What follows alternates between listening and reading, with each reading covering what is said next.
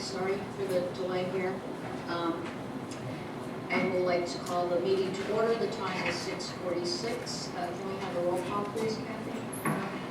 Ms. Ray? Here. Ms. Kelly? Here. Mr. Banonis? Here. Mr. Carocci? No. Here. Ms. Alphonse? Here.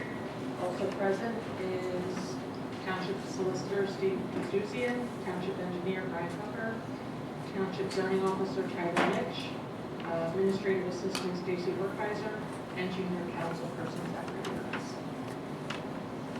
Okay, thank you. Can we rise for the Pledge of Allegiance?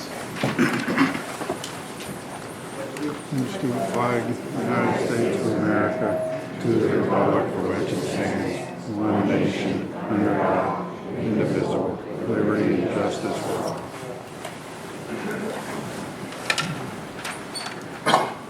Right, so council did meet in executive session, so that was the reason for our late start here.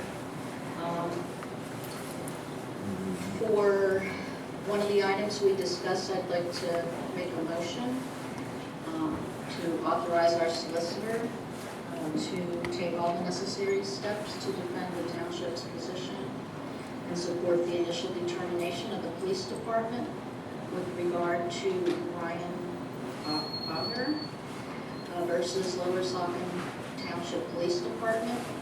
It's Northampton County Court File number CB-2025-1278 and all related litigation and related matters.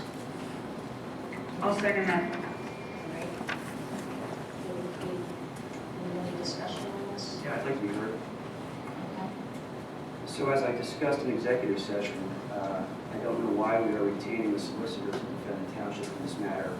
At first glance, I asked that this matter be turned over to the township's insurance carrier to see if there would be coverage for it. If there is, the township would not be putting the bill, the township's insurance carrier would be putting the bill.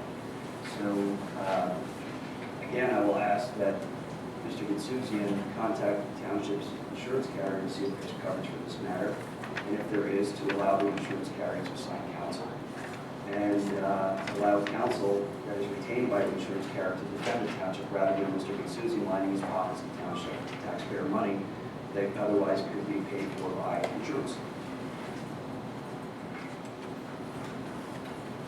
Do we have any other comments? Anything you want to add, Steve? I have no issue that once I become involved in this case, at the same time or subsequently, we can look into whether we have insurance coverage. If we have insurance coverage, it makes sense to utilize it for the type of action that this is. Generally, there is no insurance coverage, but I'm happy to make the inquiry along with that. And to be clear, we're not under any time deadline to respond to this complaint just recently filed, so that has the time to contact the carrier to use there's coverage and hopefully turn this over to the township. Well, there's a 20-day time period from the date of service. Yes, so there is. that is right. I just asked that question when we were serving this a couple days ago. I just will say one thing. I do have an overarching concern about repeated claims to insurance carriers and the impact that would have on future coverage and future costs of coverage. If we did a better job not getting sued, we wouldn't have to worry about that. This is not Paul's case. All right, so can we have a roll call, I guess, and vote? Ms. DeLeo? I'm sorry, refresh the motion. The motion is to authorize the solicitor to take the necessary steps to defend the township's position and support the initial determination of the police department with regard to Ryan Yes. versus Lower Saucon Township Police Department, Northampton County Court File, number CB-2025-1278, and all related litigation and related matters. Yes. Mr. Banonis? No, I don't know why we didn't contact the insurance carrier already. I don't know why we don't do that first, so my vote is no. Ms. Alphonse Cordero? Yes. Ms. Ray? Yes. Motion passes 3-1. Mr. Carocci absent.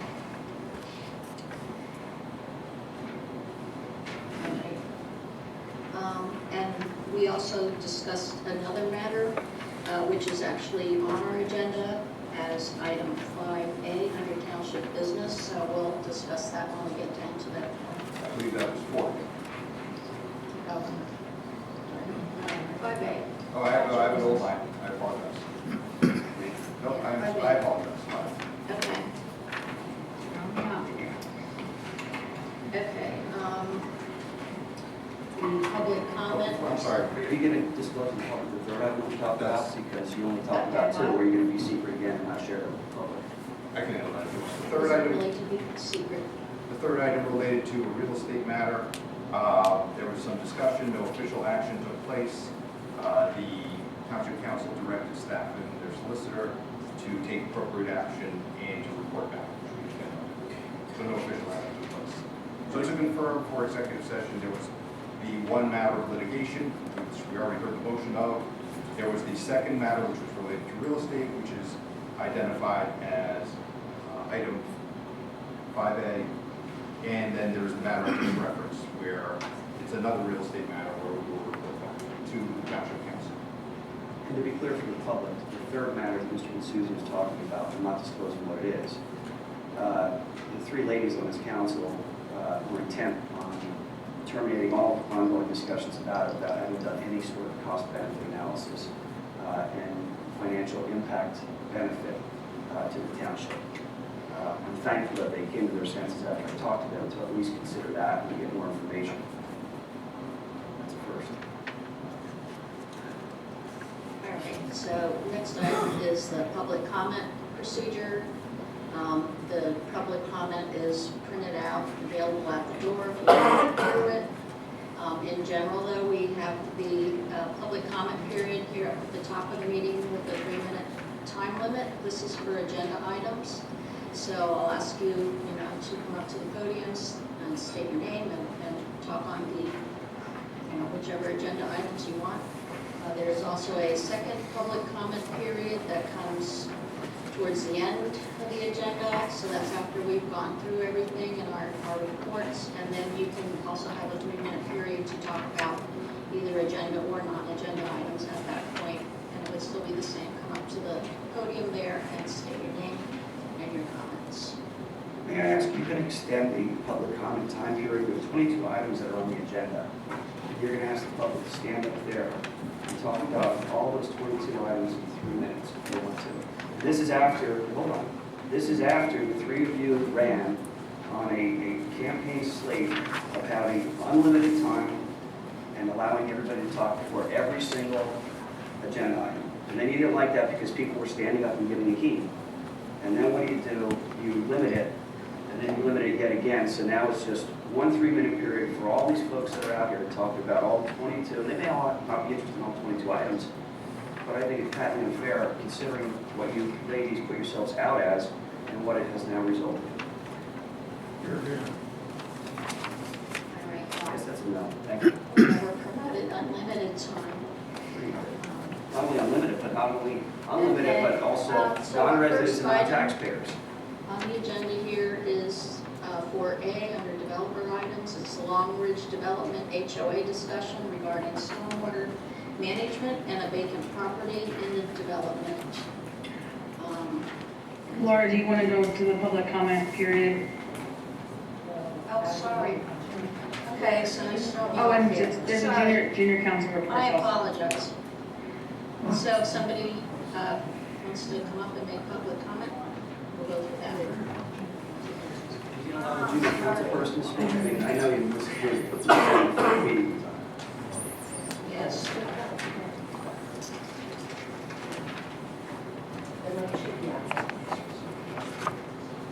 Hello, Zach Banonis, the President Junior Council member. We have 3 items that we'd like to talk about. First is the Adams Family Musical, which is a middle school production at Saucon Valley Middle School. Ticket sales start on March 20th, and then the production goes on later in April. Also, we'd like to talk about the concert coming up for the high school, which is going to happen on Tuesday, March 4th at 6:30. Tickets are now on sale. Also, SATs are starting up, mostly for 11th graders. The SAT payments and registration are due on the 24th of February. So if you're a junior or want to participate in SATs, you should get that done immediately. Thank you. Zach, I would encourage you to have your baseball coaches, your baseball teammates, not only in the high school, but also Saucon Valley Diamond Sports, attend the next meeting on March 5th, because these 3 ladies are going to try to prevent the use of Eastern revolver that was constructed for people like you, students like you, student athletes like you and others. So I would encourage you to bring out your teammates and your coaches to let them know that you're not happy about the way they're trying to restrict the use of that vulgar that was constructed for the benefit of the public. Thank you. So now we're at public comment. Good evening. My name is Drew Urbanowski, a township resident. I'm the chair of the Environmental Advisory Committee of the township and the chair of the Open Space Subcommittee. First, I want to comment on business item 5H, wherein the statement is, the subject is a discussion and possible action on proposed illegal misuse of open space funds to construct buildings at the Heller Homestead in violation of PA law. That statement is a complete misrepresentation of EAC action and is patently false. First of all, regarding the management and use of open space fund, legal counsel tells us a specified percentage of the open space fund can be used to develop, improve, design, engineer, and maintain property acquired pursuant to the Act for an Open Space Benefit or benefits. The EAC motion stated that we recommend to council to allocate approximately $41,000 of the open space fund for an architectural assessment of the Heller Barn. The motion says nothing about constructing a building at the Heller homestead, nor does it recommend using open space funds for constructing anything. Therefore, there's no proposed illegal misuse of open space funds. Any assertion otherwise is incorrect. I want the record to be straight on that. Second item I'd like to comment on briefly is item 5A, which is a recommendation by the Open Space Committee and EAC regarding property 2025-07, and what the EAC Open Space Committee recommended was that that property be assessed for conservation easement. Thank you. Mr. Chairman, I just reread item H. I'm the one who requested item H on the agenda. And I don't see any reference at all in item H to EAC. So I'm unclear as to why you would reference how that applies to EAC would be so defensive about it. Maybe you can clarify that for me. Well, because the implicit assertion is that EAC, and we received the email to that effect. So whether it's Open Space Committee or EAC, I just wanted to be clear that neither the Open Space Subcommittee or the Environmental Advisory Committee recommended that money be allocated for building the barn or anything there. I just wanted to be clear, not being defensive, I wanted to be clear. You said you received an email from whom? At the moment, I'm not sure to tell you the truth. One of my colleagues, I think it was, it just simply pointed out that this was on the agenda. And so it was, and then when I looked at the agenda, it was. So, Since you're at the podium, let me ask you a question while I have you here. Does EAC have any sort of disciplinary procedure for its members who act in violation of the township ordinances and in violation of the environmental purpose of the EAC? we didn't do that. I'm not asking you, I'm just asking, do you have any sort of disciplinary procedure for any members of the EAC who would act in violation of township ordinances and who would also act in violation of the purpose of the EAC, namely environmental issues? Well, frankly, I'm not aware of it, but I would not claim to be aware of every word written regarding the EAC and their operating. We use a chair, right? I don't read every I document. think this is not public comment. This is not you're not clarifying I anything. didn't come up here to be questioned, I came up here to make a statement. All right. Okay? We'll ask questions I later. just want the record. We'll get to the bottom of it, don't worry. We'll get to the bottom. Good, I'm sure you will. I appreciate your time. Good. Other public comment? Good evening. My name is Shamim Parksad. I wanted to thank you all for your service, and in particular, I wanted to discuss the agenda items. Item 5C, which is approval of the waiver of any applicable fees for Saucon Township for various applications. I want to thank the council for considering this. And this is about item 5B, which is a electronic sign or set of electronic signs that the school is planning to install on the school property. As you know, we have about 95 acres of property and literally hundreds of thousands of square foot of space that is there, and every day 2,000 students and several hundred people are there for education and for work.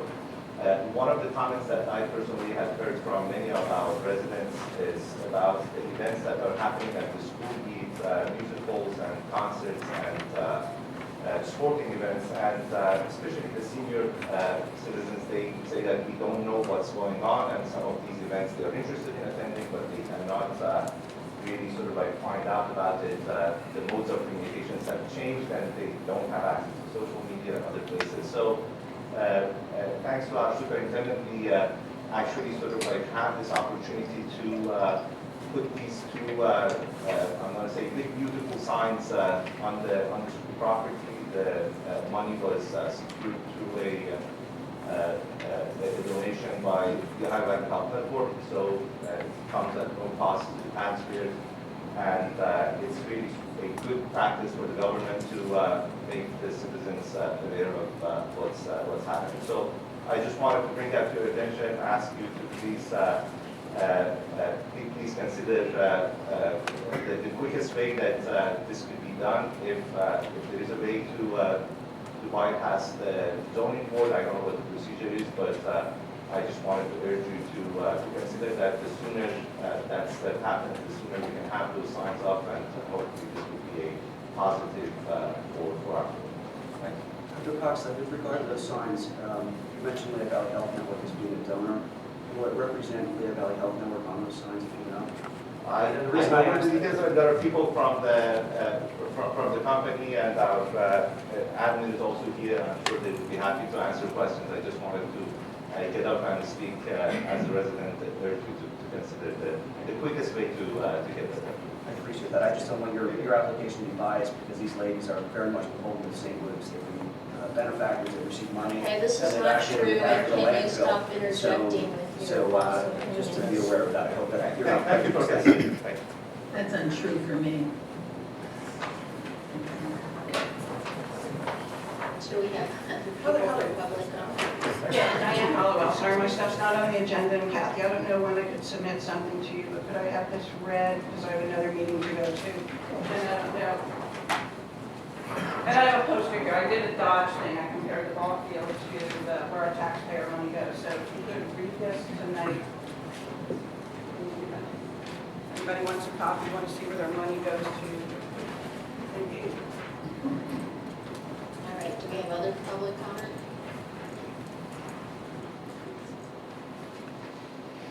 Come on up, come on down. This is regarding township, this is item F, vacating the Cambridge Street request on 2124 Spider Avenue. My name is Russ Sutton, I live at 2133 Saucon Avenue. My property borders Lewis Avenue from Saucon Avenue to Spider Avenue. I have no objection to vacating this half of Lewis as long as I have access to my property from Snyder, as depicted on the street vacation drawn from when I actually purchased or went through the township on the 2004. I purchased the other half of Lewis Avenue, and it's part of my property. And I use that for lower access to get into my acre below my home. That's the only way to get any equipment in there. So basically, I have no objection to vacating that, except I have to have access to my property on that side. And my attorney, Lawrence Fox, has agreed with me. I've spoken to the zoning officer, Tyler Misch. We've had a couple conversations about it, and he confirmed that my access as well is permitted. So that's what I'm trying to say is I need to guarantee that I have access to my lower part of my property, because to access my sewer system and whatever projects I'm working on back there very important. Thank you. Do you know the history of that application that Mr. Sutton referred to? Because Mr. Kitsuzi provided us with a memo that outlined how paper streets work and how property owners that are adjacent to paper streets acquire to the center line of the property, the center line of the street, automatically after 21 years when the road is not actually constructed. So my question is, how is Mr. Sutton able to circumvent that and actually acquire a piece of property from the township when other residents that may live there and be interested in acquiring their property are not given the same opportunity? It seems questionable to me. I mean, I know Mr. Sutton is on the EAC. I know that there's issues with regard to trees being cut down. He's probably going to talk about a little bit later. Like, I hope there's no favoritism here because of how people serve on certain committees. They're given access to the ability to acquire pieces of property while others are shut out from that process. Certainly not. Through research, and I'm not sure why, because the law pretty much states that something that the abandonment issue of the road for after 21 years, there are certain procedures that a resident has to do with paper street.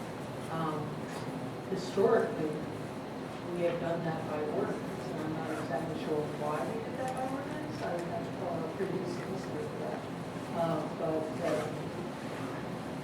Mr. Sutton's not the only one that an ordinance was drafted for them to vacate paper street. So what I'm picturing in my mind, I'll interrupt you, what I'm picturing in my mind here is, there are a whole bunch of paper streets over in Steel City.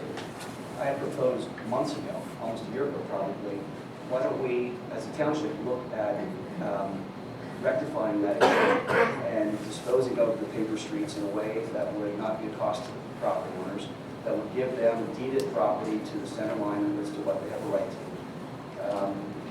And the concern that I have is that apparently there's more individuals besides Mr. Sutton that have been granted the ability to acquire and add to their physical parcel that they own a portion that is a paper street that is not being treated as a paper street. So we basically have these jagged teeth of property lines over there that are not creating, like, is it a paper street or is it property? Exactly, from a 1991 memorandum, I believe Hanover provided, there's 9.7 miles of the township of paper streets.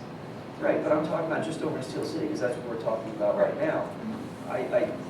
We've created a situation that is not uniform. And what Mr. Gutsuzian has proposed in this allows that non-uniformity to continue. And I think we could do better than that for the residents of Steel City and elsewhere. If we had a unified ordinance that said this is what's going to happen, regardless of what the law may say, I'm not saying to ignore the law, but I think we can act consistently with how we've acted previously by having those proportions that were sold to Mr. Sutton. I don't know how you acquired it, if you pay money for it or whatever, but, and others, like, give everybody else the opportunity to do that. It seems sensible to me, because otherwise we don't have true paper streets anymore. We have private property, and individuals may be trespassing on that private property, thinking that they're using a paper street that is actually not a paper street, but instead it's been acquired by a property owner. And that adds to issues for our police department, our zoning, and everyone else. And quite frankly, it's a mess. I know Priscilla was on council back then, and has been forever. I don't know why she didn't address it. She lives there. I'm sorry, sir. That's it. Your time. My name's Alex Lectans, and I live at 2124 Snyder Avenue. I'm going to talk about the same thing. So first of all, that was my question, is how was it purchased in 2004? It actually shows, when we get into the details on the Northampton County tax map, it still says it belongs to Lower Suffolk. Even that half says that it still belongs. I can pull it up on the tax map. It shows it added on the tax map. My side is still open. And the issue I have with crossing is that we've cut down, I don't know, I don't want to exaggerate, but we're going to say at least 40 trees, but I think it's more like 60 without a permit. You said we or somebody? Mr. Sutton's cut down that many trees in the past week, last Monday and Tuesday. What's the ordinance for cutting down trees? I came here to talk to zoning. How many? 3. For 3 trees, you got to get a permit. How do you get a permit? He has applied for a permit? After the fact. Right. Don't you usually get a permit before you do something? Yeah. What happens when you don't? And You these have to get aren't- a violation. Sorry, sir. These aren't dead, dying trees. We're cutting giant oak trees. I had the guys from the tree company block my road, and that's the purpose of not using. Snyder Avenue is only 100 feet long. It belongs to myself and my neighbor who's here too. So now we have a completely destroyed lot. Granted, it's not my property. There was a permit and I was allowed to come to a public hearing and talk about it. You want to put something in there, you want to put a fence up, you want to block it off. We've been very open to giving him access. He's hit my car, he's hit my boat. I actually redid the paper alley. His side is not paved. My side's been paved for what I've been told is 40 years. I've only lived there for 17. So it's all been repaved. We could talk to Roger. I actually paved half of Snyder Avenue before Steel City got that taken care of. That's what he's going to be traveling on. Nothing that he's ever paid to maintain, never cleaned, never touched. I'm emotional. I've had a bad 2 weeks. It's a mess. So I was here at 12:30 last Monday morning, came to zoning, nobody came to stop it. They worked until 4 o'clock on Tuesday. They cut, I believe it was 19 trees, but I can only count so many. I have videos, I have hundreds of pictures and videos. It's disgraceful. Everybody that sees it, it's an absolute mess. Giant pile of logs in the corner of the property. So what I want to know is, where's the construction entrance? Why do I suffer? Why does my road get destroyed? So I asked about this paper alley a year ago. I sent an email, I believe, on August 24th, 2024, never got an answer from zoning. And this was the first, we've argued about this, myself and Mr. Sutton, but he says 12, I say 18. That's when the first 18 trees were cut. So I have that email, it was sent, it was never answered, nobody ever got back to me. Now we have an entire lot cleared. Drainage issues, I know my neighbor is not happy about that. We already silted up my driveway once, we got in an argument, bought a couple $100 piece of silt sock to keep it from washing mud down on the road, but that's myself and my kids cleaning it up, and I wrote a letter back to Tyler, and every time there's mud on that road, if you guys allow him to use this, I'm gonna put in a complaint, every single time. You should. Oh, I have until after we're done. Sir, zoning is here to enforce our zoning ordinances on behalf Zoning of. hasn't protected me at all. Nobody's done anything. That's it. I'm sorry, sir. Donna Louder.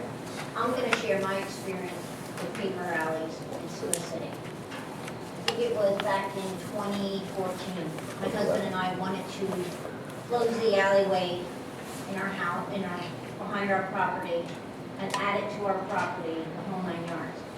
Brought it to council, went through zoning. We were told we cannot do this. Number one, township has no interest anymore in the paper alleys after 20 years. So absolutely nothing. I was told if we want to close paper alleys, we have to take it down to the courthouse. And this is what by the prior solicitor.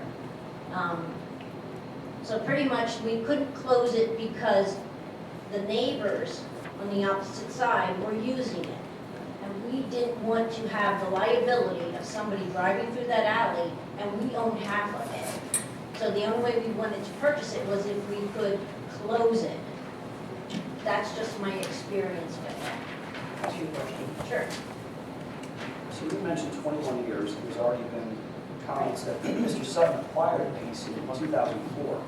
So if you go back 21 years, that would take us back to 1983. These paper streets exist before 1983? Yes. So my question then is, how could, if what you're telling me is the way it should have been done, how good is it possible that, and Mr. Sutton or any other individual could actually acquire deed the title to that portion of property? I don't know. I have no answer for that. But the alleys are there. I have a map of the alleys. I have the map of Steel City prior to a lot of the development that went in. Thank you. Sure.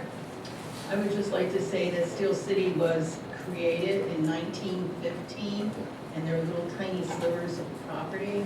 No, they're not tiny.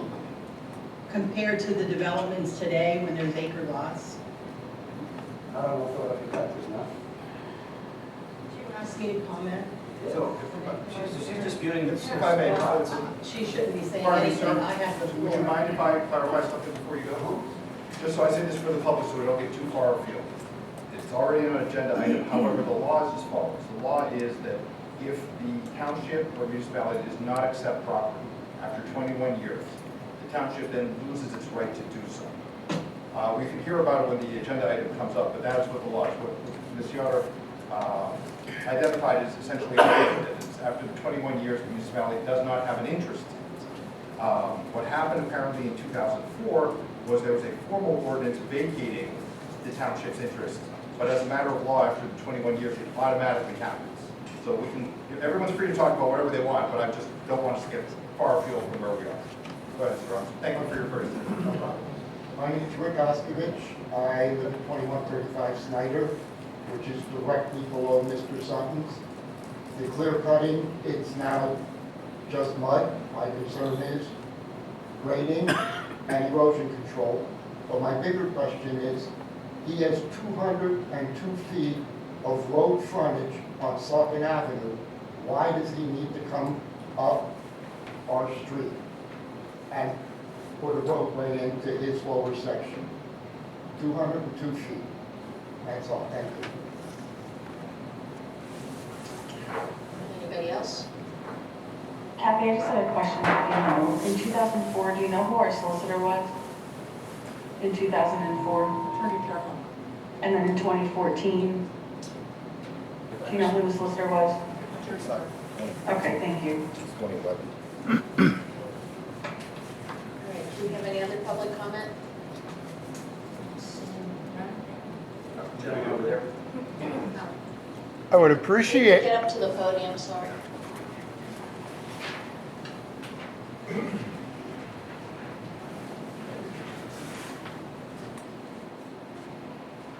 Mark Ozimek, Lower Saucon.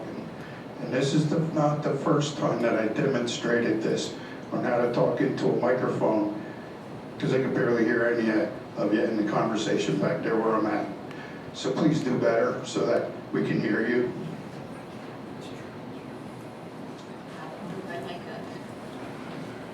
All right, do we have anybody else? 2 years worth of pitching.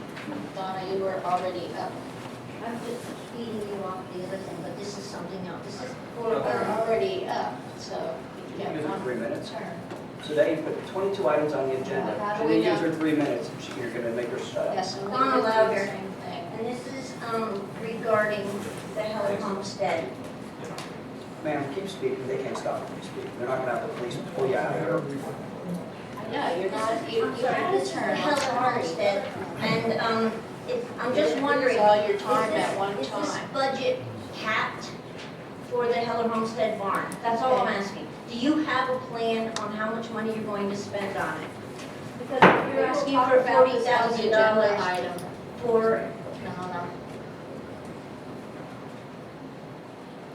We're gonna talk about it when we get to the agenda item. well, everybody else came up here and talked about an item, and now I'm talking about an item, and now you're telling me I can't You talk came about up an and item? talked about You're wasting my time. streets. Okay. You're She wasting can my waive the time. balance of her time. She can waive the We're balance of her starting time. with Let her the finish. developer item, the person or people who want to speak about the Long Ridge Development HOA discussion regarding stormwater management and a vacant property in the development. Did we have, Excuse me, I thought we had public comment, and now all of a sudden you okay, well, don't. people weren't coming up. Listen, she only used like a minute of time. I had 30 seconds before, all I was doing is giving you Okay, clarity. well, we don't allot it out. Okay, sit down. No, I want to speak when it's my turn. Please sit down. And it's going to be my turn. So and anyway, Okay, well, it's not your turn right now. Well, I don't want you to deny me my right to speak. Okay, well, you need to come up You need to and, hear me.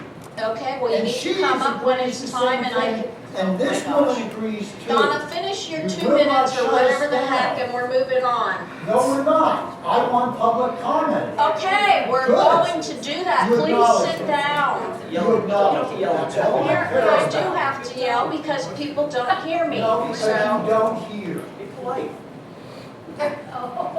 finish your 2 minutes. Don't be so rude. It's nice to be important, but it's more important to be nice.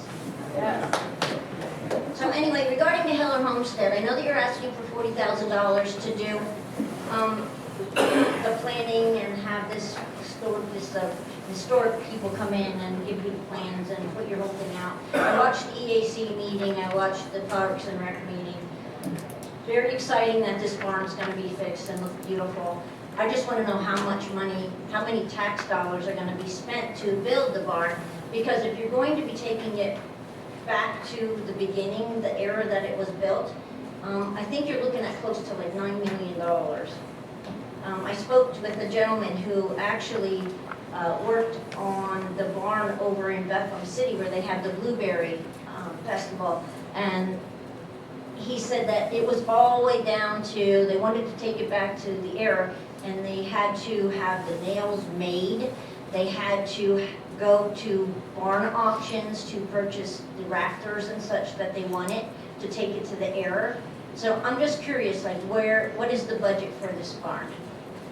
Because I don't think $9 million is a good idea, especially if we're gonna be taking it out of open space. Because what happens if somebody else comes up to you and says, I have property that I wanna put in open space? Well, we already spent all the money, sorry.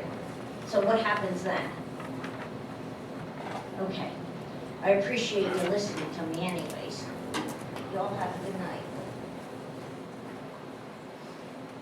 All right, next. Please come up to the podium. Absolutely. First of all, I want to understand something, Laura Ray. Is this the only time, except for at the end of the meeting, we're allowed to speak? You just suggested that there would be additional times when we could speak. Would you please clarify that No, I before I did go not. any further? Say again? Speak in the It's on microphone. the agenda, the 2 times you can speak. So we can only speak, and this is one. And the other one's gonna be whatever, 3 in the morning. Okay, good, let's go. So the bottom line is, I sat down and I read this. We have 28 major items. We have all of 180 seconds to speak. That's roughly 6 seconds per item. All right, gee, that's just wonderful for a crew who told us how we're gonna not be shut down, and you've done everything just like what you say. All right, well, let's start off. Lost another employee. Okay, we have 33 days since the last meeting. Could have had 2 meetings and we could all talk. Nope, didn't have it, didn't schedule it. All right, here we are, the BLMA rally in Hellertown. Who do I see there? That one, this one over here, and a few others. And by gosh, this phantom lot across from us here, euphemistically known as 2024, has no value, although it is the Underground Railroad stop. Guess we're not going to talk about that EAC or whatever you call yourself. Okay, so the prep for the barn reconstruction was phase 2. I don't even know what phase 1 was, but we're going to move on and we're going to do a master site plan for the Hellertown Disneyland Park. And it's only going to be $40,000 to try to guess what this barn's going to look like. And we're going to take this pile of rocks and we're going to import all the concrete and do all this nifty stuff, or so it sounds. And by the way, there were over, I forget how many, 40 or 60 odd pages, not pages, but attachments. And not only that, we're going to have the engineer over here and Douglas Reed provide all the technical assistance necessary. I wonder what that's going to cost. We're also going to waive the Lutz's cost for that, for Lower Saucon Historic Society. And by the way, itemized expenses from Hellertown Homestead Building, yeah, we're going to waive that too. That's only like $4,000. Gee, that's wonderful. Authorized sportsmanship Easter egg hunt for Hellertown. Okay, we're going to do that too. That's 5Q. 5S, we're going to authorize the cybersecurity firm to come in and do its review. Has anybody asked, are these people bonded? Does anybody certify them? And there's Miss Priscilla over there, Miss BLM, our favorite. Cute. So we're going to do $42,000 for an architect drawing of what? That we're not going to build. We're just going to take this pile of rocks and they're just going to be right there. Now, getting back to Mr. Sutton, because we've already talked about it, I see that I also have seen the same things. And I remember Mr. Sutton doing just as we saw earlier here, walking right across in front with all of these pictures of trees being cut down. And you know what? Everybody here, including Priscilla, allowed it to happen. So if Priscilla can allow him to do what he wants to do, then I'll just add a few more seconds on this. All right? Nobody interrupted you. Sit down. Do I talk about this at the end? Is that what you're suggesting? Yes. And we can ask Mr. Gaduzian, who, by the way, Now, this is not absolutely Q&A broke the record time. in the Please amount sit of words down. he actually said. Okay, now, is there anything else on my agenda here? Oh, yes, It's time to very sit long. down, that's on the No, agenda. it's not time to sit down. So, It's now I'd like time to to speak, speak and we're going up. to move into our It's agenda. no different than VOC over here jumping Yes, up in it is front of me, different. in front of the EOC, and just sitting there and Sit down. bloviating. Thank you very much for your patience, and thank you for your rudeness over here, Priscilla. You have outdone yourself, and yes, we see your Okay. picture in front of the down. barn back in Whoever wants to speak 2009, next, which you please could come have up, fixed then, but chose Because we're not going to. to move along to the agenda items. Thank you. Going in. Thank you.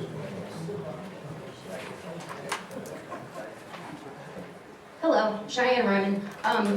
Two comments I want to make. One is with the open space, they want to use $42,000 from the open space funds to do a study to see if the barn can be rebuilt or what it can be. One of the things that was mentioned to Priscilla when she presented to the PAC was, did you ever get the cost of what the arch was construct? This isn't a question and answer period. Well, no, I asked you in the AAC meeting if you could bring that to the, is that any part of your presentation? Meeting right now. No, I She's asked not you. transparent, so we don't ask her questions.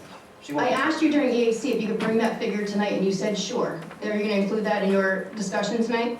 Okay.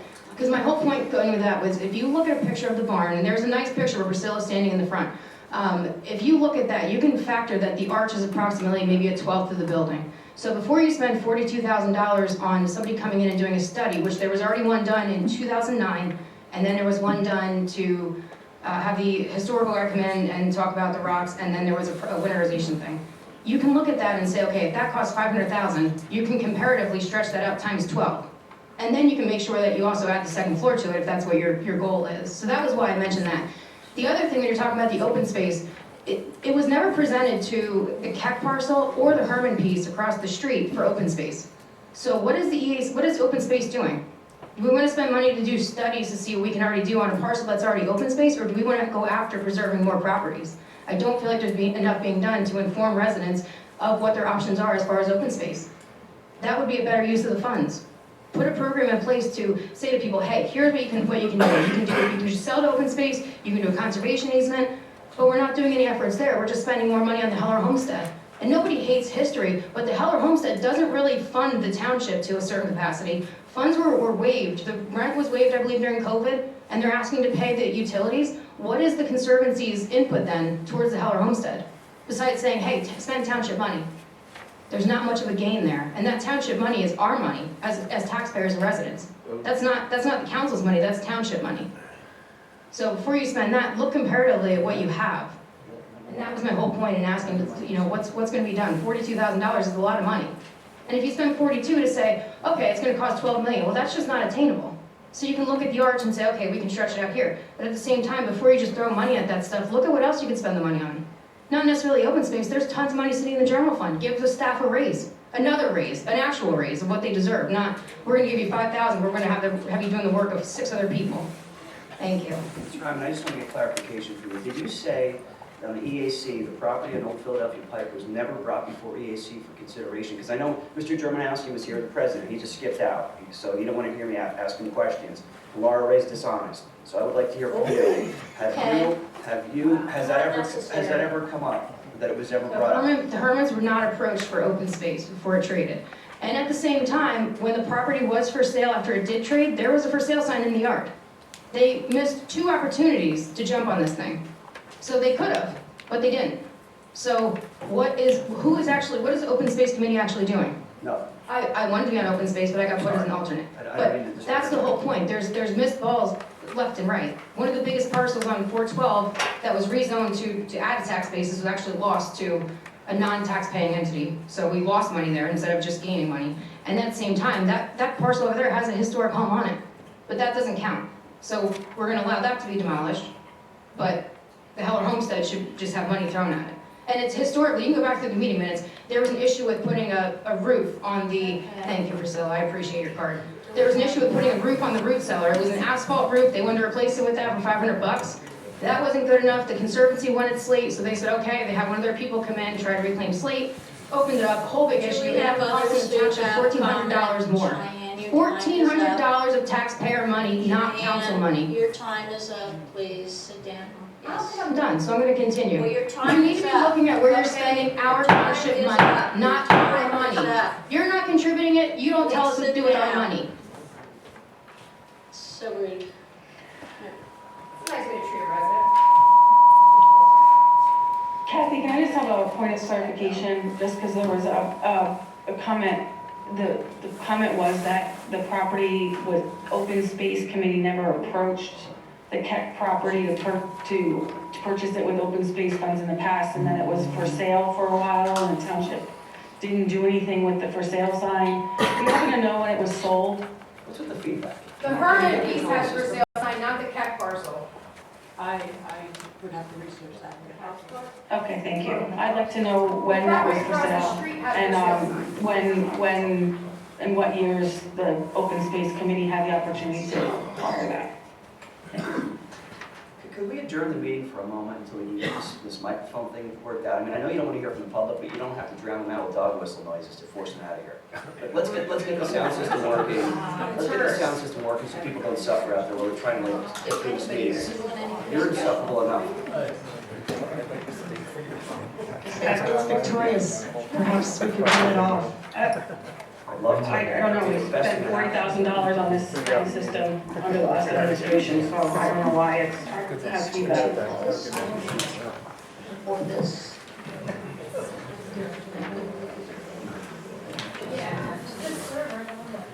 Is this any better? Is there less feedback with this one? Yeah. Okay.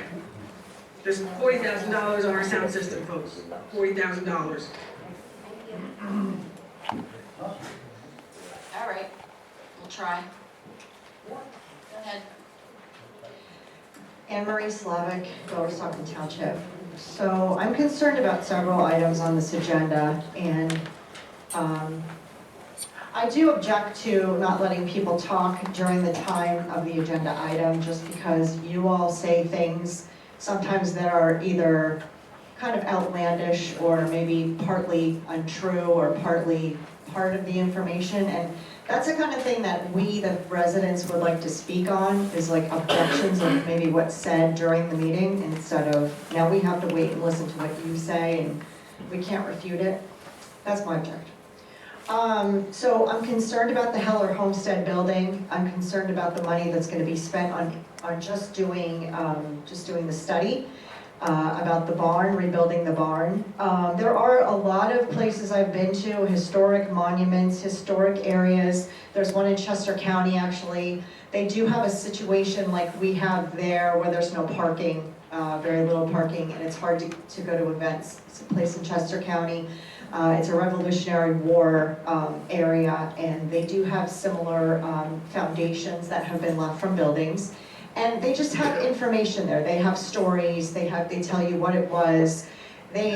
Chester County is what, the richest county in one of the richest counties in our state, and they don't feel the need to rebuild the building. It's there, the foundation's there, and it's historic, and they want you to know about it, but they're not rebuilding it. They're leaving the foundation there for us to see that it was there, and just use your imagination. I also have a problem with using open space money for things like rebuilding barns, where there's really no space. There's no space there. So whatever you have an intention of using that building for, you want to build this barn and make it special, there's no space. I went to the park, nice day in the fall, there was no parking. I actually had to park by Heller Homestead because there was no parking in the parking lot. There's a lot of activity that goes on at that park. So if you think that you're going to build this barn and have events there or weddings or whatever you think is going to go on there, where's everybody going to park? Can you answer that? There are a lot of people on this council that want to do things like that, have these ideas, but you don't have any like thought process of what the end result is going to be, and it's typical Democrat leadership. We want to do this and we want to do that, and we love trees and we want to worship trees, but then we want to cut trees down. And we're okay if some of us cut trees down, but we're not okay if somebody else wants to put a sign up on the school property. It's like pick and choose. So then we have the situation with the parking, with the lot across the street. And again, just like Cheyenne said, Cheyenne's great. She's got such great history about this township, things that I would never have known if I didn't listen to her, what she says. Is that we have a property across the street that nobody ever cares about. Nobody cares about, nobody knows about. Time is up as well. And you have dragged your feet for months on that property across the street. What's happening with it? Well, Council had voted on getting, well, and your time is up, please. done and purchasing the property. Has anything Your been done time with is it? up, please, People have and to it's start not asking Q&A. questions why. It's not Q&A, sorry. Transparency. Do we have other? All right, I think we're ready to start here on the agenda items then. Long Ridge Development HOA discussion regarding stormwater management and vacant property in that development. Hi, my name is Joe Neal. I'm on the executive board for the Long Ridge HOA. We have this dilapidated home that has been unfinished in our development. It's been there since 2008. I talked to Jim Young, the old zoning officer. He's pretty familiar with it. We really need to do something about it. I went through, I've got a news story here about how there was a squatter, he got charged with a felony. This neighborhood now has like 26 kids in it. It's only a matter of time before, somebody's gonna get hurt in this house. It's a problem. I have multiple zoning codes here that this house is not in compliance with, and I'm hoping that we can start to maybe enforce some of the codes on the owner of this home. He is unresponsive, he does not live in this state, I don't even know if he lives in this country. does not maintain the home, but the home is open, so there's constantly people in and out of this place. So I'm hoping that the zoning board can start to enforce some of the things. If you look at chapter 112, going through talking about nuisances, this home would absolutely qualify as a nuisance. If you go to 112-2, part F, talking about cause of unwholesome and unhealthy conditions. This house has rodents and everything. It's obviously creating an unhealthy condition. I mean, I'm not going to go on and on. I know you guys are really busy, but there's multiple code infractions that we could start to enforce and at least try to smoke this guy out to fix the house, sell the house. But we're pleading with you to enforce the laws that are already on the book. Nothing more, nothing less. Let's just enforce what we've already got. Sir, I've been on council now since my 6th year, and I'll tell you, in the past couple months, these are the most complaints I've heard from residents coming out here complaining about zoning issues, whether it's enforcement, whether it's investigation, whether it's responsiveness. I think it's a travesty. And I'm going to go back to my original comments, which you were not here for, many of these people were not here for. We used to have a full-time zoning officer that worked for this township. His full-time job was zoning. We don't have that anymore. These ladies decided to subcontract that out to a third party that works not on a full-time basis and is not out there, does not know the community. So what you're dealing with is a consequence of their decisions, in my opinion. What do we have to do to get these enforced? You probably want to talk to your lawyer. We can't give you legal advice, but you probably want to talk to your lawyer about what your recourse is against those that are offending the zoning laws, and also the township, which is not necessarily enforcing its own zoning ordinances in a consistent way. Right, and that's understandable, but am I, in the way that I was contacting Jim Young, like I said, I haven't contacted you, Tyler, so I'm not gonna throw you under the bus. Was I doing something wrong? Because they said to call Lower Saucon PD. I hate to waste your guys' time, but multiple times we call the police, it's a waste of resources. They come out to deal with someone that's stealing things from the house, because it does have some copper in it and things like that. And it's a waste of resources for me to call PD, have them come 20 minutes there. By the time they get there, kick this guy out, don't kick him out. It's a constant cat and mouse game. There's got to be something we can do here. If I haven't done this level, where do I need to go? I don't mean to speak for the police department. I just have a question. But what I would suggest is that you contact the police if you have an issue that's a threat of property or public safety. That's what their job is. We have an excellent police department. They're highly trained, they're skilled, they're great with folks in the community. They work really hard.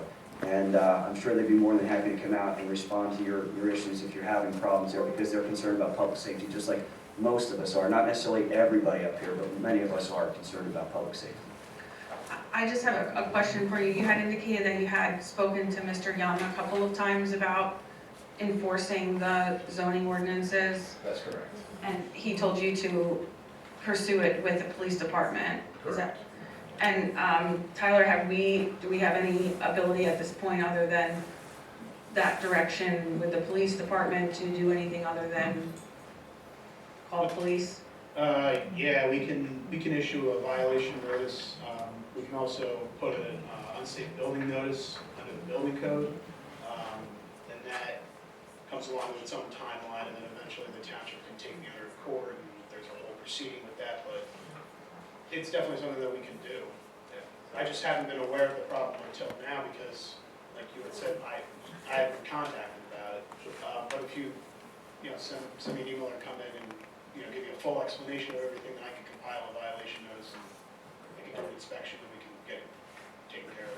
Did you ride around? Have you been to this development, the Long Ridge development, to see what's going on? Like, you're saying this building is open. Yeah. Like, if you saw a building that's open, you see, like, it looks like it's been abandoned, or there's people that are looting it, like, go out there and look, get around. Yeah, well, I wasn't made aware. I'm telling you, go out there and look for it. Okay, you don't have to rely upon, your job is to be out there investigating, not to rely upon this gentleman who's now at his wit's end, coming here because he doesn't know what else to do. Go out there and enforce the rules. I just say respectfully, Yeah, Mr. that's Young, not how who was our zoning normally full-time works. zoning Our zoning officer drove around the township all Did the not. time. Chris No, Carr just he did. did. Sure. Chris Carr just rode his bike I'm all over, just, ran all over the township. I'm not Jim Young asking drove all over the township. for an argument. I'm just Suggest that repeating what they the did is gentleman crazy. said, that They're Mr. crazy. Young told him to call the police department, and that was the only recourse he was offered under Mr. Young, not our current officer. So if you're gonna make accusations about our current zoning, make sure you're talking about the right one. He indicated he didn't have He wasn't notified of a problem there. Now that he's notified, he can look into it and research it, and obviously has already identified avenues Mr. Young never identified, and however many years he was here, and the driving around that you think he may have done. So that's my point, and I would defer to our zoning officer to do the investigation and report back to the township. That's my personal view on it. The other thing I would say is, I understand that that development is an HOA. And so, you know, I haven't looked through your HOA documents, but typically in HOAs, you have a more restrictive property maintenance than the municipality, or you have very specialized property maintenance requirements that township does not have. So the HOA, in this instance, may have multiple avenues to pursue enforcing the HOA regulations against this property owner for not complying with the HOA guidelines, but you also may have even a much stronger ability to take the property or go after the property so that you're not continuously having this issue. So in addition to having our township zoning officer look into it, I would also encourage you through your HOA to pursue all of the avenues you have that way, because frankly, that's probably a much even stronger recourse that you have than just through the township. Right, but the problem is, and anybody that's familiar with this development and went through multiple builders, it started out as a condominium association, so this house is not even actually part of the HOA. The owner of this property will not respond. That was one of the original houses that. Yes. Okay, so I didn't realize that the older houses weren't part of your HOA. No. I thought that the new HOA absorbed the old ones, so that. But there's one owner that owns the 2740, and he owns the lot next to it, and he refuses to respond to the legal team to join the HOA. So he's still part of the condominium association. So the HOA has no power over this property. So how many homes are under the homeowners? 22. And then he would have 23, and then another lot to build house 24. So, sir, I think the takeaway from today is follow up with the zoning officer, and if you see anything criminal or related to public safety, please call the police. Sorry.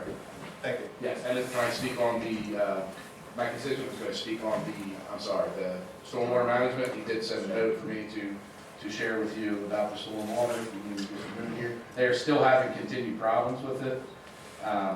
Mr. Carocci, He's not here, he usually sits down there. Okay, he was on site with the township engineer on December 19th. He looked at lots 2 and lot 13 and witnessed the issues. They're still having the same problems with water runoff, and they want to know if the developer is going to be held accountable for sticking to the township plan. Again, I can't really speak to that. It's not part of me, but he's not here. I wanted to share that and get that on the record so that you know that this is still an ongoing issue, and the township engineer is going to have to continue to be involved with this. Our staff put together a timeline for council to see the different timeline of responses between our staff, our engineering firm. Like typically, we don't get this involved with private owner developments. However, in this instance, because of the complaints, we have had our engineering firm out there multiple times and working with the township staff and the developer to try to resolve those things, and I think that that's going to continue. So we are aware of it, and we're trying to do what we can to assist you. Thank you. Thank you, I really appreciate it. Good luck. All right, the next item up is the Luchler lot line change, LL 02-24 at 1260 Island Park Road. Anybody to talk on that? Yeah, my name's Mike Burke, and I represent Jeff Luchler, my client, and we're just trying to get conditional approval for a lot line adjustment for his property at 1260 Island Park Road. And we had signed the resolution letter to address the comments. Okay. So we did review the plan. This plan you're seeing is a revised plan based on our first review. So they cleaned up almost all of the items. So we put together the draft conditional approval motion, which is your normal approval motion, referencing our letter. They are asking for 4 waivers. I don't know if you want to mention what they are.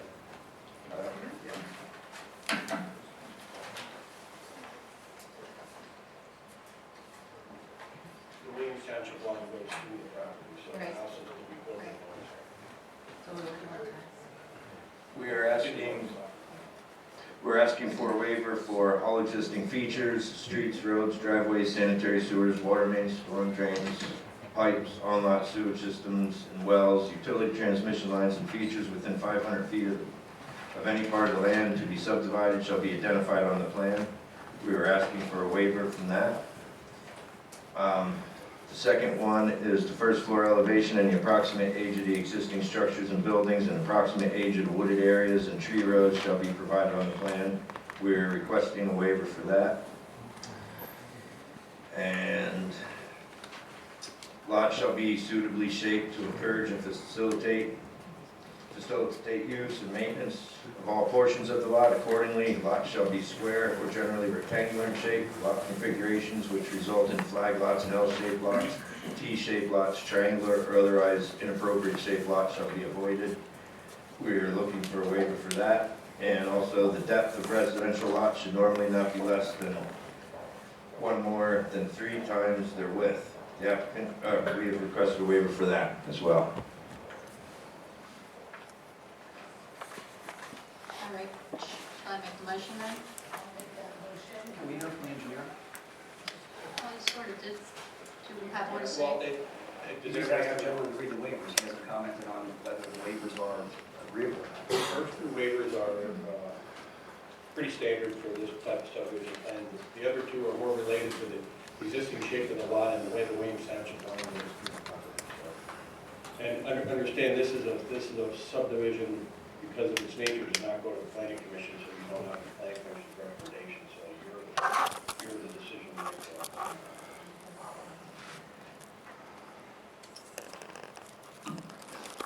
Okay, well, do you want to make the motion? Sure. Go ahead.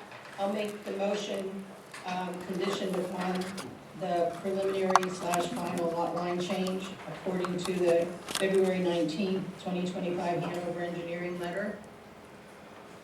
Okay, draft motion. The draft motion. So that's my motion. Okay. Is there a second? I'll second.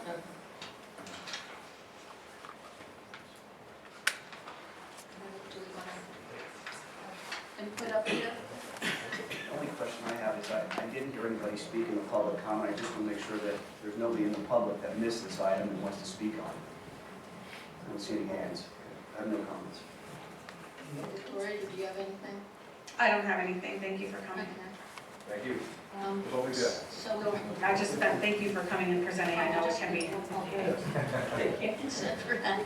We just need to take a roll call vote, that's it. So Okay. Kathy, can you do that? Mr. Banonis? Yes. Ms. Alpha Cordero? Yes. Ms. Ray? Yes. Ms. Delion? Yes. Motion passes 4-0. Mr. Carocci. Thank you. All good. Good luck with your plans. Great, next item on the agenda is this discussion and possible action regarding attached plans for One More Steel City LLC, 3679 Old Philadelphia Pike.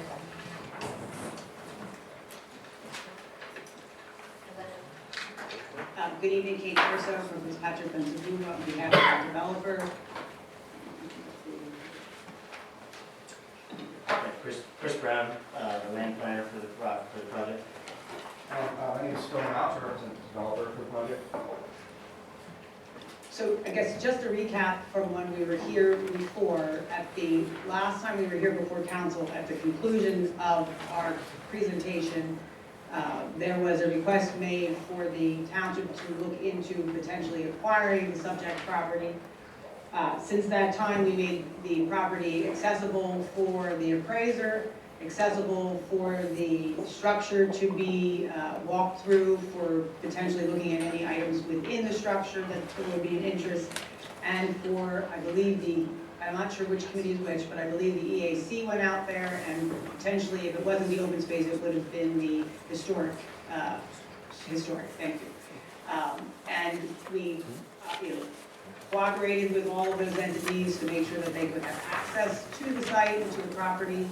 We received a follow-up request from one of the gentlemen from the historic asking for something within the building. We said we were in the process still of dealing with the township, but we would ultimately get back to him on that. But they're not opposed to it, it's just, there's a lot of moving parts. But that was the only specific request that was made for us for certain content that was within the building. The building is not registered historic. The other thing that we talked about when we were last here was that the developer was willing to provide a conservation easement for the, what I'll call the rear portion of the property, which was part of a lengthy discussion as to those natural features. That remains part of the proposal. Again, that would be a conservation easement at no cost to the municipality for that to be incorporated into the project. When we were here before, we presented 2 alternate garden apartment plans. We talked through those. One of those plans requires zoning relief, to which we had submitted. We also, in the meantime, have also provided to the township you want to pull back the one you just had, I'm sorry. A concept plan that proposes townhouses on the site. When we were here last, there was some concerns raised regarding the amount of traffic and other features of the garden apartments. So to work cooperatively with the township, we wanted to, for lack of a better word, float the idea of townhouses on the property with the understanding that because of the natural features located on the property, the townhouse community would also require similar variances to encroach upon the areas that we spoke about last. We have not made a formal submission regarding the townhouses, which would require zoning hearing board approval as shown on the plan above. But we are here to talk about, one, if the township has made a determination as to whether they want to acquire title to the property, because clearly, given the comment that was made at the last time, we didn't proceed with going to a zoning hearing board or proceeding with filing any other alternate plans. We also then would like to discuss the garden apartments and potentially the townhouse concept. Can I just ask you a question? Yes. You said that you're here because you're inquiring if the township is interested in acquiring the property. When is the last time you had communication with anybody on behalf of the township with regard to acquiring the property? So I received a request from Attorney Gazuzian for us to coordinate access for the appraiser. No, just when was the last time here? We can talk about the beginning, but I just want to know, when's the last time you had any communication from the township about that issue? It would have been last week, and when I asked, well actually before that, when I asked Mr. Gazuzian if it would be possible to be placed on the agenda so that we could further discuss the matter. I have not received a copy of the appraisal, but I'm certainly not entitled to receive a copy of the appraisal. Sure. But I have been in contact with Attorney Gazuzian with regard to the status of the matter. I know that appraisals take time. I also know that some of the time frame was over the holidays, but I have been in contact with Attorney Gazuzian. So, what raises a concern to me, Mr. Urso, is the agenda item is called Discussion of Possible Action Regarding Attached Plans, One More Steel City, 3679 Old Road Upper Pike. There's nothing in the subject of this that talks about the township being interested in acquiring the property. And that's kind of where my hang-up is in all this, and I think it is for the public as well. There have been folks, you've been here at all these meetings, there have been folks here that have spoken up in opposition to this and wanting the township to look into acquiring this property. Either acquiring it with the use of open space funds, which limits what the township can use the property for open space purposes, or acquiring it through eminent domain, or acquiring it as an outright purchase. So the township would be unlimited in what it could use the property for. It is basically an accessory to the property that we have here. It would allow for expansion of the township for other township uses as the township continues to grow. I will say that we did receive an appraisal. I understand that was not shared with you. I have questions about the appraisal because the scope of the appraisal does not seem to meet those 3 different purposes that I just talked about: open space, eminent domain, and outright acquisition of the property. So, as I said earlier to the folks that were here in the public, and I'm sure the folks that are here that are interested in this, these 3 ladies are slow playing this, okay? We had an opportunity last year, and I suggested what should happen is that we should move forward with an appraisal, and they drug their feet on it. And then we get an appraisal, and the appraisal is a half-assed appraisal because it doesn't tell us the information that I wanted to know, which is, what is the value of the property if we were to acquire it outright so that the township could use it for township purposes? Not that the township would immediately use it for township purposes, but that it could do that. So as I said to you long ago, first time this came up, what they're gonna do is they're gonna drag their feet and they're gonna compel the property owner to say, well, it appears that the township has no interest in this, and the developer's gonna move forward and try to do a project here, as they have every right to, right? I'm a capitalist too.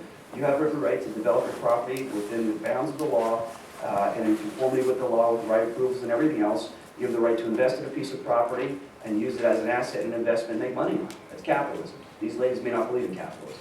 But nonetheless, that's capitalism, you have the right to do that. But what they're gonna do is, when all this stuff happens and it moves forward, they're gonna say, oh no, it's not us, we had nothing to do with this, that's the developer, it's their fault, they're the ones that wanted to do this, we couldn't do anything to stop them, okay? But they had every opportunity, so never forget this moment, okay? And they brought it up before, don't forget this moment, that they are dragging their feet so that this thing goes forward, and that they can say, we had nothing to do with it. And on top of that, they're gonna put the onus on the zoning hearing board and say, well, it's the zoning hearing board that allowed them to do this. Because you just said to me that you do need some relief from the zoning hearing board. And I don't know what that is, because that's gonna be my next question. So that's what's gonna happen. Mark my words. It's unfortunate there weren't more people that stood up at that microphone, because the last time when this issue came up, there were a lot of people from the neighborhood that stood at that microphone, and they backed down, and they ultimately agreed, okay, well, let's get the appraisal. Okay, because they're gonna yell at us, and we gotta like duck down and like keep low cover. So that's what's gonna happen. Can we continue with our presentation Oh, I'm rather sorry. than talking about I what thought may you or were may done. not have happened? Yeah. No, I said we would like to talk about the various items. If you could talk about the variances that you need to, I'd be interested in that. So we did not submit for the variances I know you because we were waiting for a determination as to whether there was going to be an acquisition of the property. A developer was not going to spend time and money when ultimately the property might be acquired. If you can see on the Well, hold plans. on, you just said that you're gonna need zoning, so what do you think in your mind? I'm not holding you to it, but what do you think you're gonna need for zoning? Because you've already identified as an issue. If you look at the plan that is up on the board, it is aligned similar to the apartment. So if you put the garden apartments plan next to that plan, now unfortunately, the garden apartment plan was not part of the, I did not see it as part of the agenda items, just the one cut off of one of them. But if you lay them next to each other, you would be able to see the areas that are encroached, similar to the apartment one that required the variances. Can we do that here side by side so we can see a comparison? Well, it's not in your packet. It was not part of the I packet. have two plans. You have them? Okay, Yeah. Chris can provide. I was actually gonna ask that, because I was looking at the plans in the packet, and I saw the townhome, or one of them was just like the mock models of what the front would look like, but not the. And look, I think this is a problem for the public because they're not seeing this was not part of the packet. And I'm sure that they have concerns about they know what was presented before. And I think they'd like to see it side by side, other than what Chris is going to show us. Well, we had submitted the garden apartments a while back. I know you did, So yeah. it's not, yeah, I know, I'm just saying, it wasn't us not wanting it to I'm be not saying part it's of you, the. no, I'm not suggesting anything untoward way. Okay. I mean, if I could, I'd like to sort of briefly describe the comparison of the relief needed between the townhouses and the apartment, the preferred apartment project, which is the rebuilding project. Both projects encroach beyond the 15% allowed encroachment within the riparian buffer. The amount of encroachment is about 0.9% over the 15%, so 15.9% for the apartments, and 1.5% over on the townhouses. So very similar in terms of the encroachment. Okay. And what you see on the screen as well represents the riparian buffer is the dimensional setback from the edge of the waterway that was surveyed by our consultant, and it is an area of avoidance in terms of development. The prescribed capacity that's allowed by your ordinance is that 85% of that must be preserved. So 15% of it is available for disturbance relative to the construction of the development project. So both the townhouses and the apartments are within a less than a 1% difference in terms of the actual increase or relief that we would need in terms of the riparian disturbance. We've, as you know from the last time we were here, we revised this 3-building plan to remove any relief associated with the wetland buffer. So we were able to revise the parking at the south end of the project and stay out of any relief necessary in the wetland buffer. The same goes for the townhouse development as it's laid out. It also respects the 15% max, and I think we're under 10% on that. Both projects still result in some permanent improvements within the buffer. So the buffer ordinance is designed to, or is prescribed to address disturbance. Then there's construction that takes place within these buffers, which is specifically prohibited in the ordinance. So that was the other piece of relief. We have a very small amount of increase from the 15% allowed, but then we need an interpretation or a variance that the stormwater improvements, the parking lot, or in the case of the townhouses, the shared driveway that goes behind the units would be permissible within the riparian buffer. How do you explain why you have a driveway behind the townhouse? Well, for the main benefit of the townhouse project to the township is not having 21 driveways entering onto the township road, which we could. You know, we would have to widen the lots a little bit, so we would get rid of those two common driveways, get rid of the common alley in the back, but then we could put, by right, we could put the driveways out on the street, which we don't want to do. Chris, if you had 21 driveways, would that limit the number of units you'd be able to put on there less than what's proposed in the plan? No, I think it would be the same, because we get rid of those common drives, those two common drives that are spreading the units apart. So we would have to add a couple feet to every lot, so that we met the driveway setback from the side property lines of each townhouse development. So we might lose maybe one. It's possible, we might, but we did some rough math based on that question and in preparation for that question. But then what it would do is it would take the encroachment out of the riparian buffer. You know, so the trade-off really with the townhouse project, the way we have it designed, is a little bit of relief in the riparian buffer ends up yielding a lot better look on Township Road. But look and function, not just aesthetics, but actual function. You won't have all those individual driveways interfacing with the street.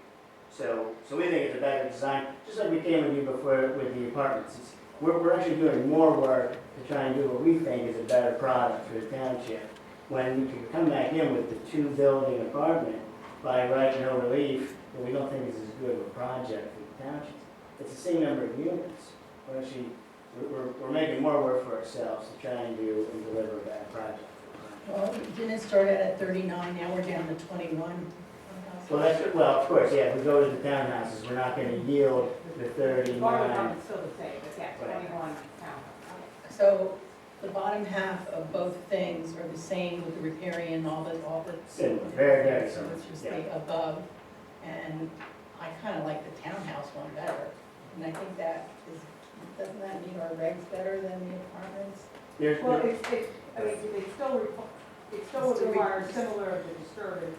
There's also, while the townhouses are by right as are the garden apartments,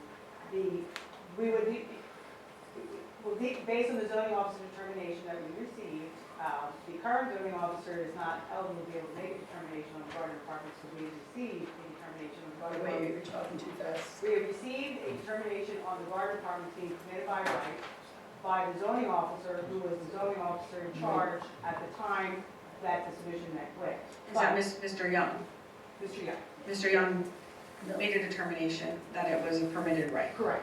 And we operated on that. But the one additional thing for the townhouses is because the way the townhouses would be developed under the ordinance of the zoning district, it's viewed as a cluster. And technically, we are a couple, what, acre and a half. Yes, a 10 acre minimum for the cluster. We're at 8 acres, obviously we don't need it, but I think what our position would be on that is, even though we're asking for the cluster, we're not benefiting anywhere near what, if we had 10 acres, we wouldn't be anywhere near what the yield would be, because we're limited by 75% encroachment, or encumbrance, I should say, of the environmental features. So even though we're gonna, if you allow us, and and don't oppose, we would go and we would ask for that on the basis that we're not abusing more the- density, it's, Right. it's likely to tend to have a 10-acre, it's just because of the nature of the size of the property. So if I recall, the apartments, we were anticipating 2 residents per apartment, there were 2 parking spots per unit, so I think there were 78 parking spaces and 39 apartment units, right? I think that sounds about right. So what you're proposing here with regard to these townhouses, how many residents per townhouse and how many parking spaces per townhouse? Well, I can't speak to the residents, but we actually ran the numbers on the parking, and if we did 2-car garages and the way that the driveways are laid out, there would be room for 4 cars on each property.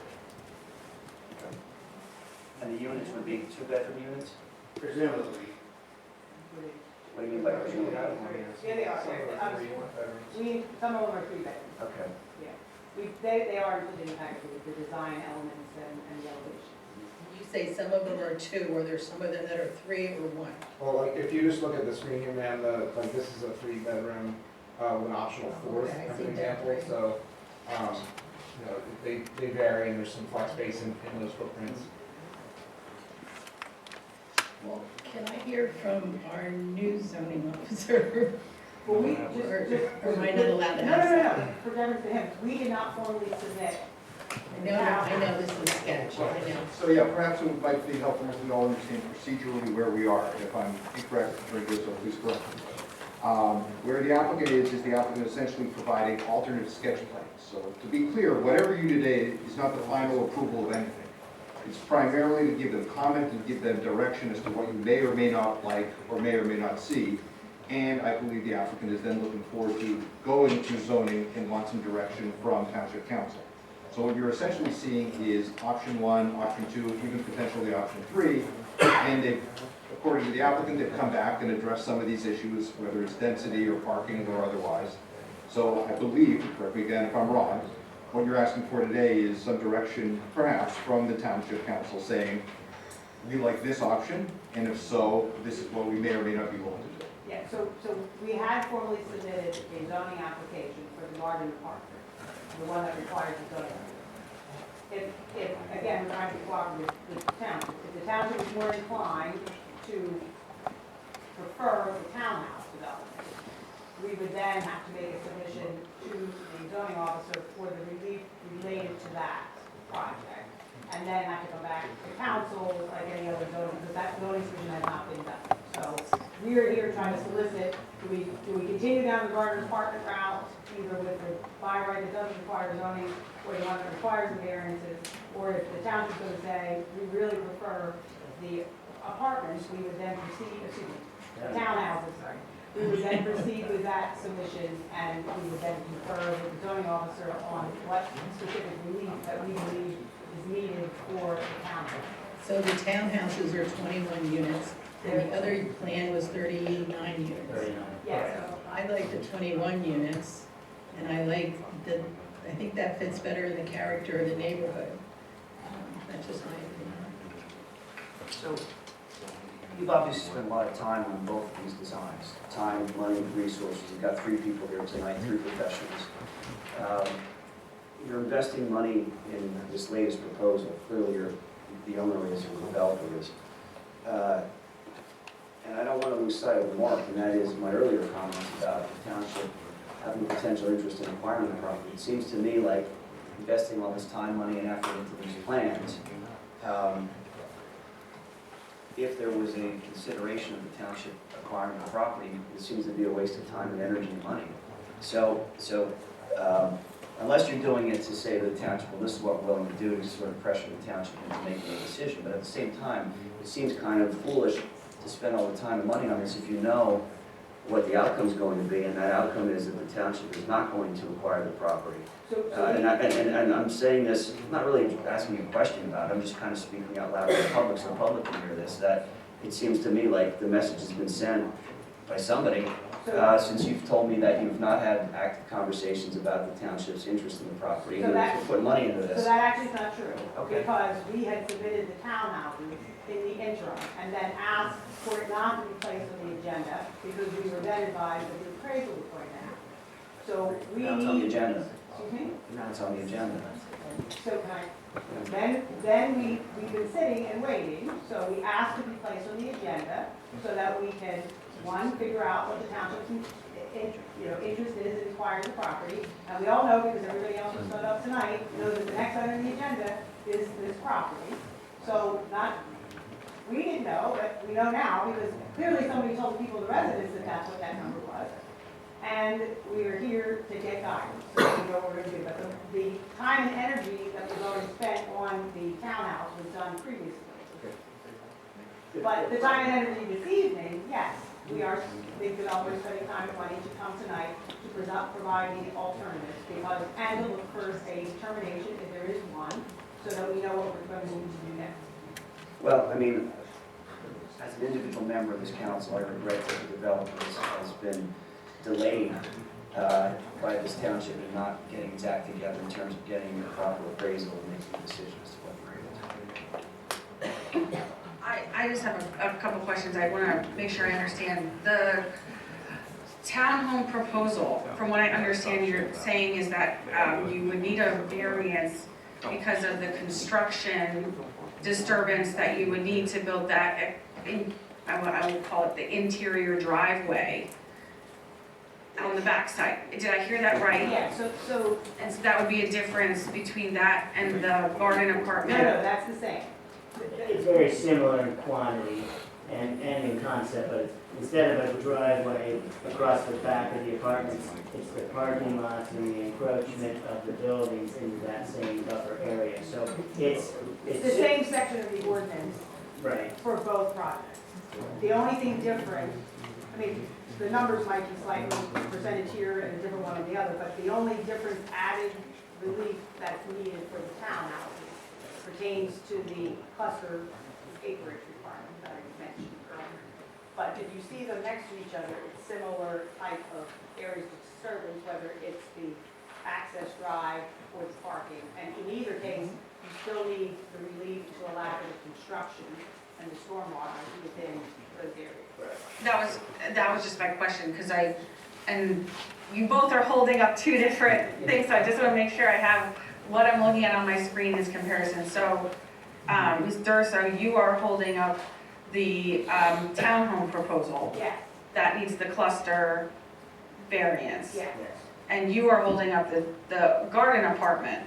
The three-building option. The three-building option that requires the relief, not the two-building option that doesn't require the relief. So the two-building one, as I recall, those were like longer, linear buildings that were facing the road, so that the long part of the apartment building would face Old Philly Pike. That's the two. Right, okay, that's the two, okay, thank you. So that's helpful for me. I think, looking at, I appreciate, I know that one of the major concerns for residents were the exits onto Old Philly Pike, and the garden apartment option still has 3 separate exits onto Old Philly Pike versus the townhome choice has 2, as I'm looking at that, is that right? Yes. So that's. And the trade-off, not to steal Chris's thunder, but the trade-off is that there wouldn't be individual driveway penetrations from each townhouse onto Old Philly Pike. Right, And okay, because we don't have that, we have the encroachment. okay. And just for my clarification, when I'm looking at these townhomes, the only one that at least I have in my packet is like the aerial view, like what you're holding in your hand, Mr. So I don't have like a sketch of what the front facade will look like. They're in, can you go back? Sorry. Are they in there? Did I miss that? They're in there. Where all the pictures are of the floor layouts. Okay, So there you go. okay, so that's what the front of the townhome choice would look like. Correct. I think you already know. There's a couple different styles, yeah. Obviously, there'll be color variations, and we're certainly willing to work with the township on that aspect of the project also. Okay, so yeah, in knowing Old Philly Pike and knowing they're all pretty much single-family homes, they're speckled with smaller businesses. So I reiterate, I don't like the look of a long linear apartment complex. I think it would break up what's there, and I prefer having less driveway access, and the townhomes would also mean also less people, which would, I think, would help with the traffic concern versus the apartments. If that makes sense. May I ask you about the plan that Mr. Urso is holding? So that's the one that shows the lane behind the properties closer to the riparian. You know, this township has a lot of fire apparatus, so many that I don't think we have enough, we can't get enough numbers from counting. And some of the fire trucks are so big, they can't even fit in the garage that they were supposed to fit in. So, can those fire apparatus get down that lane? And also, would trash be picked up at the back of the property or on the old Philadelphia Pike side of the property? That's a great question. Certainly, if the board is in general favor of this, we would advance this plan and start looking at a lot of those criteria. We think that the general scale in terms of fire apparatus is, we're capable with, even with some minor adjustments, that would be fine. The trash collection is an interesting question, Chris. It really could be either. It could be curbside on the front, it could be in the alley to the rear. We could work that out with the township. That's the project moving forward. And can I ask a question then on the townhouse then? That would be individual owners of each, correct? Correct. It would not be like a homeowners No, the intent would that would be a association fee simple project. No, you might need. Oh, we need a homeowner association, I'm sorry, yes. Because of the stormwater, that's something that we wouldn't want a private property owner. But it's individual owners Yeah. though. They would be like, I think one of the other concerns I remember people talking about was just a management company that may not be local and may have difficulty getting a hold of in the future if, you know, something were to happen, or they were like an absentee landlord kind of issue. If it was the apartments, because it would be managed by a company versus these would be fee simple, so hopefully, Long Range to decide, we would have people local that we would be able to reach out to for issues. And I guess, that's right, depending on how the conservation easement, if that became something that the township wanted, how that could be maintained by the HOA, or it could be from a conservancy, or however that would look. But if somebody else wasn't specifically owning it, that would be an HOA, related items too, and could just have a conservation easement associated. Yeah, I mean, I would say again, I think I'm fully in favor of a full conservation easement on that backside with the township and a third party. I agree with that. Yeah, and I prefer the townhouse look as well, better than the garden apartments, as far as, you know, fitting in with the neighborhood. So I'm not expecting this to vote, but is our next, would the council concur that our potential next steps would be to file a zoning submission for the townhouses that identifies all the relief that's necessary? And then we would be back before council once that's scheduled for, you know, before it would have proceeded. So, Yeah, I don't know, does it? Well, correct. I believe what the question is this. Well, not is- for the zoning, not for Yeah, the question is, we're at a sketch plan, so we're not at a motion period. This would not be time for a formal motion. I think what they're looking for is input. I think they've received some individual input from various members. I think the takeaway that they're looking for it to be as concrete as possible, but we don't have to make it concrete, is to say, look, our next step would be, if you guys are, if township council seems to be favorable towards the townhome idea, their next step would be then file a zoning application, and then have to come back here to obtain our official position with regard to the zoning application, just like anybody else would. And that's where we are procedurally. I think they've heard from each of you, at least today, generally, and I think the takeaway you've heard. Yeah, and we wouldn't be going, I think you mentioned the planning, if we're going to the zoning hearing board, we would not be going to. But ultimately, they would have to go to planning commission, and ultimately there'd be Hanover engineering review and so on and so forth. The first time you did this, you submitted a sketch plan first so that you got our take on what zoning variance would be required, so they don't surprise you when you submit your land development plan. So you might want to think about that before the zoning. We'll think about it. I think at this point we need to have something done and not keep going through the motions, but we'll talk about that. Ryan, can I ask you to repeat that? The first time they did this, they submitted a sketch plan, and in our review of that That was sketch back plan, like a year and a half ago. we identified what we thought was zoning relief that was required, so that they could combine that with what they felt zoning relief was required, because we don't do the detailed review until the land development plans. Because there's no S room. So in theory, we could still uncover zoning branches required at the land development plan review, but that minimizes the chance of that. Except that we know that the design you face similar to the review letter you gave for the apartments. Well, there's other things on there, like the cluster concept has some other requirements. Yeah, well, and we may do that, we'll do that, I don't want to commit to it.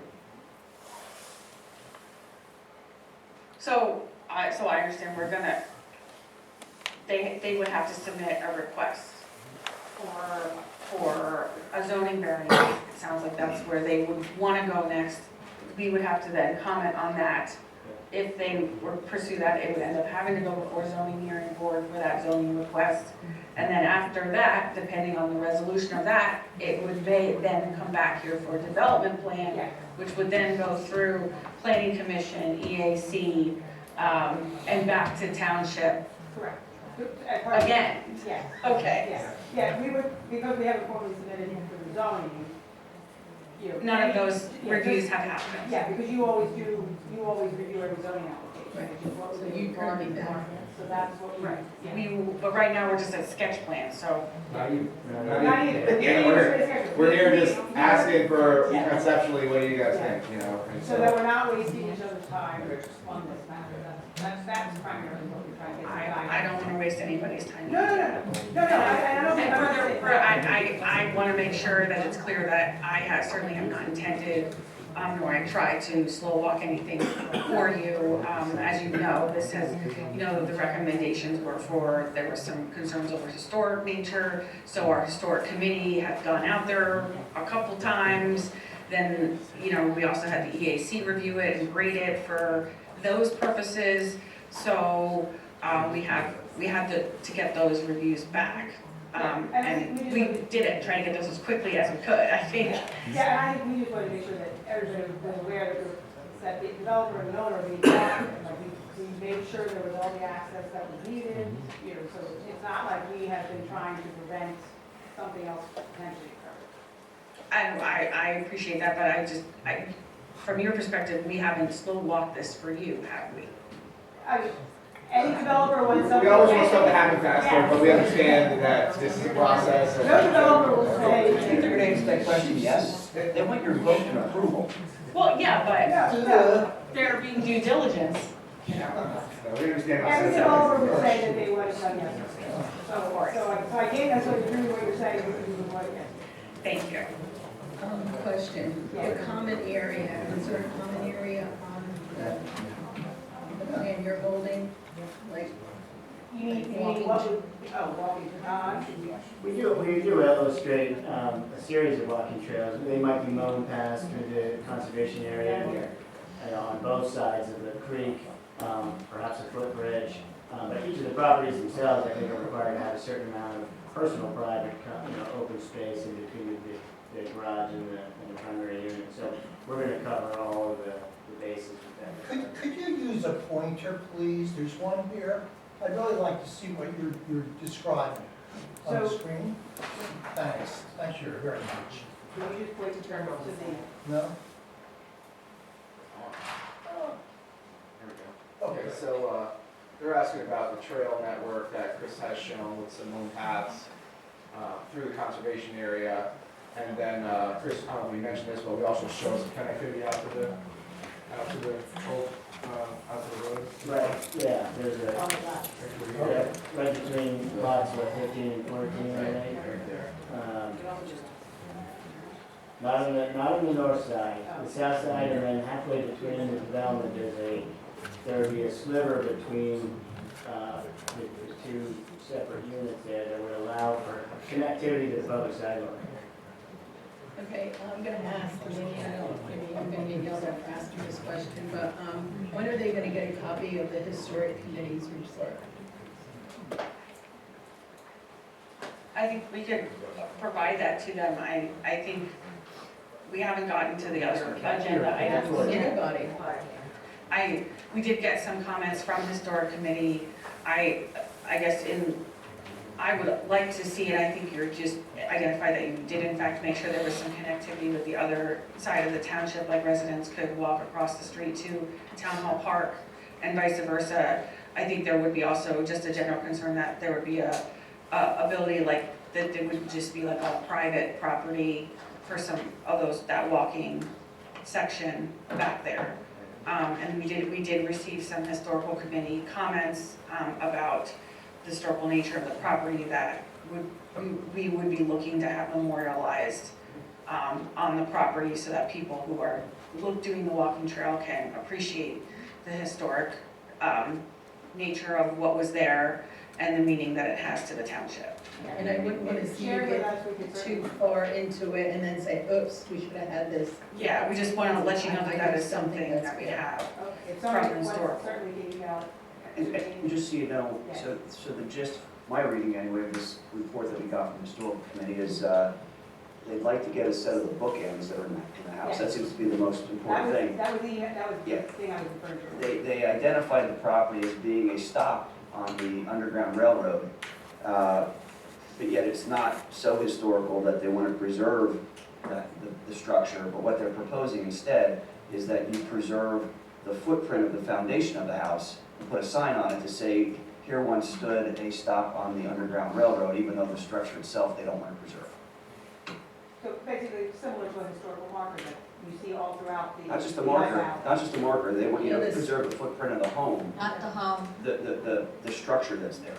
The little small foundation that's between the garage and the house, there's like. Is that where one of our towns is? I'm sorry? Is that where one of our towns is? I think it is actually. I think at some point, like if this moves forward, that the historical committee memorandum, which the historical committee did, can be viewed for everybody, but I read that the comments that the most important thing that we want to have preserved is like a marker of some kind or monument of some kind. There was some discussion without that in the past, like people just like a talking history, people identified this may have been a location for Underground Railroad activity. But as far as being able to identify that it was an Underground Railroad or had ever been submitted to that effect is unknown. And there's some speculation that some feature that's currently on the property could have been associated with that. We don't know any of that information, and we don't have any historical confirmation of anything, but we do want to memorialize the historical history that it provides. And I think if this moves forward, the historical committee will be able to provide that proper input. It's very reasonable, to no problem looking at that and trying to incorporate that into the project.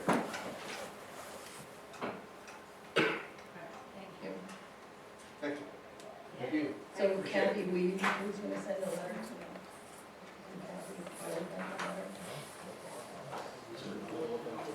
Or whatever it takes, don't get real technical. It's not a letter, it's like a 40-page report.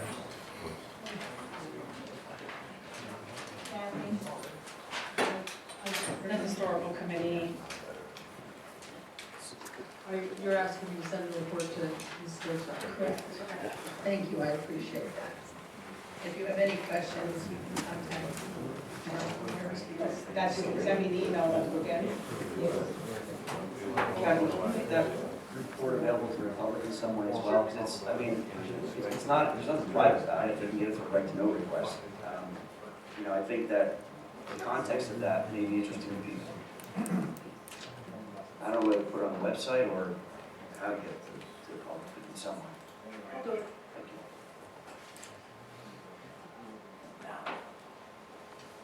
All right, so just want to stay for the next part? Yes. Same crew. Okay, so the next item on our agenda is 5A. It is discussion and possible action regarding property identified as 2024-07. property was previously identified. Council reserved authorizing any action until the EAC and the historical committee reviewed this. And as was mentioned, both groups have been there doing site visits. A recommendation from EAC was the property itself is environmentally worth putting easements on. However, so this is not the normal process for doing easements. Usually it's a property owner who comes to us and says, they live there, they want to put their land into conservation. So the appraisal we got was for putting the whole property into a conservation easement. Where do we want to go with this discussion? We'll make a motion to extend an offer to the property owner in the amount of the value that's contained in the Indian Valley Appraisal Company December 13, 2024 report in the full amount to acquire the property. You're going to disclose the amount? Is everybody going to keep guessing? I don't think it would be appropriate to disclose the amount. Thank you, Motion Steve. may not be appropriate. It says Oh, discussion and possible That's action. my opinion. I'm not asking you, it says discussion and I don't possible really action, so care. I'm taking action on it. So my motion is to take action on it. That's my motion for action. Is there anything appropriate about my motion for action? There's nothing, just so we're clear, Mr. Banonis has made a motion to, I don't want to mischaracterize it, to make an offer based on the appraisal. Yes. We're at the process now where there's a motion, there's no second yet. That's where we are. Let's see if they put their money where their mouth is, folks. Let's see if they step up and try to protect this property or acquire the property. Anything on once, going twice, crickets, like I told you. No, but we do have discussion on this. Okay, so the motion, there's no second, so it doesn't go any further. So now the next step is, if anybody else wants to make a motion. Crickets. Nothing but crickets. Well, Say goodbye to your property. Do you want to make one more? we can have a discussion. Well, go ahead, make a motion.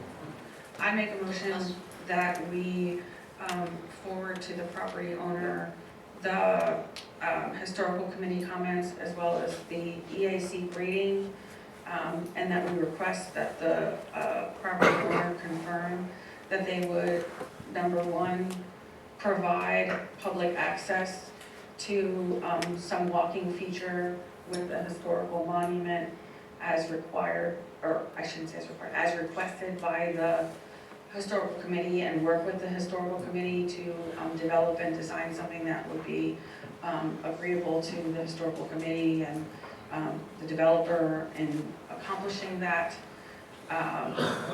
and confirm to the township that they would be providing a full conservation easement for the back part of the property as verbally offered in the sketch plan proposals. Does that make sense? No. It's a little long. Sorry. Okay. Do you want me to say it again? Please don't. I'm going to try to shorten it. It's basically to send over the comments from both EAC and from historical committee to the developer, because they haven't seen any of those things yet, I don't think. No, we have not. Okay, so that's number one. Number two would be to relay to the developer that we have an expectation that there be some public access to a portion of the property where there would also be a historical monument as recommended by the historical committee that would memorialize the historical features and nature of this property. And the third thing was to confirm in writing that we would have the conservation easement on the back end. Three things. That's the motion. Well, I agree with those concepts, so I'll second it.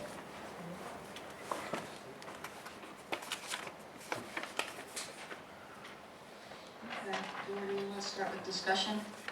Jason? I think we discussed a lot in the previous agenda items, so I'm going to just put it Just back with on. the whole Discuss it. last. I think it's horrible that you would not make an offer to the property owner based upon the appraisal that we have requiring for open space. I think it's also horrible that you wouldn't take my suggestion, the executive committee, where I requested that we contact Indian Valley Appraisal Company and ask them to clarify the appraisal amount as to whether or not that dollar amount is based upon acquiring the property through open space funds, which limits the usability of the property, or if it has a higher value based upon acquiring it either by eminent domain or using general funds, which would unfetter the township from being restricted in how we use that property if it was to acquire it. So those are my comments. I mean, you ladies have orchestrated this since the beginning as to what you wanted to do, and you've misled the public, and the public will let you know about that. Right. And how did we mislead the public? Can't wait until campaign season. Me too. Yeah, it's gonna be fun. Comments, Priscilla? My comment, What about the people that stood here and complained about the traffic Okay, and the this water? is not your turn. It should be public comment time. Priscilla? I What really about have the nothing flooding else on on Black River supporting Road? this. What about the traffic? Okay. We're discussing up here. Everybody got, Let me everybody just say, else let me is have a comment. complaining. You guys No, are- it's not. You all decided to know. Let me just say to everybody sitting out We there didn't get that if our you turns. own a property and you had the option to develop it, that's your right. Oh, really? Oh, really? But in Okay, here, okay. here you're asking us to give the township a conservation easement. What she doesn't which tell they you is have that, to as a pay sitting member of council, she can use eminent domain and acquire that property for the township, or she can use general funds, because we have $12 million in the general fund that she could use to acquire that property. What She's not about telling you that. What about the right Yeah, to you're right. provide? Okay, the discussion is up here at the dais, not in the audience, so Priscilla chose to engage, let's have a conversation with the we're public. not having a conversation, and that's not how it works, and that's. Eminent domain is something that I would have to really consider to do. So What does that mean? that means that I'm not, I'm not in favor of it unless there's specific reasons. And they'd have to really be, because to open up the paper and say, oh, I was eminent domain by the council last night, I would never do that to somebody, so. Plus you have to have a legal basis. Well, you do, and I would have to really research it. And there might be a circumstance coming up in my term that I might have to, do that, but it would be very rare for me to do that. So I would never, right now, in this situation, consider that as an option. Whatever. Have you asked the owner of the property if they're Okay, willing to Victoria. sell it to the Because the notice is township? up there for Victoria, them, go so- ahead. No, they haven't, You they guys stopped. are all out And of none of order, them but fuck- this is how you all behave. Public is always out of order. and Can I be recognized, Lauren? Yes, it's your turn. Thank you. So, Democrat, come on. I want to make clear that when this first came before us, I had no idea about the historical features on the property, and we had not received any comments or concerns from the EAC. And you Any didn't for weeks on end until we Any allegation or comment by other members of the council to claim that I somehow pre-orchestrated something that I had no idea about is misleading and untruthful, because nobody can be inside of my mind except for me. And I know, and so we have an acknowledgement that there is no way he would know what my thought process was. My duty is to the residents. I heard people come up here talking about traffic, historical features, public access, and environmental concerns, all of which I think the council had a duty up front to go and investigate. On top of that, we did receive offers from the developer to sell it to us. We also received an appraisal. And from my personal perspective, my personal review of those documents, we were not on the same planet. And the township has a restriction when we purchase any property. We have to purchase it by virtue of an appraisal. okay? And if that appraisal is not on the same planet as somebody else's request to sell it to me at, I have my hands tied. Is there an eminent domain, pipe dream that some people could try and pursue, where we decide to get into lengthy, expensive litigation, which has no guarantee of success at the court level for trying to prove we have the right to eminent domain, a private piece of property that we, from my understanding, have never done in the history of this township? I'm not willing to go and jump down that rabbit hole. The answer is no. I'm not. When I look at what we've looked at and what the options we have to accommodate the concerns of the residents at the same time as preserving the township's interest in what we need, I haven't received any indication from anybody at the township that this is a piece of property we have an exceptional need for right now. That's number one. We don't have a historical group that wants to take on another historical parcel and rehabilitate it. We heard earlier this evening lots of complaints about spending any amount of open space money to preserve the current historical properties we have. The Heller Homestead, we heard lots of people complaining about using open space money to preserve the Heller Homestead, and what is the Conservancy doing? Who are they? Nobody's over there. So if we're begging for volunteers to maintain the historical properties we have, in what world would it be appropriate for us to obtain another property, try and find people to maintain it, create another historical group for it? It's a lot of thought that I think everybody has to understand. I would love to keep, I would love that there was some property owner back in 2019 or 2020 when I wasn't on this council that bought that property and said, I want to put a tree farm up there. I would love that, but that's not what happened. I have no control over who bought it. I have no control over the way it's zoned. I only have the tools I have in front of me. So from my perspective, in order to honor the things that people had concerns over, this is the best choice that we have. And that's why I made that motion. So that's what I want to make clear, that everybody understands that there is no requirement for a conservation easement on that property. There is no requirement for public access or a historical monument, all of which things were not done unless we had gone through this process. So that's why I make my motion. And that's why I seconded it. Yeah, but that property's special. Right, and I'll add just a few comments of my own here. So I would not go down the path of eminent domain either, because we have not identified any need or use for that property, so it would not be proper. Also, we heard complaints about having another property in our township being developed and by a agency that won't pay taxes. So here we would have another property that the township would own with no taxes coming in on it. So it goes, right against what you just complained about on the other side of town. Like was said, if we would purchase this property, there's a building over there. What are we doing with the building? We have no need for the building. It would cost a lot to maintain the building or fix it up to make it anything, but we have no use for it. There was a house right here on the corner of the township property that stood there for quite a while that they eventually raised that building because it wasn't being used, it wasn't really serving a purpose. So do we need another one of those? I don't think so. If we use open space funds, it limits what you can do with the property. We're not then putting our, other buildings over there. If you just used open space money to purchase it, you're not allowed.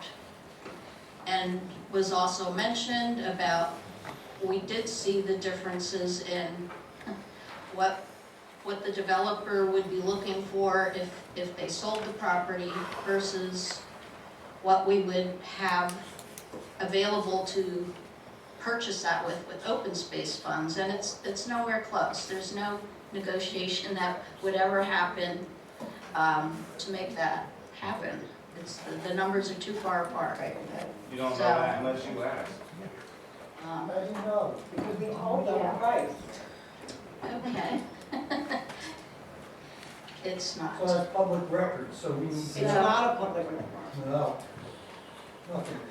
No, there's certain requirements, there's certain. Those are my comments. We have our motion, we have our second, we had our discussion. Can we have a roll call? Ms. Cordero? Yes. Ms. Ray? Yes. Ms. Delion? Yes. Mr. Banonis?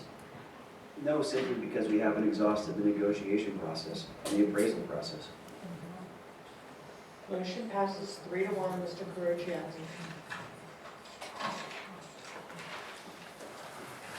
All right.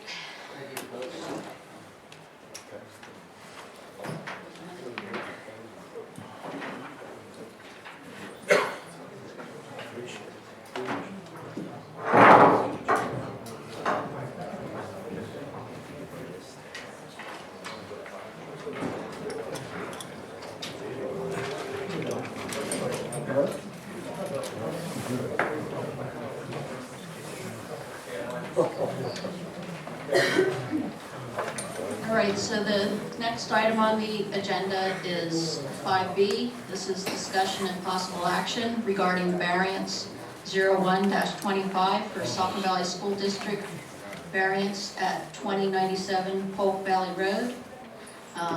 The variance application was submitted by the school district to install a second electronic sign on the property. I don't know if Tyler, do you want to talk first on how the variance? It's pretty simple, I guess. Yeah, I mean, I can explain the variance requests per the memo that I sent out. They're requesting relief from two ordinances, 180-100.8 D1C and D1D. D1C, they're requesting relief to have an increase from one electronic sign permitted on the property to two. And D1D is requesting relief to allow an increase from a maximum of 6 feet to 8 feet.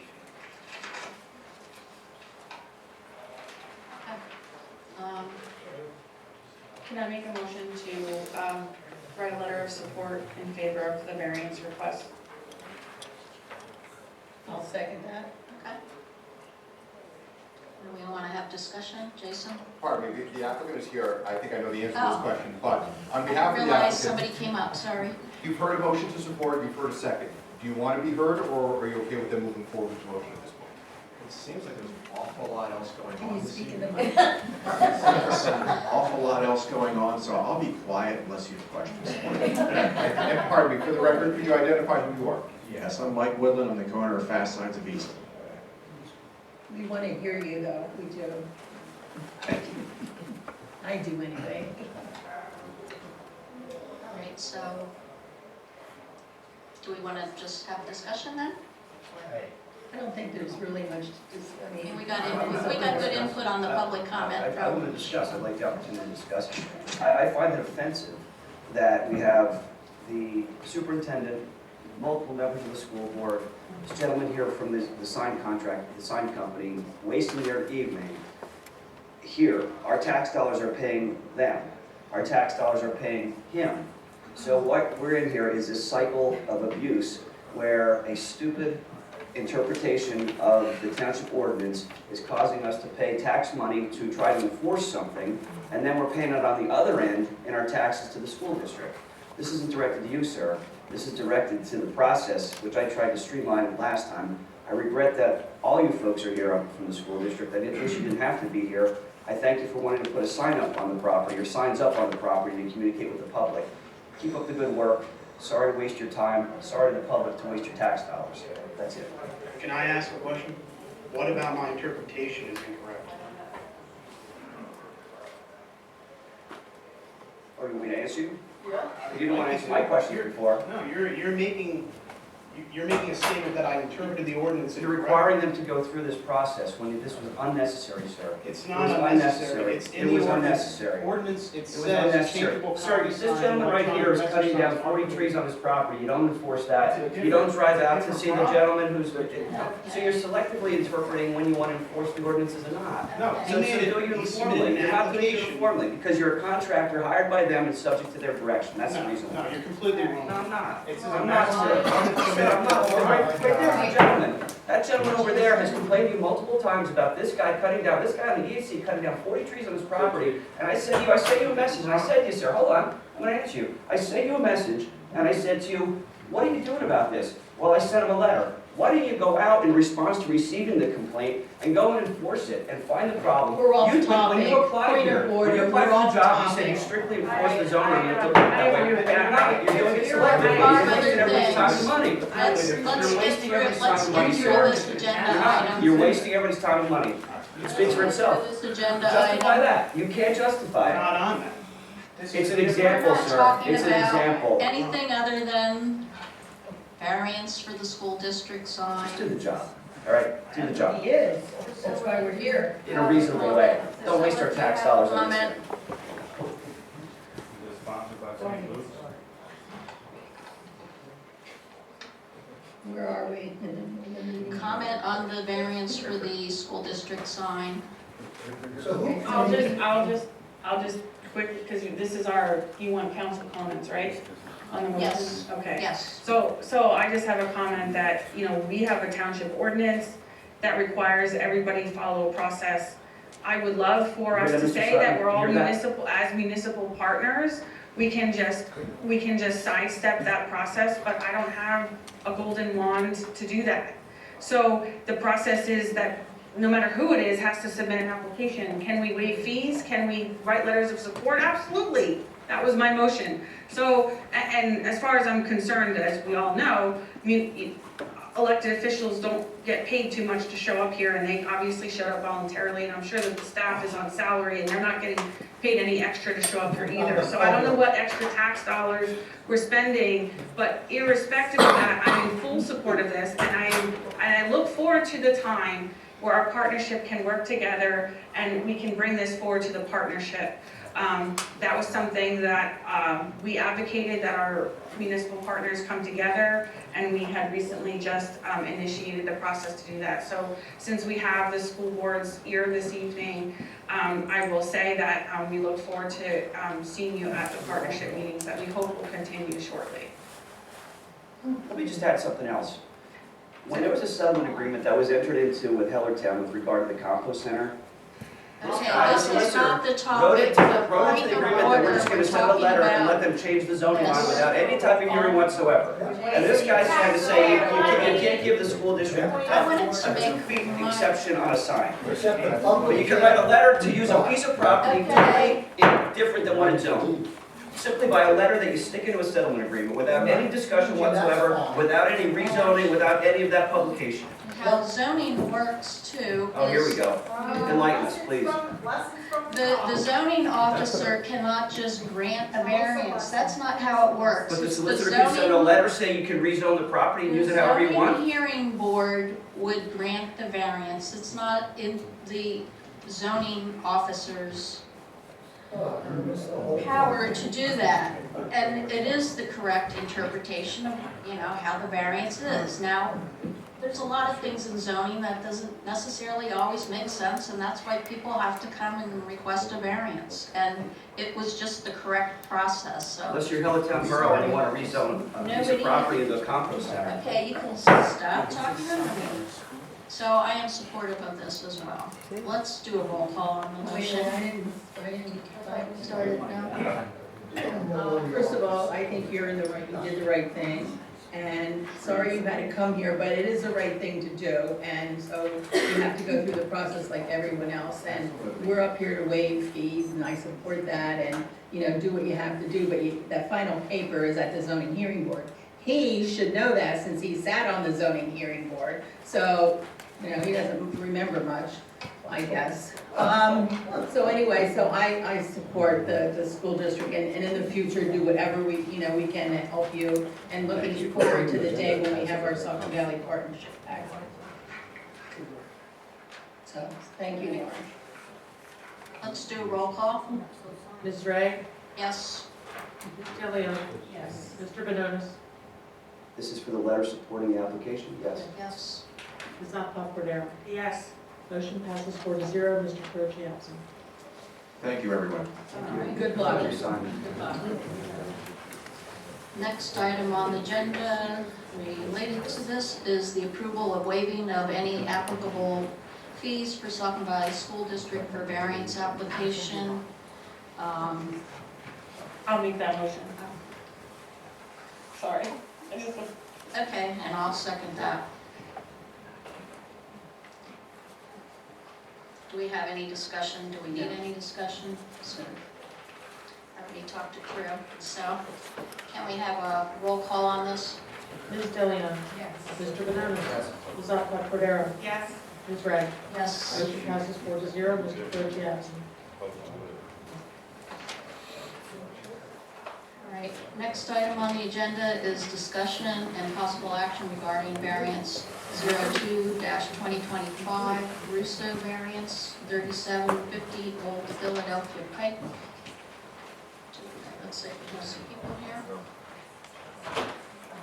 So the property owner has submitted a variance application to change the use of 3750 Old Philadelphia Pike from retail to multi-family residential use, which would include 3 to 4 unit apartments.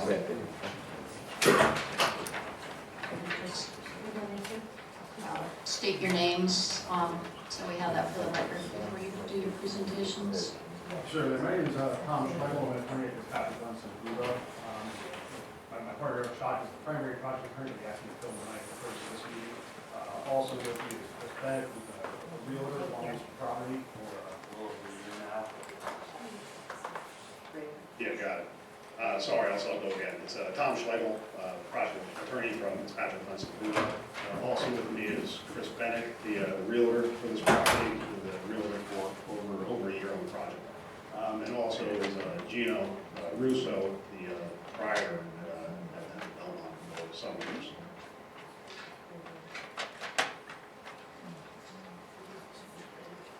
How do we want to go? Do you have a presentation or? Yeah, I can do a quick rundown. Of Discussion. What's happening here. So, as you probably know, the Belmont Inn is a tavern. This is an Old Philadelphia Pike in the BC zoning district. The property, the building on the property is about 3,600 square feet. The property itself is, I think, about 8,000 square feet. There's a fairly large parking lot on the property, with 11 spaces in the rear. There's also parking spaces on the adjacent lot, 7 of which are presently leased to Belmont, so there's 18 available parking spaces at the property. About a year ago, the business, the art bar, restaurant business and building was offered for sale. A buyer has never materialized for the restaurant bar business at the property. The liquor license was recently sold to a third-party buyer and moved off of the site. So presently, we're exploring options for what to do with this property moving forward. The property owner believes that a reasonable use of this property, considering the size of the building, the dimensions of the building, would be to convert the building to a 4-unit or a 3-unit, a 4-unit residential apartment or a 3-unit residential with 1 ground floor commercial unit as an alternative. The interpretation we've gotten from the current zoning officer is that garden apartments are not permitted in the BC zoning district. I just had an interesting conversation with my partner Kate Dursel about that, because I watched a presentation for the past half hour about a big garden apartment project in the BC zoning district, which is right down the street. Who told you that the garden apartments aren't allowed in the BC? I don't know. I'm assuming that it came from Mr. Mitch to Mr. Schock, my partner, but I'm kind of surprised to We've have. already determined previously that fire departments are allowed. Well, if they're allowed, if they're allowed, that's wonderful, and then my need for the zoning ordinance was potentially obviated. But that's a development that occurred in the past half hour for me as I sat here tonight. And it's kind of surprising, because I plan to talk about how, a use variance would be a reasonable, reasonable outcome here, because at this particular building, it's, challenging to do a successful laundromat or conversion to multiple offices.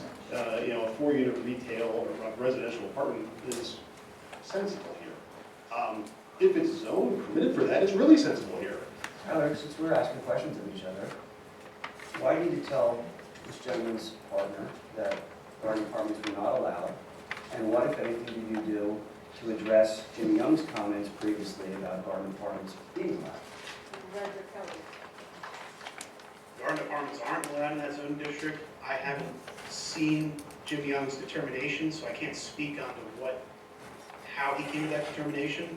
Because my understanding, there's an updated letter or email that he had sent that I hadn't seen before. So before I feel comfortable speaking on that, I'd like a chance to read that.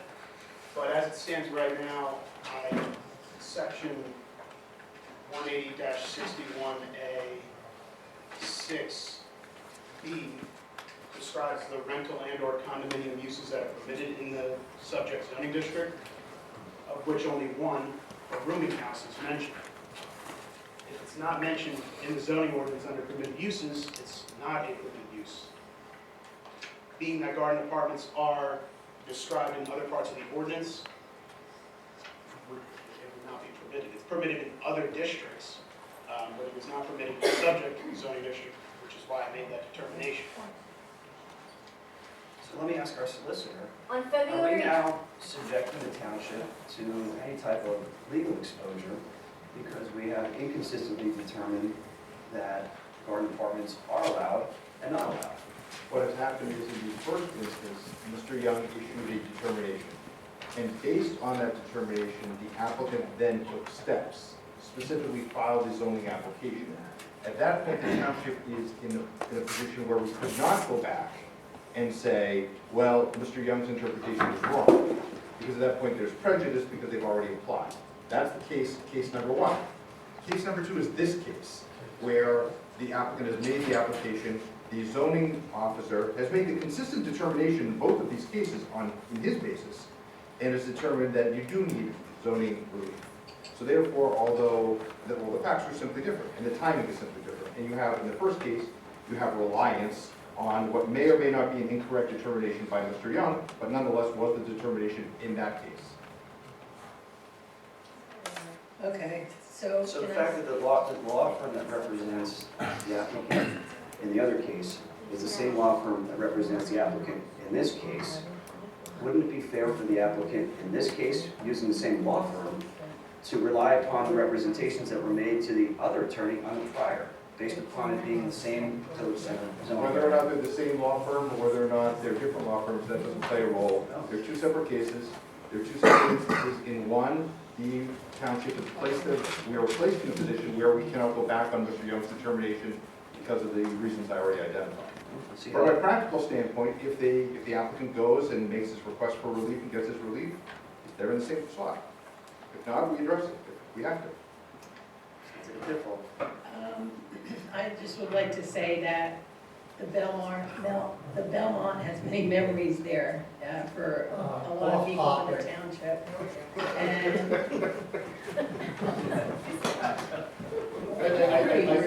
thank you for laughing out there too, that's being rude. I'd like to hear what the council has to say. I would like to speak, thank you. So I just feel that I love history, you figured that out by now, okay? And what I don't like is the language in this, what is it called, the village center? That whole district, Steve, really needs to be readdressed. You only have 38 years to go, so. And there's not been a lot of development on this street to test the wording. Okay, so we have the thing across the street, and now the Belmont is sold, and what do we do with it? So it's an existing building. So logically, it would be apartments. I mean, that would be the logical thing to do. So thinking that way, that means that you have to go for a variance then, a use variance? Am I thinking right?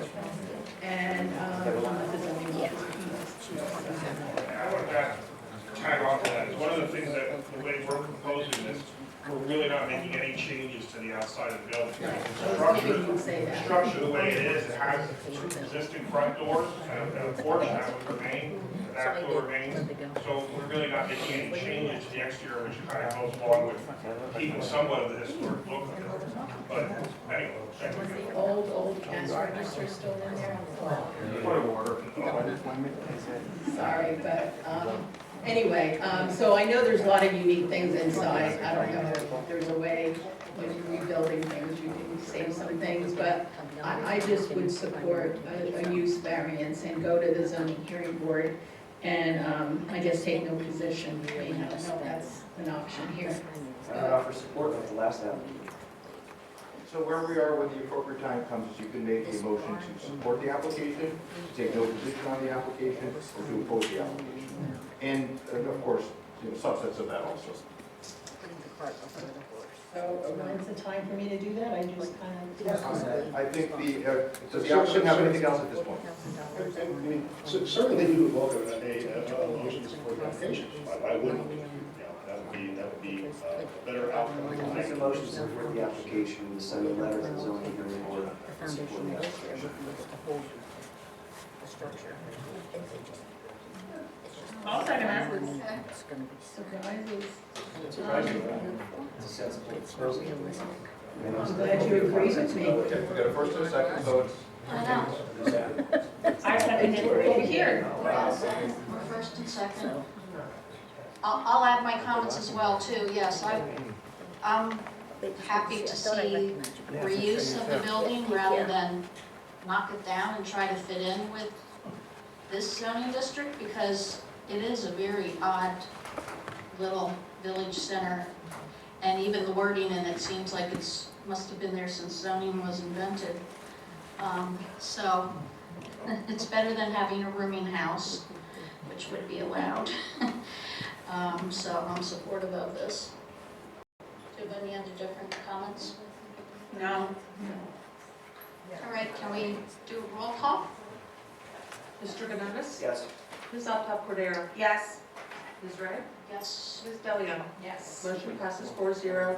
Mr. Carocci? Thank you very much. I'm sure you look forward to an exciting presentation by Mr. Schott and the zoning hearing board on the 24th. Thank you very much. Thank you.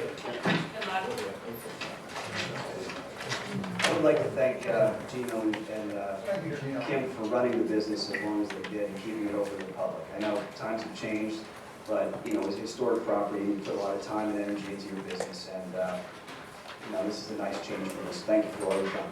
And for the right price, you can have my burger recipe. I want the bar back. Buy it. So the next item Yeah, if on I the could. agenda is Then I can open my biker bar. This is discussion Lower of Saucon would have an outlaw regarding bar. variance to 03/2025, the Eichmann variance for 1990 Sunderland Drive. Council will discuss the variance applications submitted by the owners of 1990 Sunderland Drive to construct a pool, deck, and garage. Applicant is seeking relief to allow an increase from the maximum impervious coverage, and in addition, they are requesting relief to allow a decrease in the required side yard setback. So we have a customer.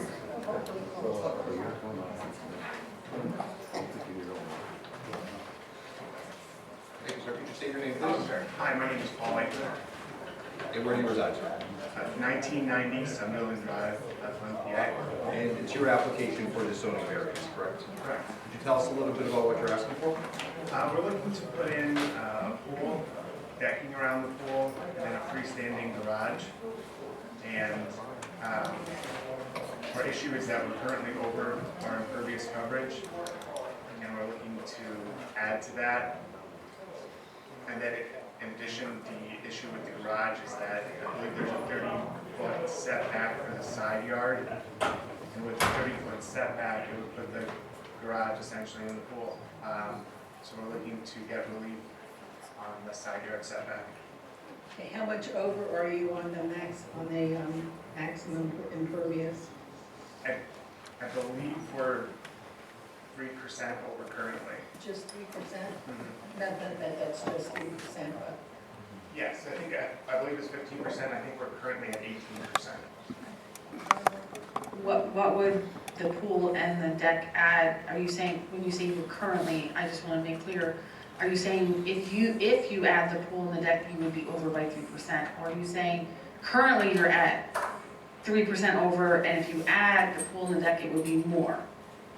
Correct, the second one. Currently, we're at 18%, and if we add the pool and the decking for the garage, we'd be over that amount. so what is that amount? That's the question I was asking. Can the zoning officer, I don't know. Yeah, he's just shy of 21%, he's at 20.64%. With this proposal, he's existing at 15.8%. Oh, Yeah, so he's proposing, or he's requesting relief of 5.64%. 5.6. Okay, because we care about stormwater, and when your subdivision was created, it was all calculated, so all the homes drained into a basin or whatever. And if you increase that, that's, then you start having problems with stormwater issues. So I always ask this.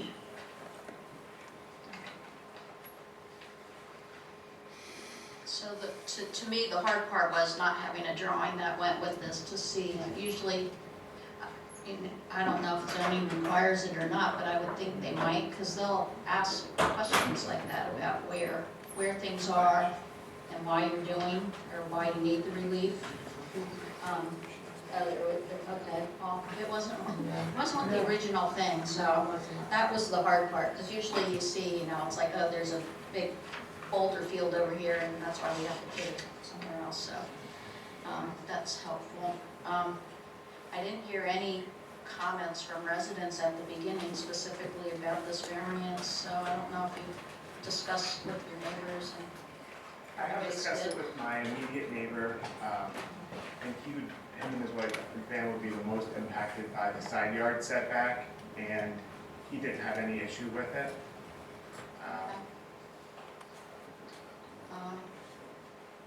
Well, I would make a motion to take no action, and this would send us on to the zoning hearing board.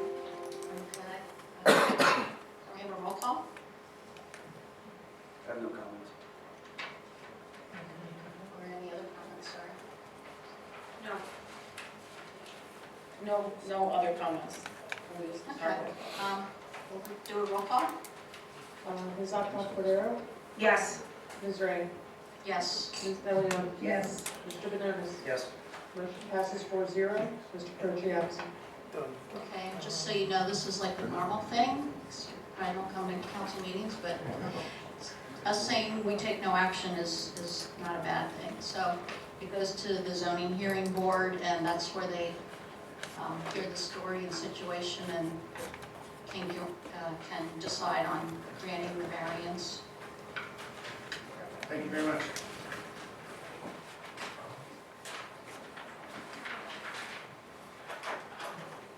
Okay, next item on the agenda is 5F. This is discussion and possible action regarding vacating a paper street request at 2124 Snyder Avenue. Yeah, I had asked to have this on the agenda. This came up earlier in the comments from the public that we addressed partially at that point. And I would incorporate those here in this part of the agenda. I think the township has a problem in that we have inconsistent application of how we've treated paper streets, and it has led to problems with residents in Steel City and perhaps other places in the township that have paper streets, and having an understanding as to what a paper street is, what their rights are to the paper street when the paper street becomes a portion of their property, and what they can do with the paper street after it becomes a portion of their property. And I know Mr. Gutsuzian has given us a summary of the law. Essentially, after 21 years, if the township does not take possession of the paper street, it reverts back to the property owners adjacent to it, down the center line of the street. But the paper street itself can still be accessed by the individuals that are within the development, within the subdivision where the paper street exists. So, you know, I brought this up a while ago, and you know, I'd like to. Can you bring up the picture for me of the Lorax?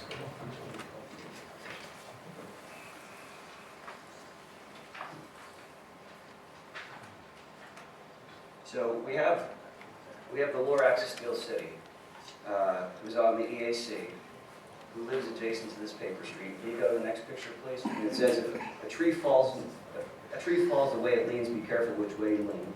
And this is what happens when you leave a paper street open the way it appears to be open.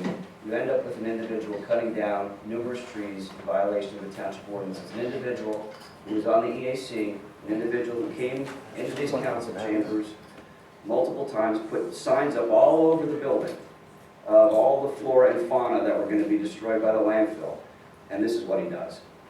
This is the consequence of the township having inconsistent application of the paper streets.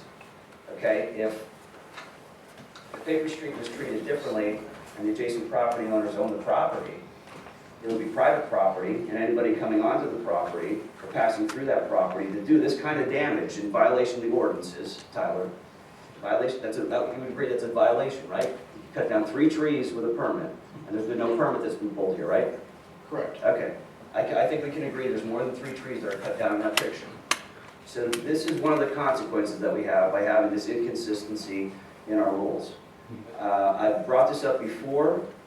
I would ask again that we come up with a uniform plan, and I would ask the township engineer and the solicitor to come up with a uniform plan as to how to address and dispose of paper streets so that it's consistent across the board. Because right now, if we were to look on the property map, an official tax map, I think it would look like jagged teeth because there are portions that have been acquired by adjacent property owners as reflected in the property deeds that are recorded in the courthouse, and other ones that have not. And I think we need to try to clean this up to prevent this kind of stuff from happening in our community. We have ordinances that are designed to protect property owners, that protect you, everybody, from having their neighbor do something like this. And yet this happened. It's happened because of a colossal series of failures by the township, and I think it's time for us to fix this. You know, we talked about all sorts of nonsense. We're going to talk about this barn. We're going to spend a lot of time on the barn. Why don't we spend time on issues that really matter to people, like fixing how we treat paper streets and enforcing the existing zoning rules that we have so that this kind of stuff doesn't happen. Makes sense to me. So I'm going to make a motion to direct the solicitor and the township engineer to conduct a thorough investigation of the township's paper streets. And just, who was it that said how many miles of paper streets we have? Somebody told you that. It was you. 9.7 miles. I know it's a lot. We've got 9.7 miles, but to investigate those 9.7 miles, maybe Brian could take this on at first glance and find out where these are and look at the deeds and figure out how old the subdivisions are, whether they're subject to this 21-year rule, and whether or not they can be treated the way that they were treated for Mr. Sutton, who reportedly was able to access and acquire a portion of that paper street and make it part of his own deeded parcel. I think that makes sense. That's my motion.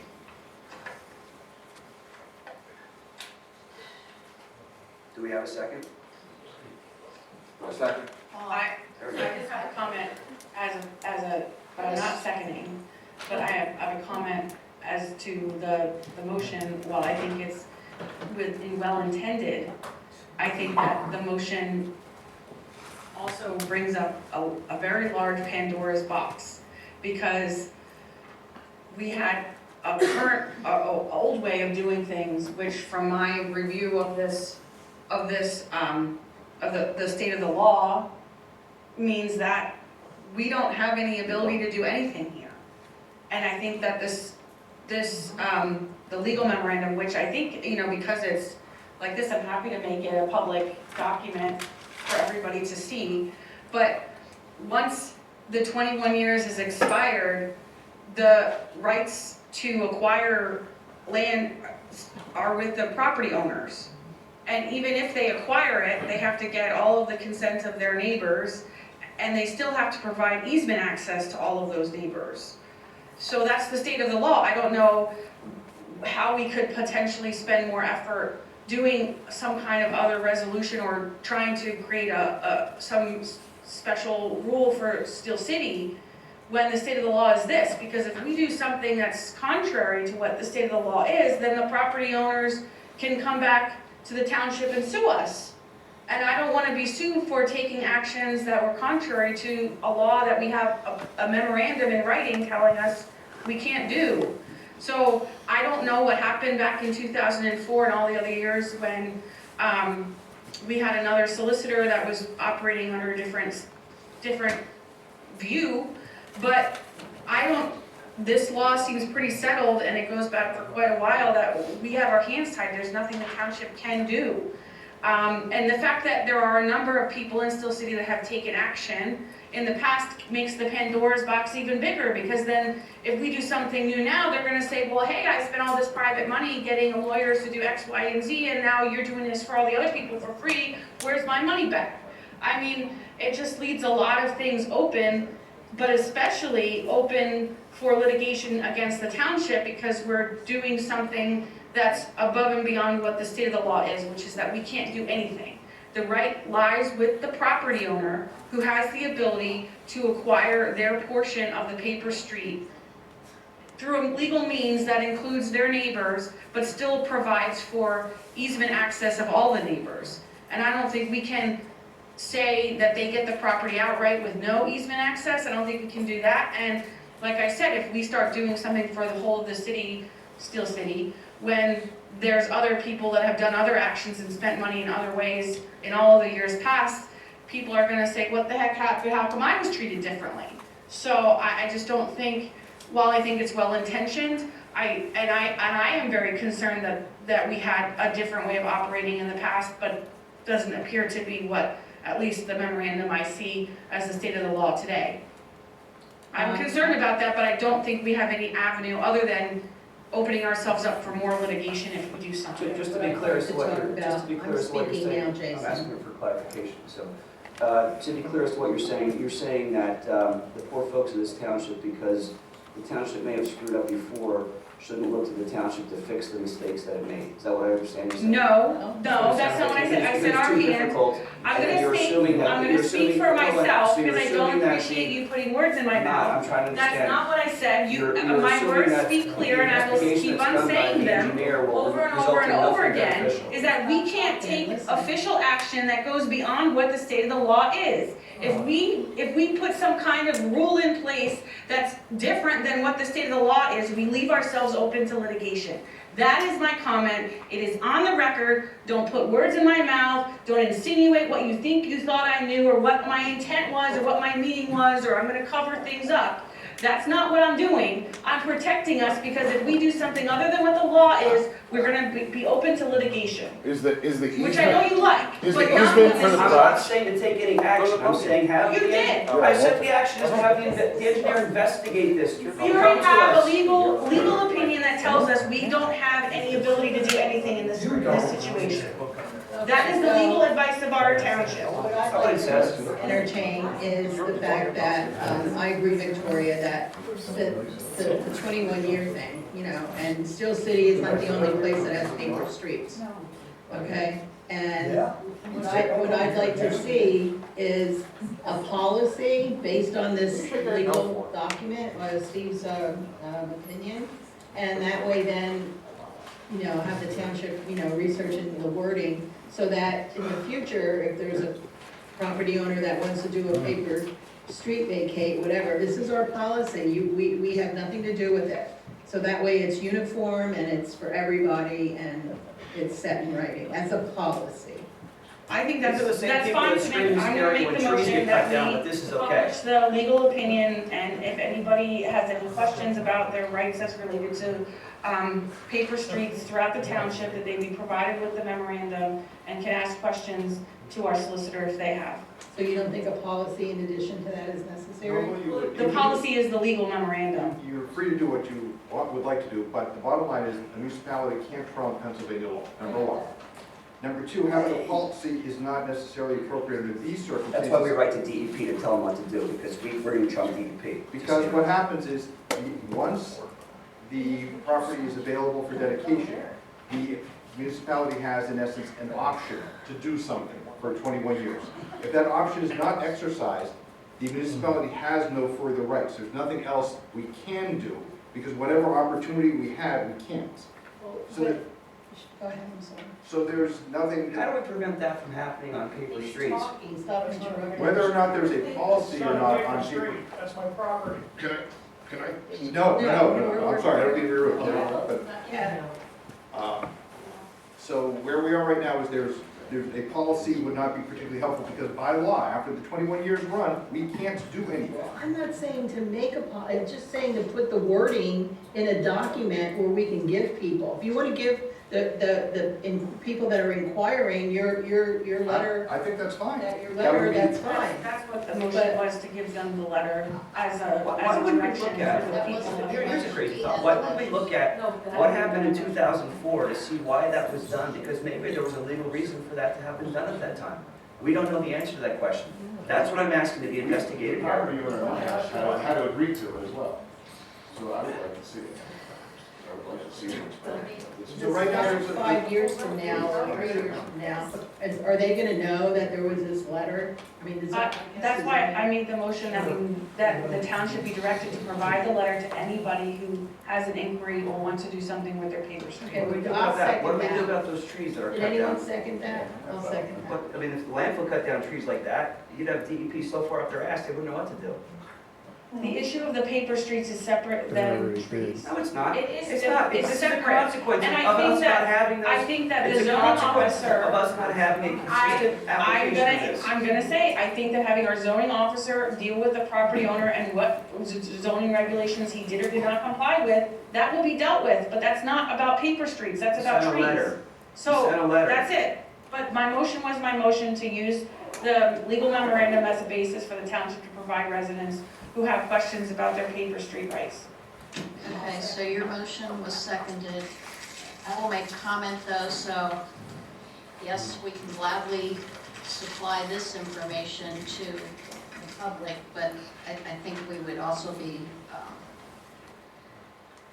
this is all legal Pennsylvania state statute stuff and decisions that were made, so that really wouldn't give good There's direction. cases where it's been overridden.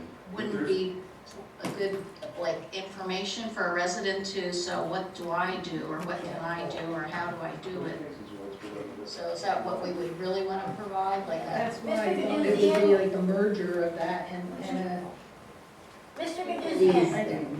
I'm sorry, everyone, this is not question and answer time. I'm trying to. I just want to know what department at There's the a guy at the courthouse should I have to podium, go he's to? red-faced and trembling, have him sit down, please. We can't have Q&A right now because we're in the middle of regular agenda items. I mean, I think my review of the law says it's a property, it's an individual property owner's purview to seek the right of action to obtain their part of the paper street.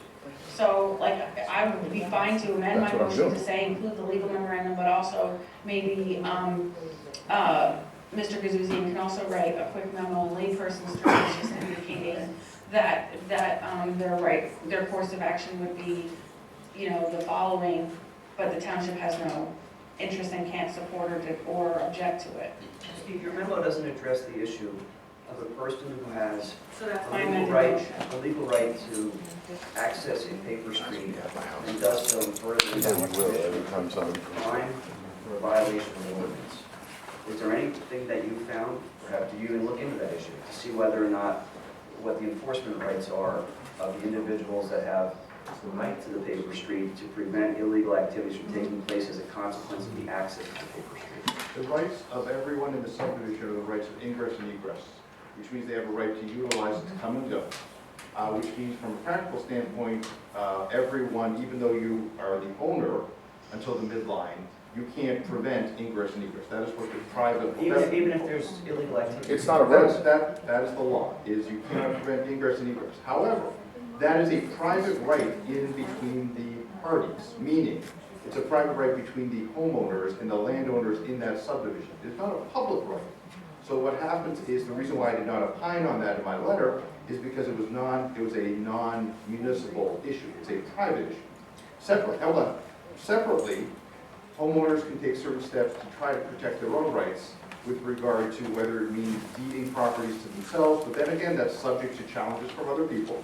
That's also, they have a right to file an action at the court of common pleas, known as a quiet title action, where they can go ahead and try to take steps to extinguish everybody else's rights. But then again, those are all private rights that are not what we worry about in the sense of it is not a municipal right or a municipal concern.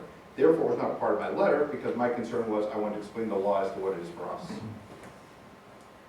Well, if that's the case, then why did Priscilla go after Rocky Bacito and have the Conservation District pursue him for trees that were being cut down?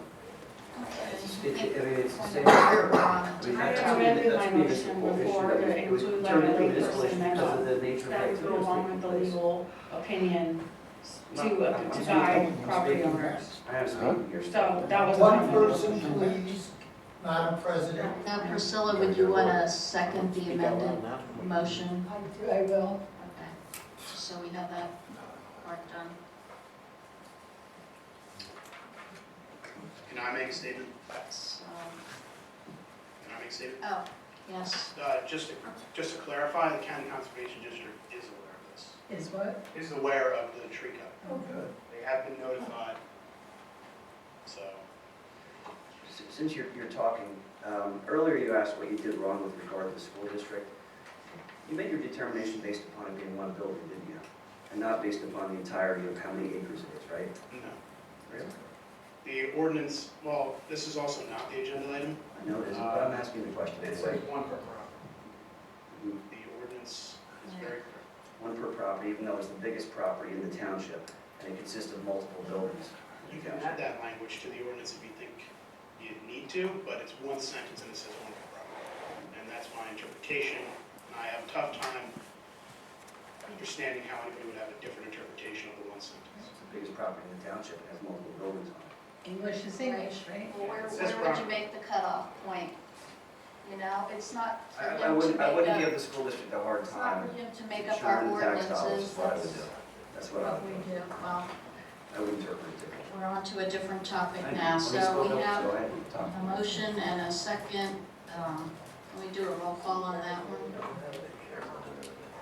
Ms. Ray, Yes. Ms. Delion, Yes. Mr. Banonis, This is to publish Steve's memo to the public. With a layperson memo. with a layperson answer to paper streets. I don't know what And the what, layperson memo what is. residents can, I mean, if that's in front of me, do you have a copy of that, what the layperson memo is? now we're asking them No. to create such a thing. I'm voting no. I think what you should do is have the engineer investigate this to see if there's anything else that can be done to provide relief to these people. Because I mean, seriously, 40 trees cut down, you would lose, if that was a landfill, you would lose your minds. Lose your minds over it. On that, we're on this neighbor street. Who's your neighbor doing it? You I lost your vote mind. yes, but again, I reiterate, And he has the a right to tree do it. issue is one thing, the paper street is a Ah. different thing. We're The paper street confined by the caused the tree legal issue. bounds of the law, and I'm not gonna create, I'm not I've gonna forgotten what you. send our engineer, who's not a lawyer, to come and give us some opinion about something that may be illegal based upon the law. I have to follow the law. There's a first.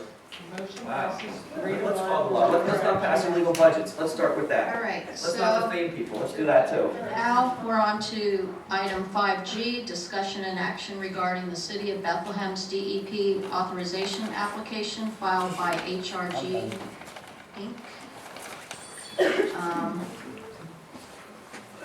Council will discuss receipt of the Act 67, 68, and 127 notification from the City of Bethlehem's engineer. This correspondence is notifying the township of the city of Bethlehem's intent to replace a drinking water reservoir. The City of Bethlehem's PEDEP permit, DEP authorization application requires the township to respond within 30 days regarding municipal land use. Wants to head off this discussion. Brian, can you just, my understanding was that they submitted a DEP permit application identifying that they had zoning relief, but they had not actually requested the zoning relief from us. Door, please.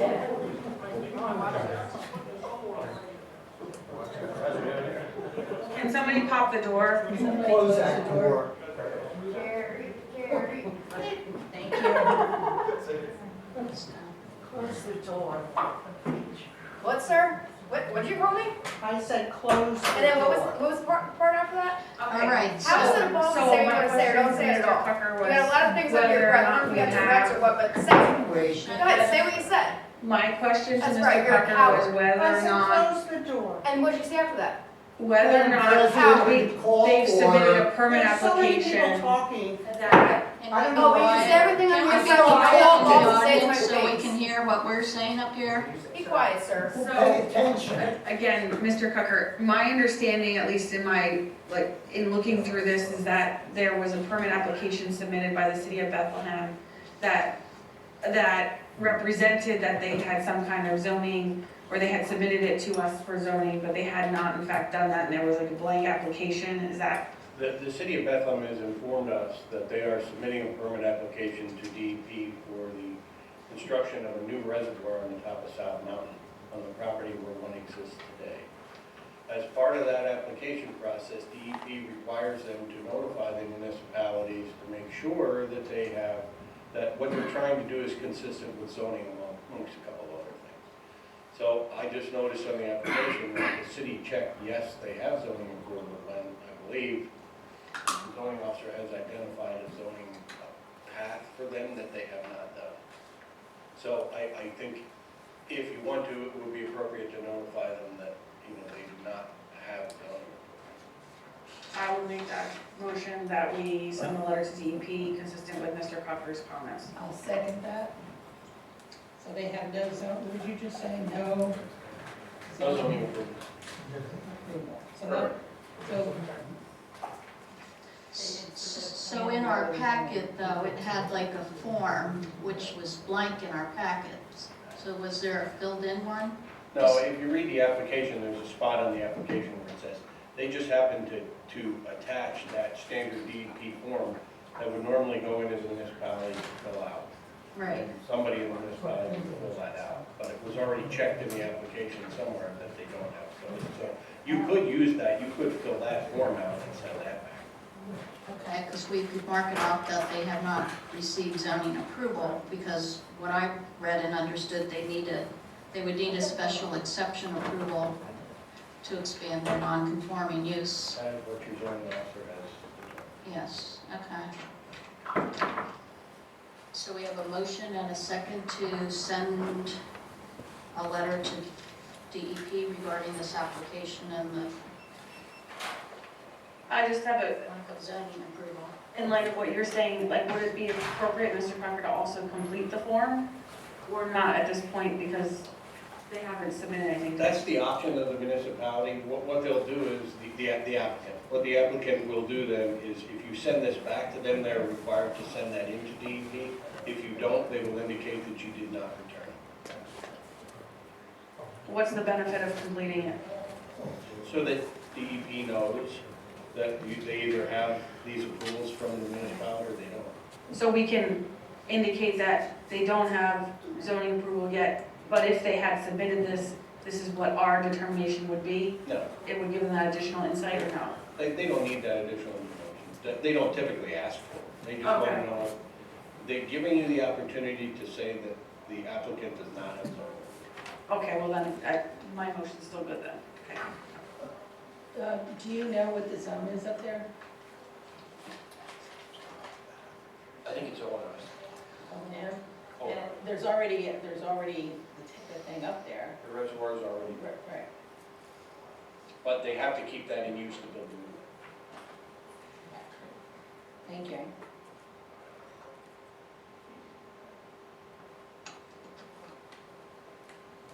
All right, do we have any additional discussion? No. Okay, can we have a roll call? Ms. Delio? Yes. Mr. Banonis? Actually, I have other comments. The question I have is, why isn't Bill Ross here from the Water Authority? And who is the liaison to the Water Authority? And has this been discussed at all with the Water Authority? Because this seems to be an issue that is directly related to water service in Lower Saucon Township. We've already been hit with a huge rate increase that was absorbed in part, I think it was 15%, 14%. So what is the consequence of what they're proposing here in terms of what the cost is going to be for our water service? Do we have answers to any of those questions?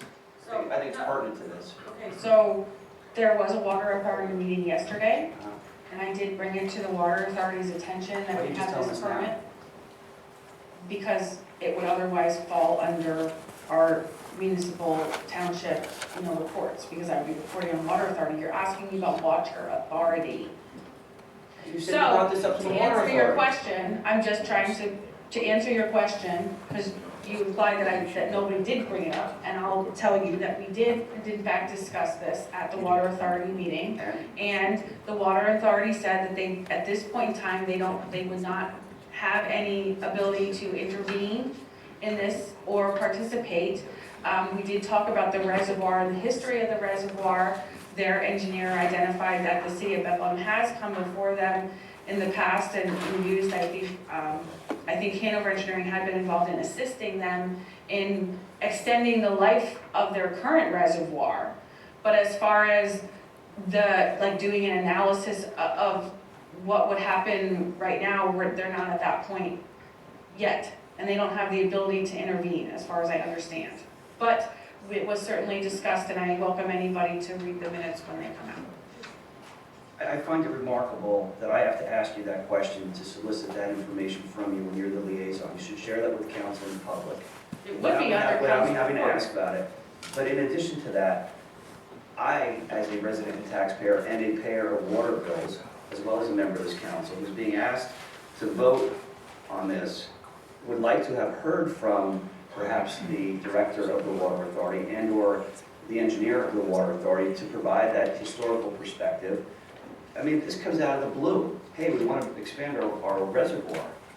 Yeah, we don't know, we can't control when they submit a permit application. Just stop talking. We have 30 days to respond to the permit application. You were at the meeting last night, you could have said, hey, can you come to the meeting tomorrow and speak to this topic? But When you didn't. interrogate everybody, I don't encourage anyone Oh. to be confronted with that. So Yeah, maybe if we okay. change. I She's charge you. I at asked the lower, questions she's because- at the Lower Saucon Authority meeting, not the Bethlehem. They talked about this at the Water I Authority. know, but this is a Bethlehem Water Authority issue. We get water And from we the Bethlehem can't make them Authority. come to our meeting. I'm talking about the Lower Saucon Authority. Have the Lower Saucon Authority director and engineer. I'm not talking about bringing the Bethlehem one in. The Lower Saucon. They found it relevant enough to talk about it yesterday, but not relevant enough to come here and talk to the public about it. It was not on their agenda, I brought it up to Ask them. them. Because Say, hey, I'm the liaison to you. Would you please come to our council meeting tomorrow? This topic is on there. There may be questions that people have. No. None of The it's only it. questions that I've Stupidity. seen are yours, Stupidity reigns. making accusations that nobody knew about this at the water. It's not an authority. accusation, it's stupid. I think 99% of the people would say that's stupid not to have those people here, or to even ask them to come here. All right. The other 1% voted for you. Mr. Banonis? No. No. 61, get it right. Whatever. Yes. Ms. Red? Yes. Motion passes 3-1. Mr. Carocci absent.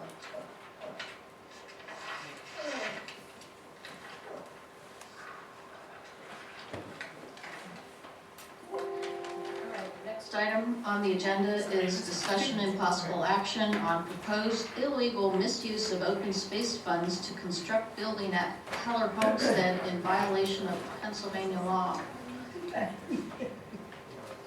Yeah, so I asked to have this on here in light of what was brought up at the EAC meeting, which is, potential waste of a lot of taxpayer money, open space money, to reconstruct a pile of rocks that's been sitting there for 27 years, whatever it is. I find it remarkable that that would even be discussed, and that there would be a proposal to prepare plans for the reconstruction phase 2 and prepare a master site plan for the Heller Homestead Park. And I would remind everybody of the Open Space Act, which says that the open space monies can only be used to retire debt for purchasing property, to acquire property, for transactional fees related to the acquisition of property, for expenses necessary to prepare the resource, recreation, or land use plan, and annually up to 25% of any accumulated balance of the fund to develop, improve, design, engineer, and maintain the property acquired pursuant to this act for an open space benefit or benefits. So the Heller Homestead, as far as I know, was not acquired pursuant to the Open Space Act. So I'm not sure how any open space money could possibly be used for anything to do with this.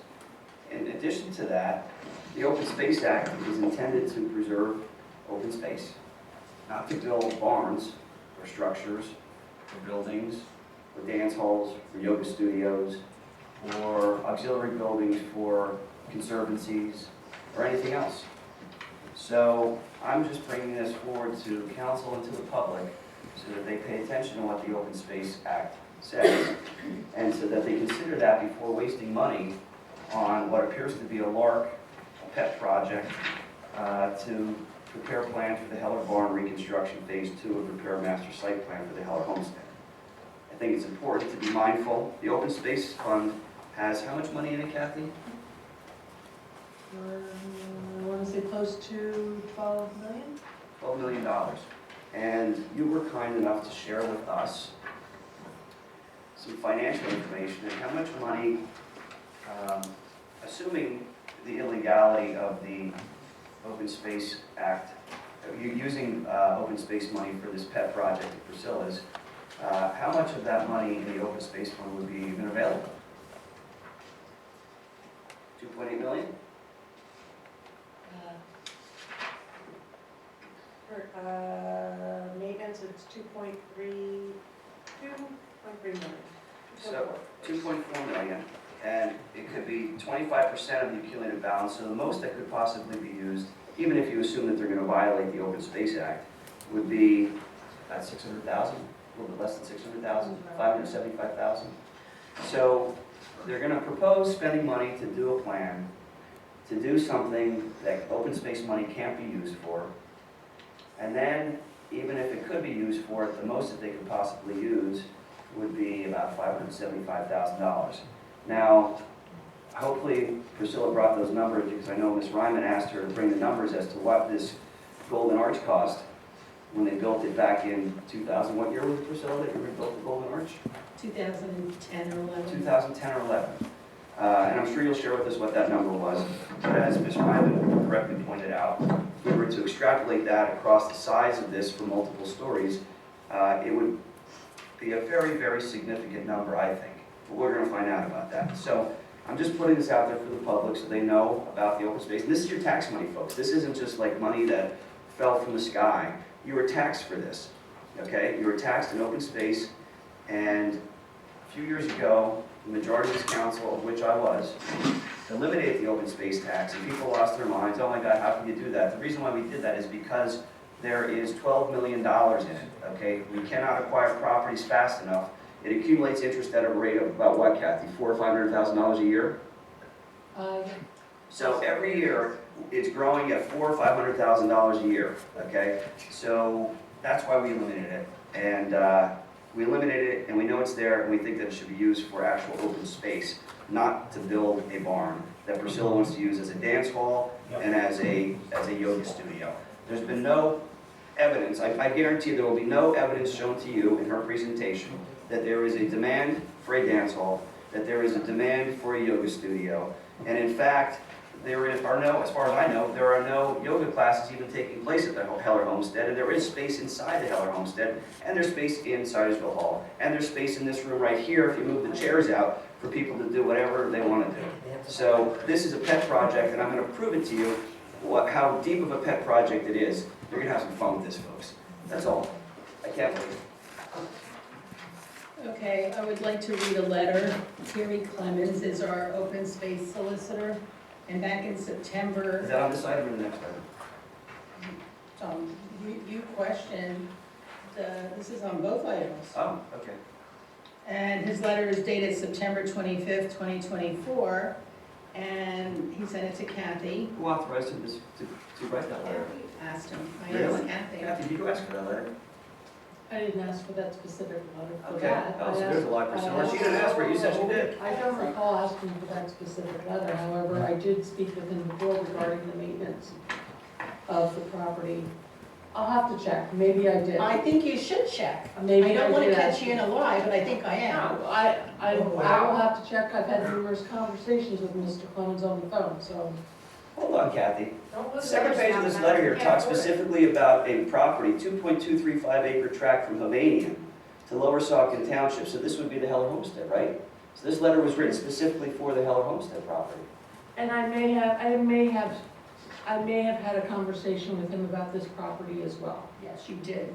I need to go back and check through my notes. However, the original conversation that I had was regarding the use of open space or how much the maintenance was, double checking through our referendum as to how much the percentage was, so that I could come up with a definitive number as to what we had as a balance and what was maintenance, what could be considered use for maintenance. Yeah, but specific to the Heller Homestead. And I may have specifically asked him that. It says in his letter here, that's what he's talking about. I mean, he just didn't, he's in Doylestown, right?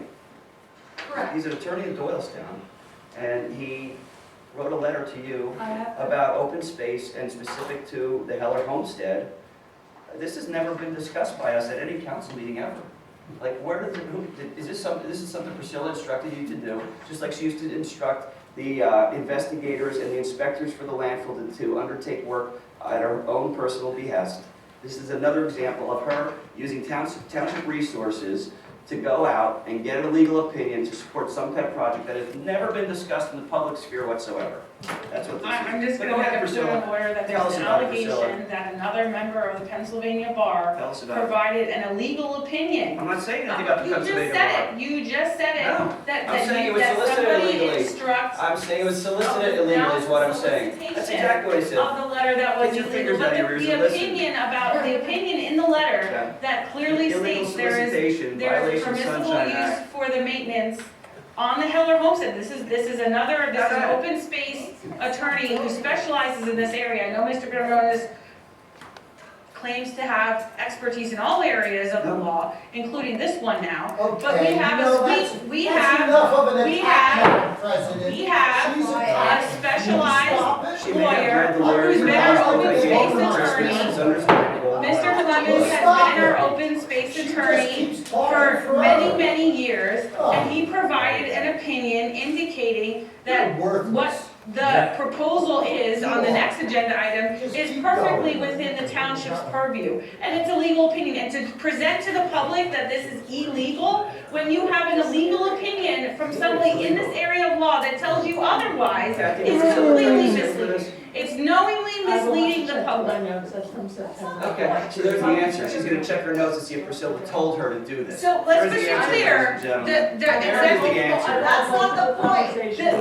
The point is that Mr. Banonis requested this item on the agenda, claiming there is illegal use of open space funds, when he has in his own hands the opinion of another attorney specialized in this area of law, indicating that it's perfectly legal. So you ask yourselves, why, in what world would you ever put on the agenda that something is illegal when you have the opinion of another member of the bar who specializes in this area telling you it's legal? Just so you all know. Show me and show the public where in this letter it says that the money can be used to build a barn. Here it is. Do you have the letter? Give it to the public. And you know Tell what? the public where it is in this letter, because you're accusing me you of just- misleading you and just- lying. you just So read. tell the public where in this letter it says that this lawyer Maintenance. said use the money to build a barn. You Where just does it say said, it you doesn't? just said read. Stop building a You barn. just Stop read. lying. You read the law You're a yourself liar. and said that You are a maintenance serial can liar. be Stop used lying. for development, improvement, design improvements. So he gets the right to make that decision and he advises the township. Where does it say I guess build you a want barn? to be an open space Where does it say solicitor. build a barn? It doesn't. Stop lying. Go ahead, Priscilla. And if you Not read the building a barn. recommendations, it describes the following recommendations. Assume that the SBC will need to develop a capital campaign to fundraise for multiple years to bring the barn ruin project to fruition. That's the assumption. It's not that the township's paying to build a barn. There's nothing about building a barn. It's a master park plan. There's 14 acres there. And a lot of it is not being utilized. It was about building a barn. So, Thank you.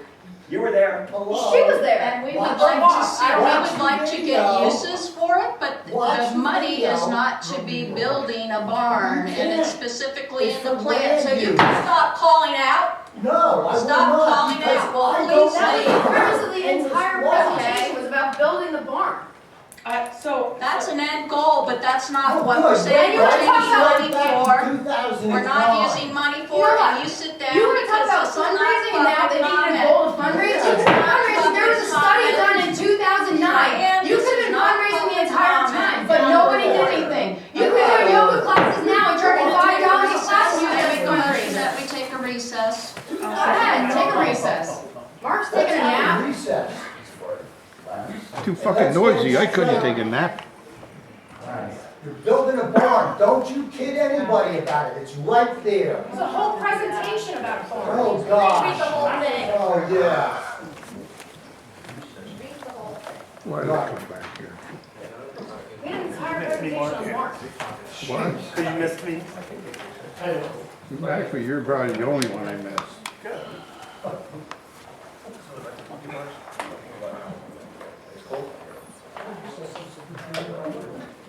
Can't go wrong with saying your prayers before you go to bed.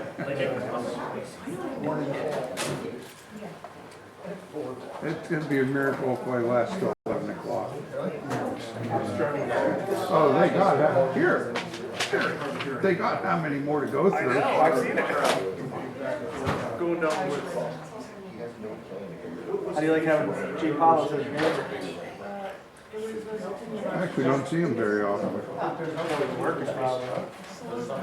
He spends a lot of time out of town, I guess. I don't walk the dog anymore.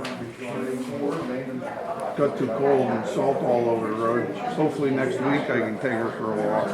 You can tell my one dog is getting bored from the hot water. She's out there eating the other dog's food. I looked it up, it's because they're bored. I'm with you, Mark. I don't like walking my dogs in the cold. It's so cold. And you're right, the salt, you put it on I keep her in the grass in the yard, up the gun club fence to the driveway. And then when you get into Bob's property, it's too weedy and you know, never been taken care of. But I let him battle in the personal.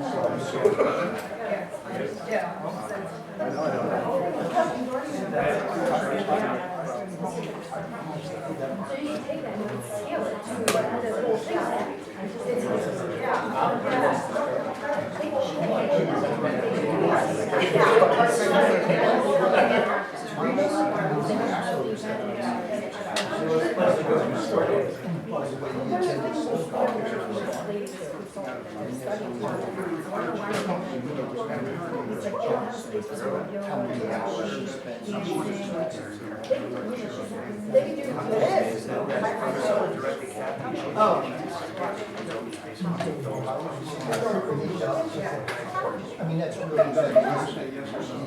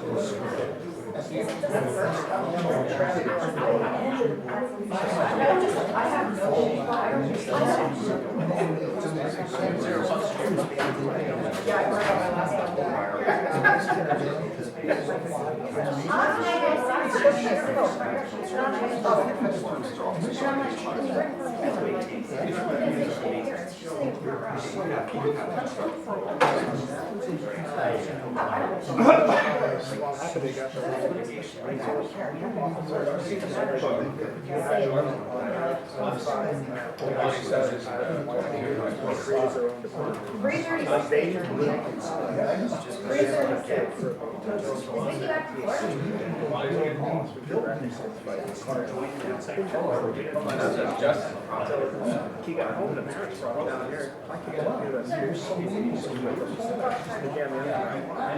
I'll call you when they're back. So, we've got our own great thing, but. Investigation of that. Are you saying they were trying to sell it?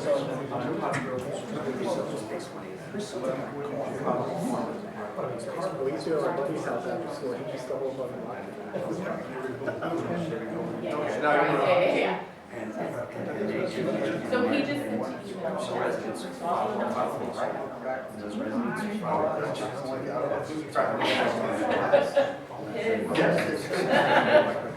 So I'll confirm tomorrow. I'll just resend the agenda.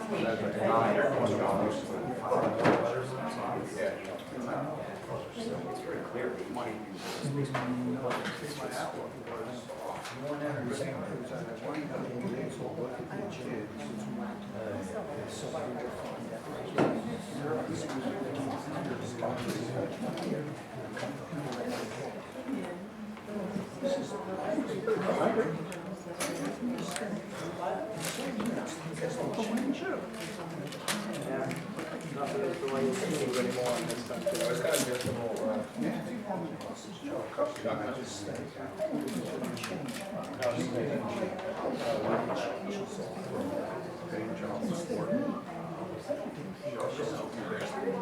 Good night, sir. Careful driving home.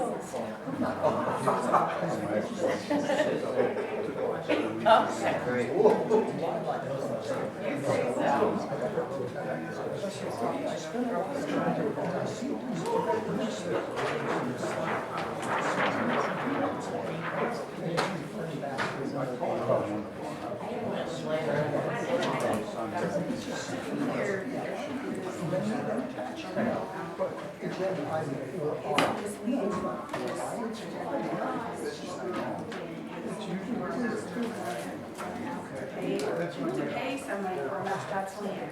That's where special advice comes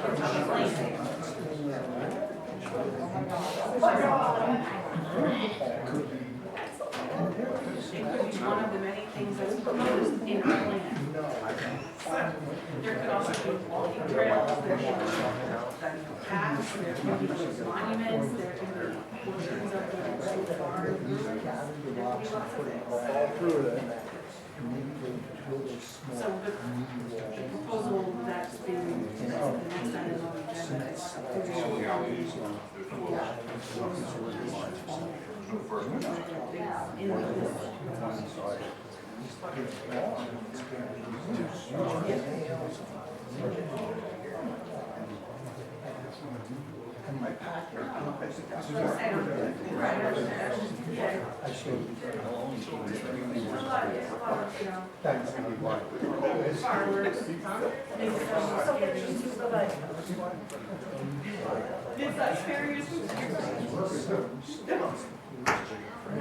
I would want to make sure it's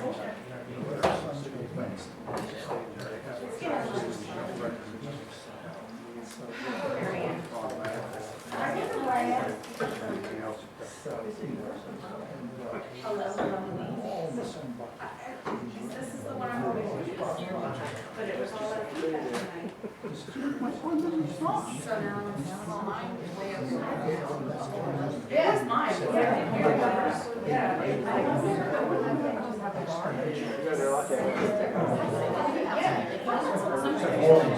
Yeah, we have a cooler.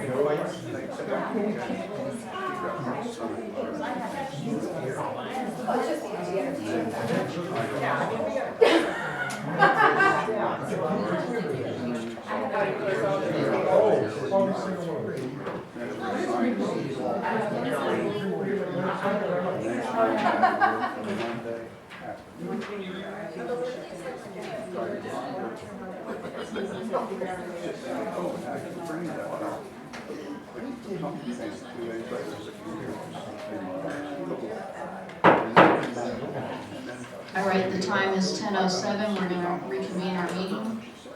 We're still at item 5H. Okay, so I guess I have the floor now. I'm going to take you back to the summer of 2023. Can everybody hear me? Not really well. Oh, wow. You want to move closer, maybe? Go into next year? Can everybody hear me? Now we can. Okay, I'll move it closer. Okay, so I'm going to take you back to the summer of 2023. And Mark Ingalls was on council at that time, and he was a liaison to the Saucon Valley Conservancy. And he was interested in doing something with the barn ruins. And we met, Kathy, I don't know if you were there or not, but we met, there was a bunch of people, there had to be 10 people there. And we were all looking at the ruins, thinking, what could we do with it, and whatever. Well, he didn't get reelected. I got reelected, and the new council came on in 2024, and I was appointed council liaison to the Saucon Valley Conservancy.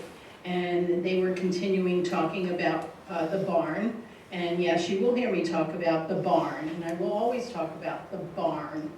And so it was like, well, what do we do with this, the ruins of the barn? It's collapsing, it needs attention, you know, and so what do we do? So I said, I had asked Kathy, and I'm gonna read the letter because I don't wanna put Kathy on the spot, throw her under the bus, but Terry Clemens was appointed, God, how many years? 20 years? As the open space solicitor, and anyway, so I said, in your opinion, would the open space money pay for design and engineering costs?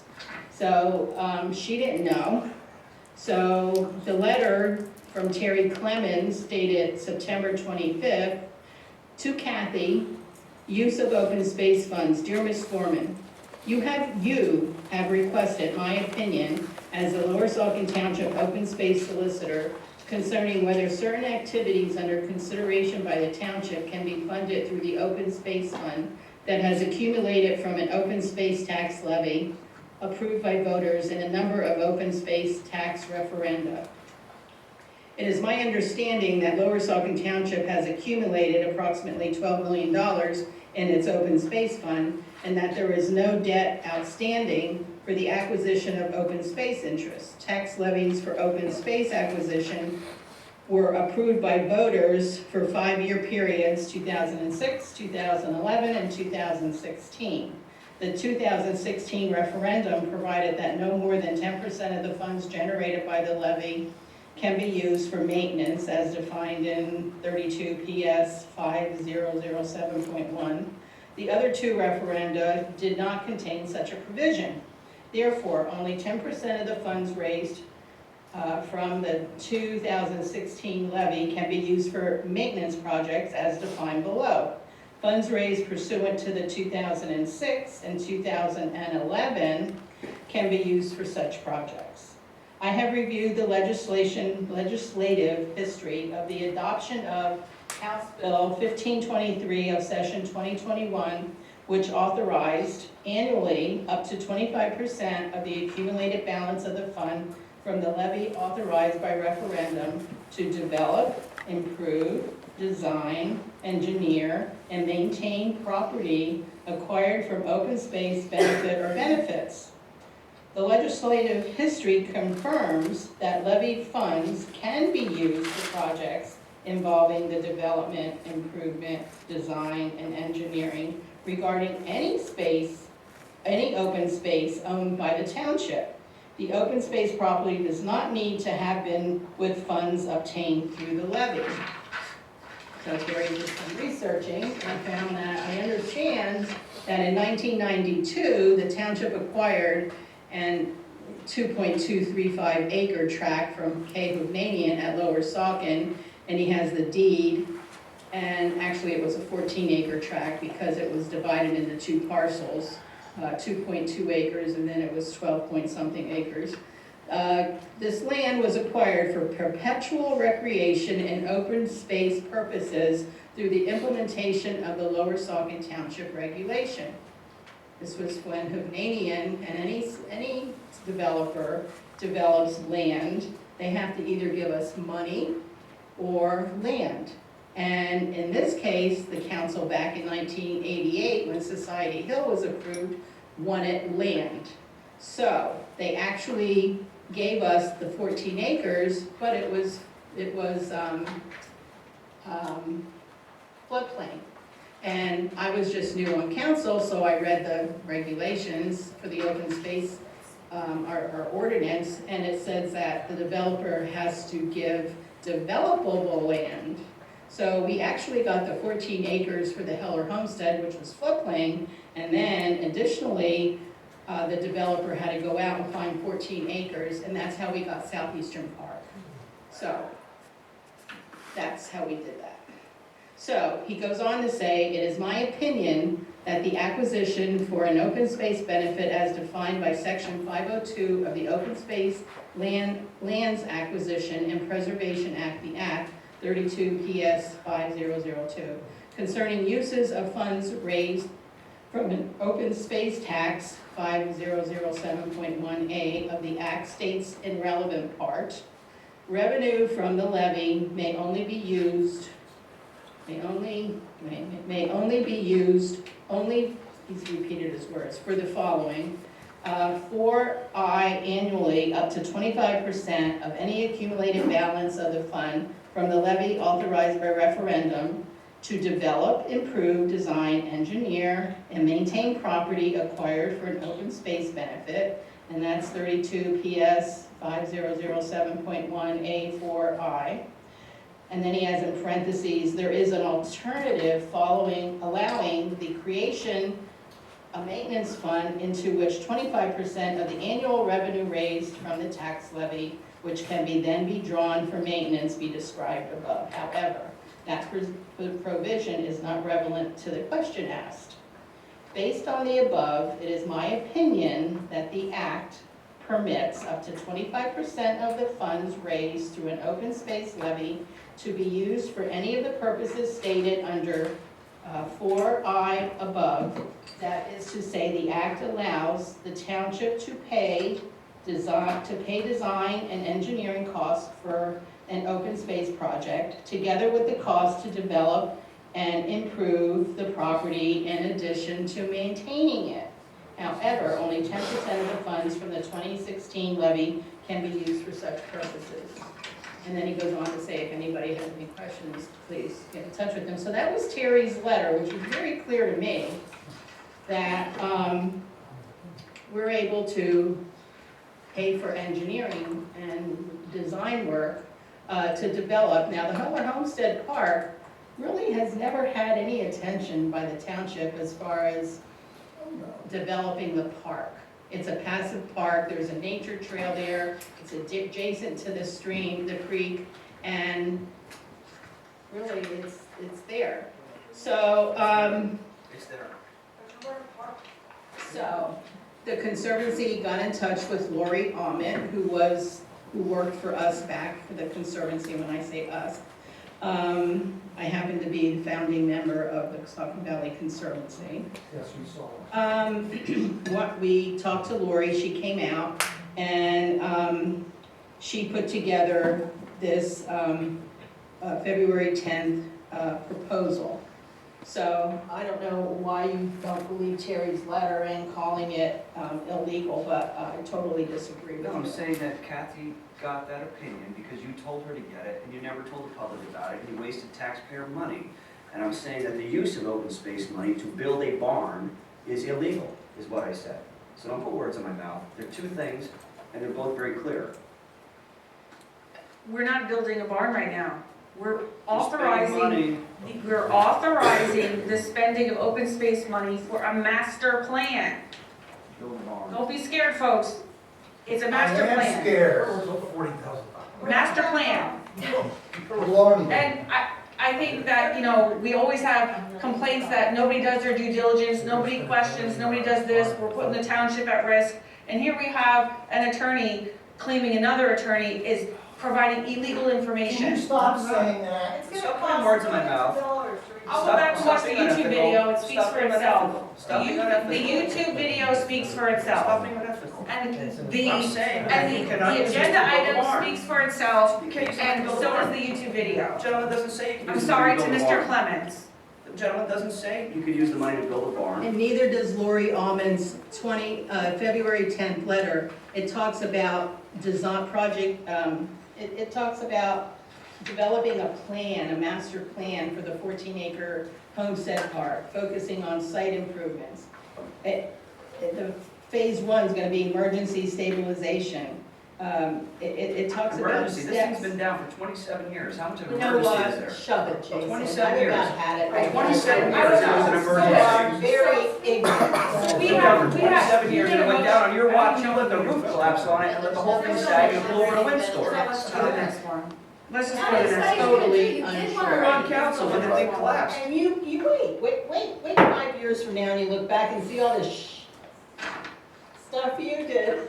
You already did a study in 2009. I didn't say it. I don't know what that means. Why are you reinventing the wheel? You did a Okay, study in I think 2009. You are out of order and I've about had it with your I numbers. do not care. I don't If you either. want to try and stifle us and take my public comment, you're gonna have to listen to it eventually. Face the music. So, I don't know what else to say to Jason's, Why don't we go to the next agenda item? And Priscilla, your exact words during EAC was that you need a gathering. You are So preventing you want to say you're not talking about building a a barn, you public said you need a meeting gathering. from space. being, For Your yoga. exact words were a gathering. Yes.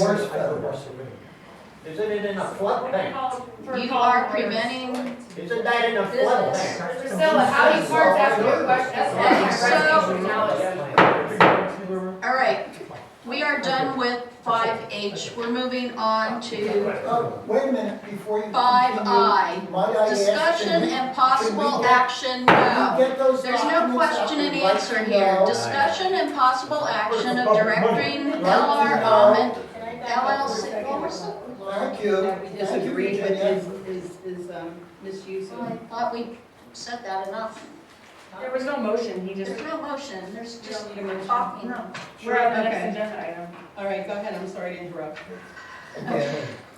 Discussion and possible action of directing LR Almond LLC to prepare plans for the Heller Barn reconstruction phase 2 and prepare a master site plan for the Heller Homestead Park. Plans. Reconstruction. Okay, so at this point, I'd like to make a motion to accept Lori Almond's LLC's proposal dated February 10th, 2025 for developing an open space and barn restoration master plan at the 14-acre Heller Homestead Park in Lower Saucon Township. Lower Saucon Township would like to develop this plan for open space amenities across the homestead site, concepts for key improvements, and schematic level designs to restore the Heller barn. This proposal is based on our previous work at the site and subsequent conversation. The cost is $40,910 and $1,200 for reimbursable expenses, and the total would be $42,110. The cost is proposed to come out of the open space fund. And see Terry Clemens' letter, which I just read in the previous agenda item, that explains that you can use the funds raised through open space levy to pay design and engineering costs for an open space project, together with costs to develop and improve the property in addition to maintaining it. However, only 10% of the funds from the 2016 levy can be used for such purposes. We're well within that limit. I'll second the motion. So,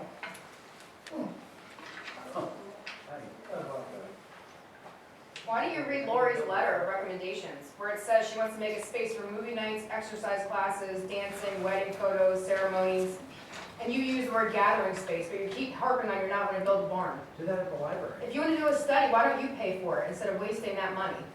The Conservancy could have been funded. Okay, you know what? You are out of order.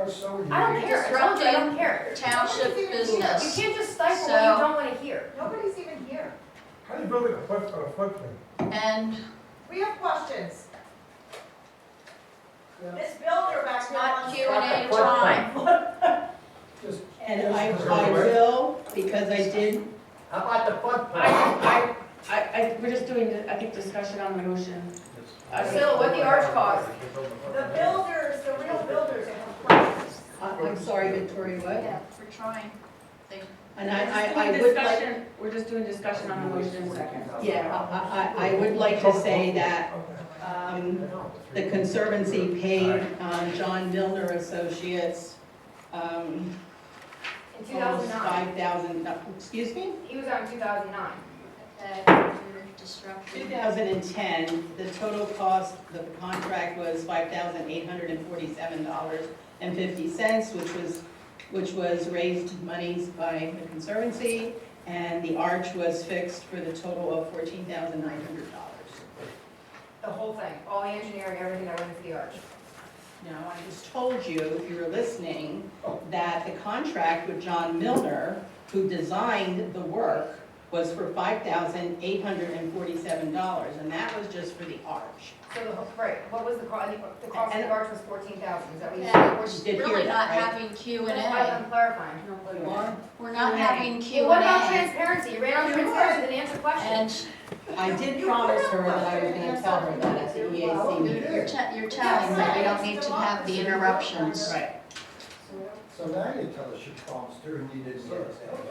Okay, so basically, I could go on my outline, I can tell you a lot of things. We've been talking to different groups, trying to come up with stakeholders and ideas for the plan, and things were thrown up in the air, and some of them were yoga, some of them were different things.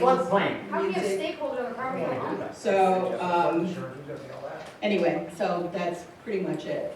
How about the floodplain? And you can point out that the whole project that happened before was paid for by Saucon Valley Conservancy. It was not funded by the township. I'm aware. Who's Saucon Valley Conservancy? But it's gonna cost millions Recommend of dollars. Sure. Thank you. I've heard a lot of complaints about us harboring township taxpayer dollars and we're just keeping it and we're not using it for anything constructive. And a lot of complaints, especially about the open space fund. I want to remind everyone that I think that we were time barred by statute that we couldn't collect any levy for open space after 3 years in a row, or three separate approvals of it. So there wasn't like a specific ideology of council to say, we've got too much money. It's just that it expired by virtue of law. There was no reason for it. We didn't renew it because it was too We didn't full. renew it because you couldn't renew it. There was no way to renew it. We could have renewed it, But we did not. if I, again, it's my time, I asked for the floor, so I'm gonna continue to say that when you look at our open space money, we have a lot of money. I've heard lots of complaints that, oh, nobody, we don't have anybody to use the money for. And I think importantly, I wanna remind everybody that $500,000 of our open space money was used for a certain ballpark on Easton Road.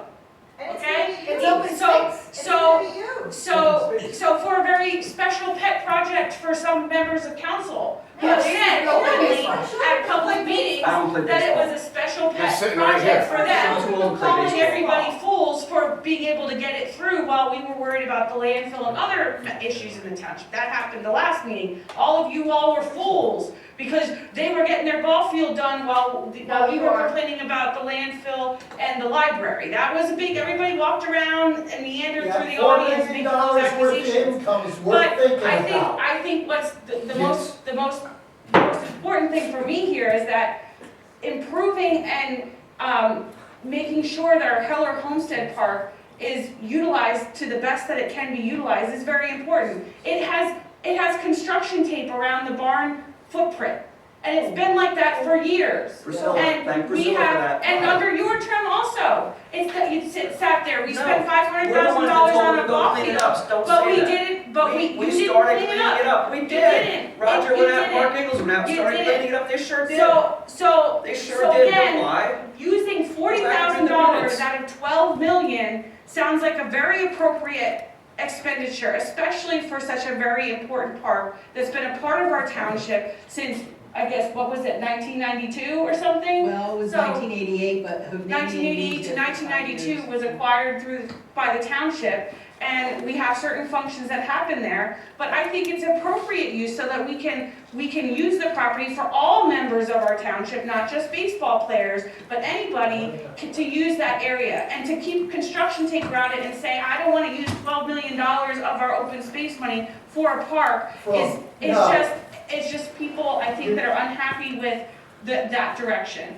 I think that out of all the things for open space money, this would be one of the most appropriate things to use it for. And, to complain about $40,000 when you allocated $500,000 to a project that only benefits a small portion of our community. 500 got work done. This is for a study. It's the same thing as results. That's my $20,000 comment. fire And I services think study that that was it's crap. appropriate, and Let's I talk think about we the remind the manager. members of the We're audience manager at that you are $10,000. interrupting We a still have a public manager for a meeting. year. You are interrupting a Let's public just make meeting. results. You are interrupting a public meeting, and it's not permissible. Your time for public comment was at the beginning and at the end. Yes, public meeting on public. That's the way it is. You can't That's stop the way it is, but $500,000 start. This is where we were. $500,000 versus $40,000. $40,000 that benefits every age and every demographic of our community versus $500,000 that benefits baseball Look at players this from kid. the ages of Look 14 at to this 25. baseball player when you say that. So, Look at the baseball player when you say that. So you can continue to try to interrupt, but that's the point. You're the one You who have, talk. there is no basis for an argument over $40,000. I support it.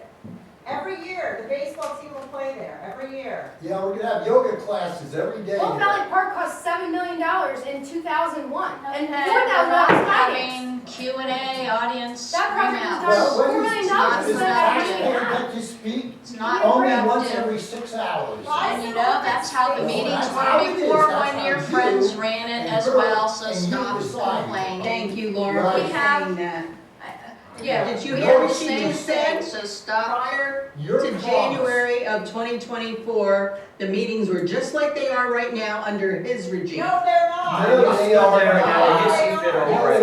You lost your minds You over lied it. to us, Priscilla, again and You melted again. down and lost your minds and you shrieked like freaks. And you've taken Nobody it away. shrieked and We've screamed lost. and carried on like You this, sure did. okay? You encouraged people to come to my Let's house on have a Christmas roll Eve and call protest. on this In the middle of the motion. night 3 times with your, Let's have a roll call, please. Let's roll call. Please knock it down. no. I didn't get a chance to comment yet. You've been commenting I didn't all comment night once. long. I didn't comment once on this item, and I'm gonna comment now. No, you're gonna let me comment on this. You're not gonna shut me down. Nice try. Jeez. Stacy, would you bring up the website Laura, list, you're you doing a please? great job as president. There's my pile of wood again. Knock the bar So down. here's what this is about, One over folks. here. Those were the trees. You gotta comment on those. Next time. Here's what this is about, folks. This is the historic, stop talking, I'm Would you speaking. stop? Stop interrupting. Can I please have the floor? May I have the 10 floor? minutes. Madam President, may I have the floor, please? Thank you. This is what it's about, folks. This is the Historic Barn and Farm Foundation of Pennsylvania. And who is on the board of directors, not just on the board, but Priscilla De Leon. So this little pet project of hers is to ingratiate herself to barn lovers all across the state. And her legacy, maybe her mausoleum, will be reconstructing the Heller Homestead barn. So she is the first official board of directors. She was elected unanimously at a meeting held on June 7th, 2009 in Gettysburg, Pennsylvania. So according to their website, she's been the president of this group for 16 years. So what's well, update your website, you're the president. I can only go by what's on the internet. He's saying my term is from that, not that I was president. All right, well, it says you've been there, you've been on there. You're elected unanimously. All right, but now you're president, okay. So it goes on to say, oh, your term is 2023 to 2026. Got to get it done by 2026. Clock's ticking. Appointed to serve as the interim Historic Barn and Farm Foundation Director on its initial board in 07. Continued serving on the board ever since. She's an elected official in Lower Saucon Township, serving since 1988. 1988, when Havanian was going to give us this farm. Councilman, she feels very strongly about preserving our heritage through historic preservation, environmental protection. Future generations depend on us protecting and preserving, blah, blah, blah. 1993, Priscilla founded the Saucon Valley Conservancy. Who works out of the Heller Homestead? The Conservancy. Served as the president for a number of years. The Conservancy is the major steward of the Michael and Margaret Heller Homestead, which is part of the Heller Homestead Park. She structured the first phase of the Heller Barn Stabilization Project, completed in May of 2011. What you need to know, if you didn't go to the EAC meeting, and I don't have this, I wish I did for you folks, is what the Heller Barn looked like when it started. You have these, Priscilla, you handed these out, so don't worry about it. You have these. Stop looking over my shoulder. No, don't just offend me. So here's what the Heller Homestead looked like before it came down. This is what Priscilla let it turn into. Yeah. Roof all caved in, wall sagging down on it. This is what it looked like. A disaster. An absolute disaster. And what happened? It came down. It came down on her watch. There's the wall that came down. And after that, there's a chain link fence that's been around it forever.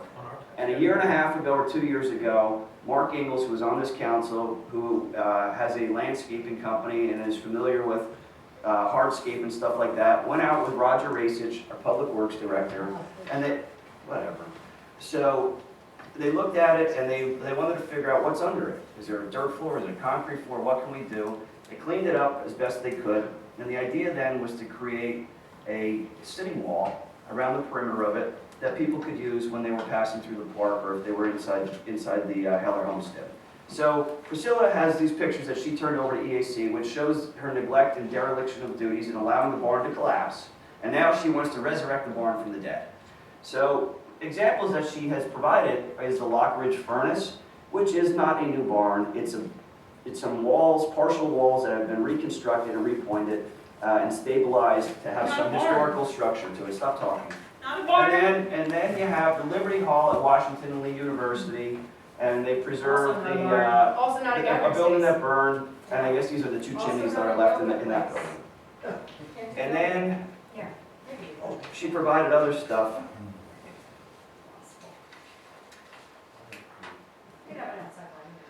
That includes the picture of the archway that was preserved back in, what was it, 2010? 2010. So that's what we have there. So back to Priscilla No barns. and her, stop talking. No barns. Stop No gathering talking. space. Those aren't So, gathering spaces. She goes on, she structured the first phase, and then she was instrumental in the Conservancy's annual barn tours. During her term as the president of Saucon Valley Conservancy, was listed on the National Register of Historic Places. The township accepted ownership of Liz Franklin Schoolhouse. Now here's something interesting. Liz Franklin Schoolhouse actually has a roof on it, and walls and windows. So if you want to have an indoor space, we have an indoor space. Go use that indoor space. You don't have to use this indoor space. So that's Priscilla. Could you pull up the picture that I sent to you, please? For those of you out there with kids, I caution you. It's kind of a creepy picture, I know. It's kind of haunting. But that, I think, is Priscilla back in the day, standing in front of the barn ruins. It's a morning call. So she's standing there in front of the barn ruins, and now she wants to rebuild the barn. So the question, No barns, no barn in the proposals. the questions that haven't been answered are, just because you have, they're suggesting to you, just because you have all this money, you should spend it. That's what you Okay, but suggest. you need to spend the You money suggest that every legally. meeting. You have to spend the money legally. Stop interrupting. You have We wanted to spend it remove our legally taxes in to conformance zero. with what the open space law allows. Shut her down. The open space law doesn't allow you to build No, buildings. of course you Right? It won't. doesn't allow you to build buildings. It allows you to do what you said it allows you to do. So, Priscilla's the president's barn group. She wants to ingratiate herself from it. You're into it. The question I have is, we got this nice letter in from L.R. Ament, which is a 7-page letter that is acceptance and authorization. And the question I have, and it's addressed to Kathy Gorman, and I don't remember ever asking Kathy or having council approve going to L.R. Ament and requesting from Lori Ament, this proposal.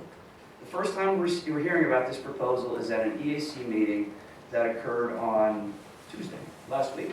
Yeah, What's the last proposal Tuesday. for? So, the question is, how did this come to be? Was Priscilla, Because I was representing contact? the conservancy, and I forwarded it because I'm the liaison to Canon. Oh, okay, so you were representing the Conservancy, and you forwarded this letter to Kathy, but yet the letter is addressed to Kathy. I asked So, her to so address it. why would the letter be addressed to Kathy if you were the one who received it and sent it to I Kathy? didn't receive the Okay, letter. so somebody asked Lori Ament to create this letter with this proposal in it, without the knowledge of, and at least certainly without the knowledge of me on council, and certainly without the knowledge of the public. So there's transparency for you yet again. As a field So, that's one question. The next question I have is, Priscilla's this historical Something person. wrong with What somebody is just historical proposing something to about us? building a new barn? I don't think there's anything historical about building a new barn. I think it's a new barn that you're building, and you're trying to use There's no open barn space in the money. proposals. No barn in the Would you stop proposals. talking? Even the packet that you just displayed had pictures of like monuments or like partial Just one structures. day on. Like, Would you I, listen to him? let's keep it on Okay, focus. Nobody Okay, here we interrupted go. Priscilla. All right, Can Is keep this going, all keep you going, can keep do? going. Point, The Jason. agenda So here item we goes are. for our master This is plan. item 5 from Priscilla's packet that she turned over to EAC, and what is it called? Michael Peller Barn, drawings 1995 by John McFarland, and these are the architectural drawings of the barn, okay? So to say that she's not building a barn, when she said she's building a barn, and she has pictures of building a barn, is just disingenuous. It's just another lie, okay? So, she wants to build a barn. So, I guess questions are, Priscilla ignores me yeah, talking all the the time. questions that I have here, and then the public may have more questions than what I have here, is, if this is something that the Conservancy wants, then why isn't the Conservancy taking the lead in doing this? Why are they putting the burden, the financial burden and the administrative burden on the township to do this, right, for a pet project? Now, as I understand it, it was represented at the EAC that this barn, that barn that they want to rebuild, would be used for things like yoga and dancing. Now, I don't think these ladies are doing much yoga or dancing. I don't know if the public is doing much yoga or dancing there, but perhaps they are. But I don't know what the usage numbers are to even consider justifying building a barn with that much money, whatever amount of money it's going to be, when we don't know that. Do they even have yoga classes at the Conservancy facility? Do you go? You're concentrating on I one think we're off word. topic at the moment. Well, it's Again, your we're back words. to I'm not. master I'm not. plan. So. Right, so can you Development of a summarize plan. your? We're not talking about barns, we're not, we don't have a Would you stop? proposal here to build a barn, so I think we're off topic at this point. I would redirect this to the master plan. Master plan to develop the Have we park. paid any money to winterize the property and or the barn? Master plan. We paid the consultant to prepare, or to review what we needed to be done. To winterize it, right? Yeah, that was Mr. Reed. Yeah, and that was gonna be $1,000 to winterize a pile of rocks, right? To give his recommendations as to what to do to winter out. To winterize the pile of rocks. So we're gonna spend $1,000 to have somebody tell us what to do, how to winterize a pile of rocks, okay? This is your tax dollars at work, folks. Keep your eye on the ball, I know it's hard to follow. So then, the question I have here, a couple other questions. So if we build a barn, which I'm saying we shouldn't build a barn, and that it's illegal to use the money to build a barn. The agenda So, item is about a the master plan. Yeah, so, but before we Master jump into the plan. master plan, let's ask ourselves some questions Approval about of why funds invest in the master plan. To create a If you master do something plan. there, what are you doing? Does not say barn. How many parking spaces are allowed on the property? They're available currently. I know it's paved now, it used to not be paved. 6? I heard somebody else 6. I think it's about 6. 6. So, okay, we're gonna have a barn for 75 people, I think was represented. 75 people could use the barn. So where are these 75 people gonna park? Nobody knows. What building codes are gonna be required to be followed to construct this? We're not What is the constructing cost? anything, we're back What to is the master cost plan. of the Can I just historical have a materials that would be point needed where to I think we're reconstruct this historical outside of barn? the scope? Have we sought any grant money Of this to agenda pursue item. this project? Why are we using our money instead of getting grant money for things like this? There's plenty of money that's available. We got like $500,000 or $600,000 for the baseball field. We got money all the time for parks and swing sets and monkey bars. I don't understand why we're That's the same question spending. about the baseball So- field. Why didn't you use the $500,000 of I asked open the space question earlier. that you took from open space Here's and another thing I raise thought it of for too. your baseball ball We've field. got the Frackville schoolhouse, and I said you could have classes there, you could have classes here. How about at the Seawico Fire Company? Maybe they would throw it open in their good graces because, you know, we buy all this fire equipment from them, we give them a lot of money. Waco Fire Company But- that leaks water all over the place and has, Mhm. it's terrible. And So, I guess the other question is, you know, in terms of the 2.23 acre site, if we were to build this barn, what impact does that have on impervious coverage? We said a gentleman that was here looking for a variance for impervious coverage. What effect does this have on runoff into Saucon Creek? I know a study was done by Lehigh University about the issues with sediment in Saucon Creek that's enhancing the flooding that's taking place upstream and degrading the water quality and the fishing and the wildlife that lives in the water. I think that would worsen here. Gentleman back there brought up a thing that I had in my notes is the riparian. How close can you build it to a creek? And the same people that are shrieking right now, were shrieking about not having a bathroom at the baseball field, so are we gonna have a bathroom here? I don't see anything in the proposal about building a bathroom. Apparently we need to have bathrooms everywhere because people have incontinence problems in this township. Then you've got, the question I have, how many conservancy members are there? Do you know, Priscilla? Can you tell me the number? She can't tell us the number. So we're gonna put this money into building a barn that's adjacent to and gonna be It's used a by the master conservancy. plan, the money's for a Okay? master plan. What are the membership trends for the conservancy? Are they going up? Are they Reminding going down? ourselves about what How the often do they proposal meet? is. I've seen It's that for they a have, master and I plan. appreciate what they do, but I see that they have like an art show, they have like a wine tasting, and I don't know what else they have. What else? Bird watching. Bird watching, okay. I don't know if you need a barn to do those things. It doesn't make any sense to me. I think the lease agreement, Kathy, what do they pay us for the lease that we have with them? $10 a year? Right, and we waived everything during COVID, and we actually had to winterize and heat and maintain the property during COVID, right? So that suggests to me that the Conservancy is not flush with cash, and that they're really maybe not a viable, financially viable organization. Nothing against them, I wish them the best, I hope that they do well. I think that their mission is important, but I don't think that the township should be building a barn. We're not building a barn. It's an approval for a So- master plan. I don't know why I can't read. We're not that stupid, though, people. I can't read. We're not that dumb. You know, I just think that all of this is a lark. It's been proven, shown to be a lark. I don't know why we would spend this much money on something that has not been thought out at all. This is a knee-jerk reaction where somebody asks somebody to get a lawyer to write a letter, and the lawyer's letter doesn't say you can build a barn. And somebody asks somebody else, L'Oreal meant, to draft up a proposal with all her credentials here as to what she's going to do. And I'm not saying we don't need to have a plan done. It's But I'm more than what saying- was done for Easton I'm not- Wallfield. But I'm saying what we need to do is not represent to the public at an EAC meeting that we're going to build a barn for yoga, build a barn to have dances and all other sorts of nonsense, especially when the person who's advancing that person there is the president of a state barn organization and seemingly wants to make herself look important to the barn people. That's all I have. Thank you for your time. Okay, You need clarification, something I said, sure, No. Mr. Delang, I'll be happy to answer it's your not question. Q and A, and you your know it's question. not Q and A, so That attorney wrote. the recommend, Yeah, that letter should be available. Kathy, is that letter available to the Right public? to know request. It's on board docs. It's Yeah, it's in the, it was it's in your packet, if you're able to read the packet. Yeah. See, Priscilla just encouraged you to file a right to know request, but when I do it, the sky is falling. But now she's telling you should do it, because she doesn't want you to have this information. She wants to burden you to do that. But when I do it to expose nonsense to the public, I'm an idiot. part of the packet, and can we get back to order here? I'm in order. Everybody, I'm totally in order. everybody's talking over each other, Well, you allow. And that's your why- own people. and you don't help, I okay? didn't finish, I'm sorry.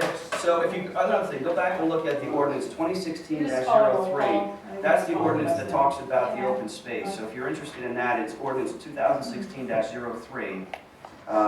And that's what sets up the open space and it talks about what the monies can be used for. And that's an important document. Right, but the legislature changed it. I don't, you're an attorney, are you really an attorney? I know what the legislature did. All right, let's have a roll call, let's have a roll call. Yes, yes, and yes. They changed maintenance, they added all those other They things. change it that you can build a barn.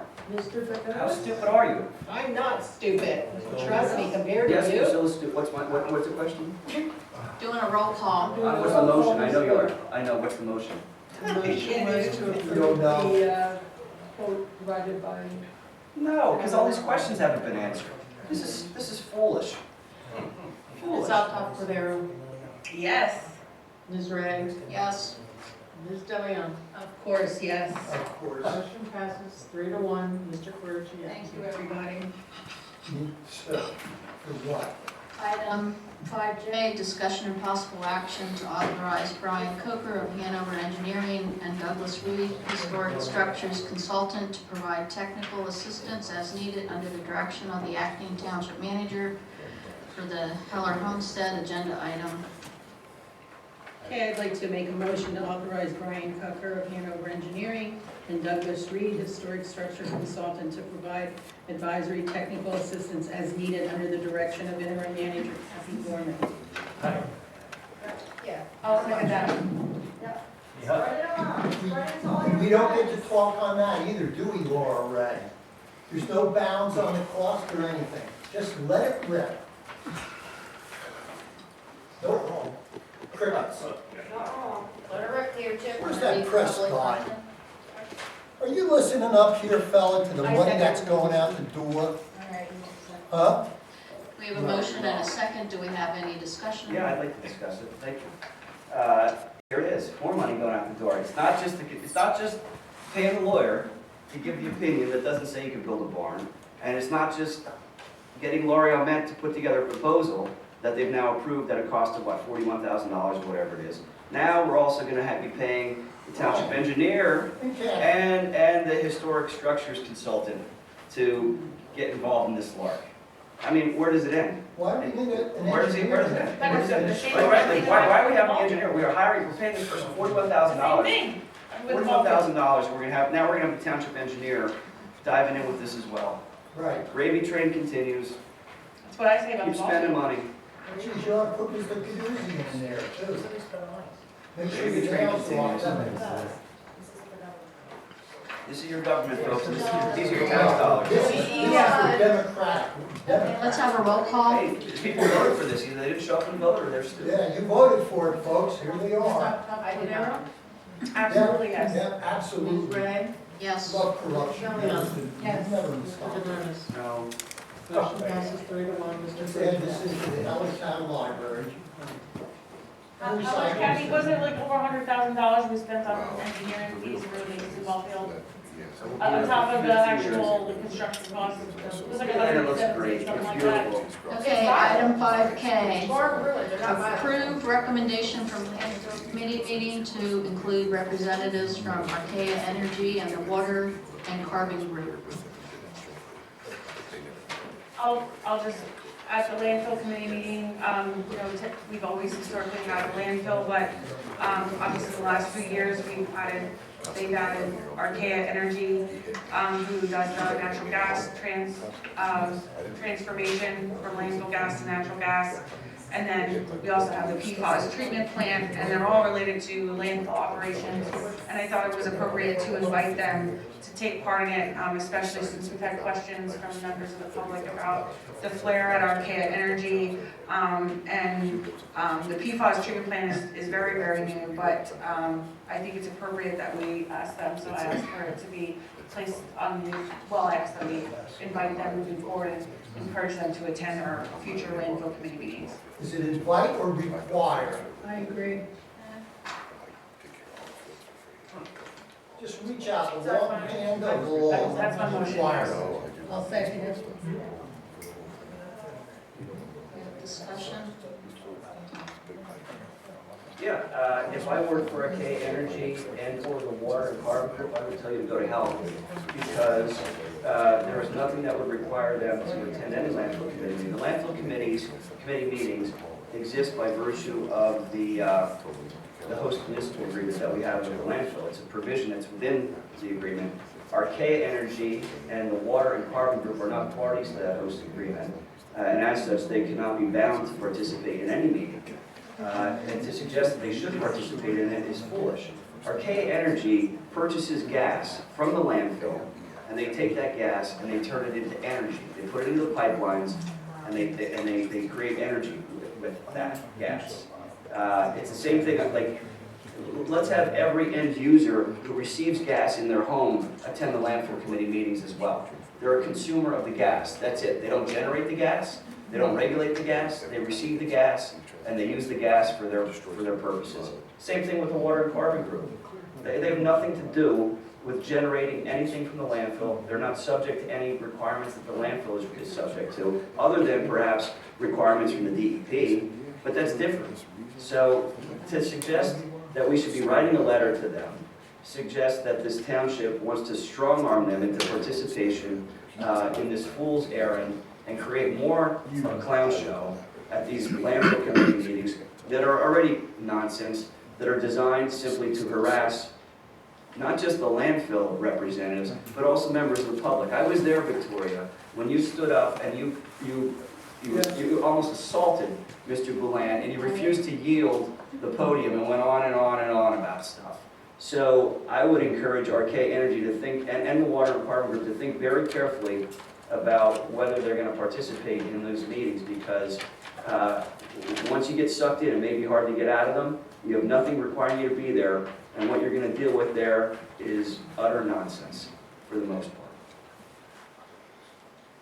Okay, I don't think it hurts to invite them to share information. Let's invite everybody. And One big thing. prevent what the next agenda item is about. Can we have a roll call on this one? I'll just add one small comment. I thought you already spoke. So I think it's imperative that we recognize our duties on council are to represent all members of the public, all residents. And I think that it would make logical sense to make sure every entity that is part of the landfill's footprint be invited to anything that we discussed at the landfill committee meeting.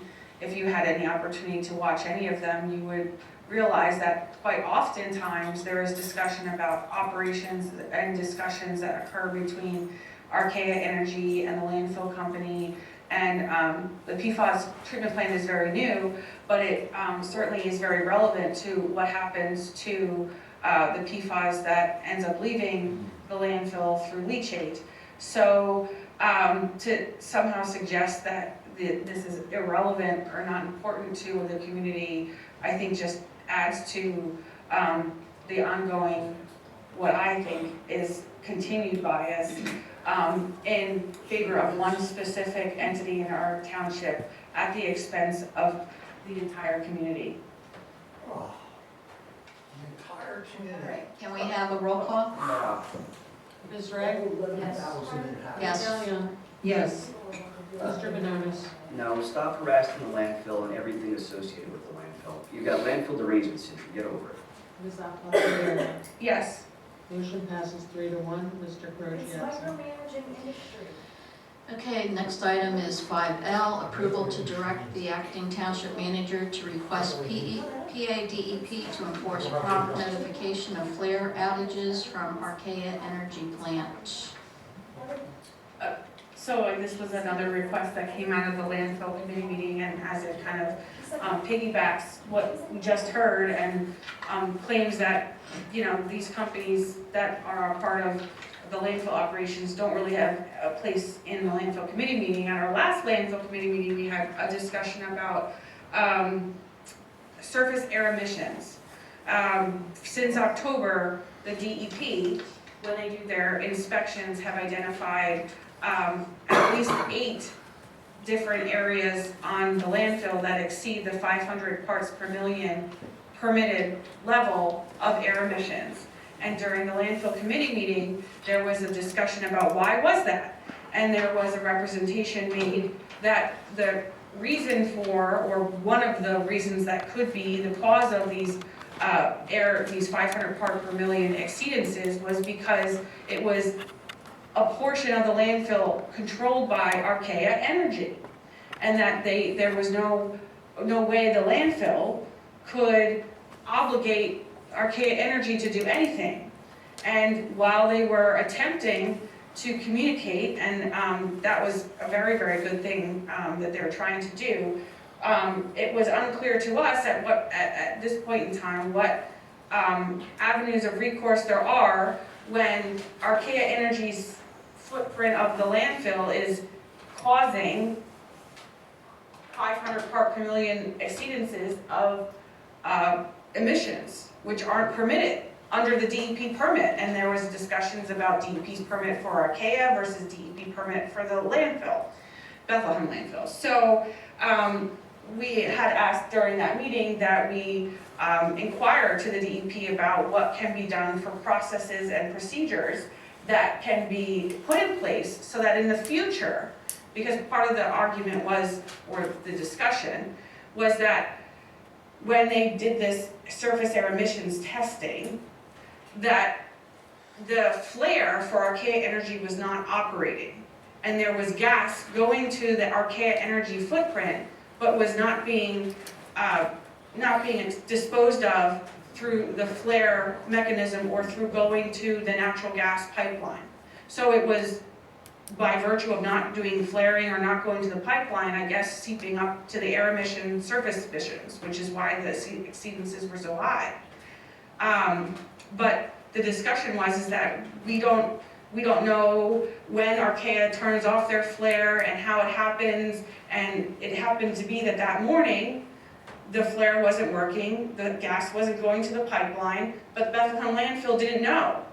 And the DEP came out, did their surface emissions, they had all these exceedances, 8 in October, and then after the DEP left, the landfill got notified the reason that this could be is because the flare wasn't working. So again, this is a lot of communication that needs to occur between the landfill and Archaea Energy in order to ensure that we're not having these air emission exceedances of 500 part per million that don't comply with the DEP permitting levels.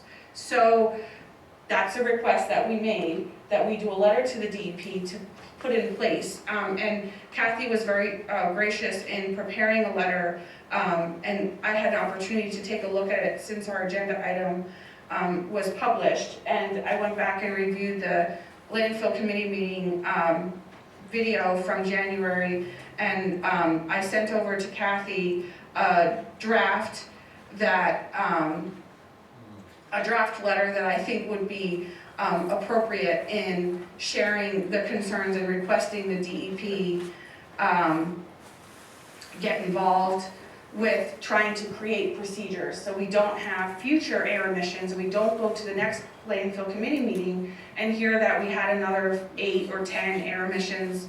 I will also notate that since that October air emissions, we got a DEP inspection report from December that identified 10 additional air exceedances in December. So it wasn't just an anomaly in October, it happened over at least a couple of months. So I forwarded a draft letter to Kathy this afternoon, and I'll read it into the minutes so everybody here can hear, but it says, "Dear Mr. Wojcicki," I don't want to say his name the wrong way, but at the Township Landfill Committee meeting held on January 16, 2025, Bethlehem Landfill represented that on October 24th, 2024, Archaea Energy was not flaring or otherwise handling gas on its portions of the landfill, which resulted in 8 surface air emissions exceedances above 500 parts per million detected by the DEP.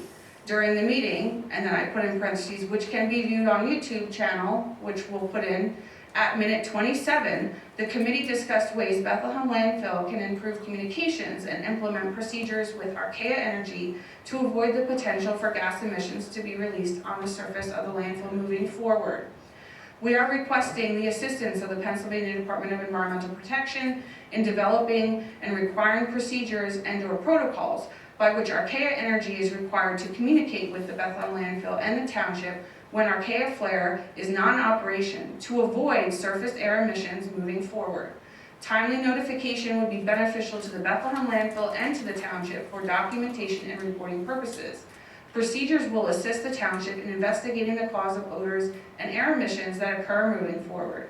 The township is very concerned with the continued odor and surface air emissions identified in the DEP reports from October, November, December, and January. Please let us know what can be done to address this request at your earliest convenience. We appreciate your assistance in the matter, and if you require additional information from our office to expedite this request, please contact our office. Sincerely, and it would be signed by Kathy Gorman, and it would be directed to members of the DEP, including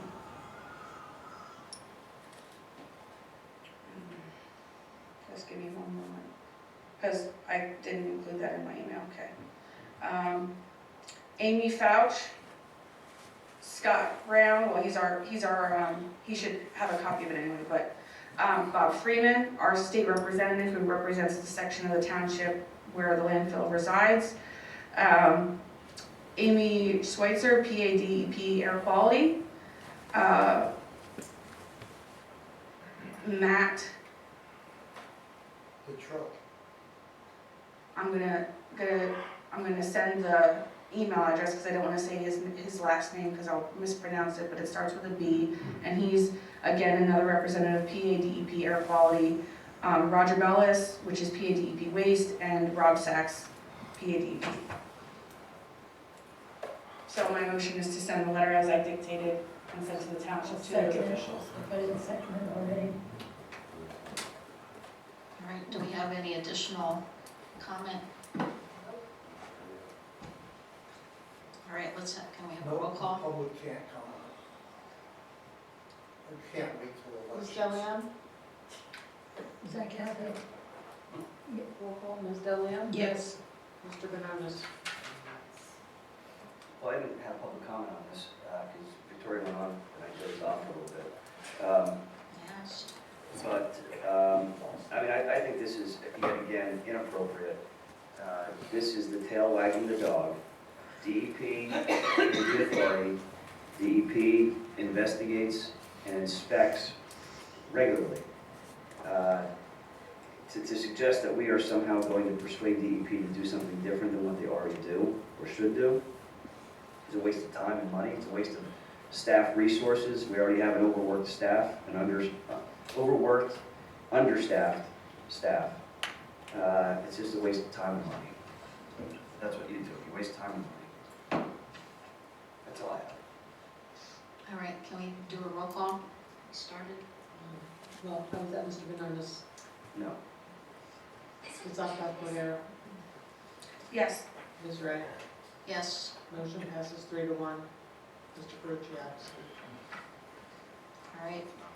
Item 5M, authorization to waive itemized expenses of the Lutz Franklin Schoolhouse building billable to Lower Saucon Historical Society. We're requesting, actually the Historical Society is also requesting to have the expenses waived because it is very difficult to keep up with everything with the fundraising. These are township-owned properties. It is on the National Historic Register. So I would make a motion to approve waiving the itemized expenses that were listed. Second. I just have a question. Have we waived expenses historically in the past? We waived them for the Conservancy. I had advised council last year that we would send out lease agreements and collect their insurances indemnifying the township, and that we would do this on a year-by-year basis, and I would bring it to council every year to request the waiver so that council has the opportunity to revisit their opinion on it. Oh, thank you. In years past, though, have we paid these expenditures? Is this like a new thing, or is it something historically we've done? The Conservancy requested it several years ago, and we've been waiving it since. And this is the Historical Society, which is Lutz Franklin. Lutz Franklin, no, we have not. So they've been paying their electric bill. Okay, so this would be new for Let's Franklin, but they are township-owned properties, right? Yeah. Okay. And they, as far as I understand, I believe it's the 3rd grade at Saucon Valley goes to Let's Franklin, and there's a whole program about how the school was back in the day, and all the 3rd grade classes go to Let's Franklin, and the volunteers put on a presentation there for the educational benefit of all the kids that go through Saucon Valley at least. So I'm in favor.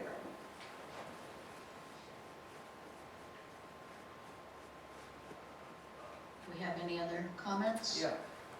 Well, I know that Priscilla will probably regale us with a story about what it was like to go to the Blitz Franklin Schoolhouse when she was a student, like she went for Belmont. But the question I have is, we've got a Lower Saucon Historical Society, and then under item Q, we have the Hellertown Historical Society, and then under N, we also have the Saucon Valley Conservancy. So there are 3 different groups that all seem to serve a similar historical purpose. And I'm wondering why that is. I'm just thinking out loud. Is it because there were individuals that were involved in one group that didn't get along with others, i.e. maybe Priscilla and or Laura? Or like why are these groups separate? Like why do we have the Conservancy in one and we got the Historical Society here and there? Like, and why isn't Hellertown? Like you guys want to be, you know, joined at the hip with Hellertown, so why don't you merge the Lower Saucon Historical Society and the Hellertown Historical Society into the Saucon Historical Society? Maybe throw the Conservancy in there too, and then maybe you can get all the assets together and build a barn.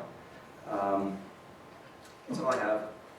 Hey, and look, I like what historical societies do and conservancies do. I think it's important stuff. I don't mean to devalue what they're doing, but I'm just not sure what's going on. And I'm not saying I'm not going to vote for them to have their expenses paid. Blitz Franklin Schoolhouse is great. They have an apple festival and 3rd grade classes go there. I'm not sure what else it's being used for, but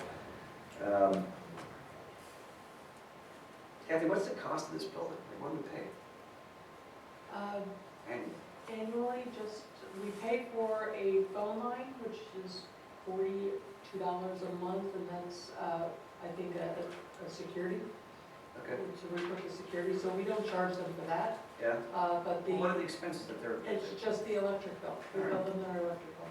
So they want us to pay their electric bill, that's it? Yeah. What do they do to fundraise? Like what happened to the days where like groups like did stuff instead of look for the government to like bail them out and subsidize their club? Right? They have a club that they want the township to subsidize. Everybody's got a club. The government's your personal checking account. Yeah, everybody like form a club. We'll give you money for it, whatever. Absolutely. Our police didn't get their bonuses. Yeah, police don't get their bonuses. Township staff that's overworked don't get their bonuses. But we're gonna pay for every club that's out there. I just remind the township spent, I think the township assisted in rehabilitating that structure. It's a National Historic Place and it's owned by the township. So I think we have an obligation to all of the years and generations before this council that put all the energy and effort into restoring and maintaining. And in fact, I think even there was the expansion at one point, it was just the Lutz Franklin Schoolhouse, and then there was like the little park with the parking lot in the back of it. That was a whole other, thing that was done. So to suggest that somehow this is new stuff for the township to support our parks areas, especially the Lutz Franklin. That's shameful. Don't be ashamed. I'm not ashamed. I don't think you are. I'm just saying it's shameful. I'm not ashamed, but like, I think it's shameful. it just seems like we're subsidizing all these clubs. It's our township property. It's not a club. It's not a private club that people pay to go into. This is our township property, our township history. Kathy, do we have a lease with them? Because what would be billable to the Historical Society? If it's a maintenance issue, that's ours, right? We pay for that. Actually, we do pay for maintenance issues on the building, but it's not. So Victoria doesn't know what she's talking about. Okay. All right, Yeah, I said thanks. it's our building. We should pay for it. That's not what we're talking about here. We're talking about expenses. And if we didn't Kathy, pay for these expenses in the electric bill, let's We just already think paid to about maintain the it. building. We don't pay the electric bill, and then what happens to the interior of the building or whatever? What happens to the 3rd graders that go there for their school class or whatever? That's a good Because point. the electric bill wasn't paid. I don't know. No, that's a good point, because I remember like. They lived like the old days, because there was no electric. Right. It's historic. That's There's no another central point. light, I don't know if there's central. Ta-da!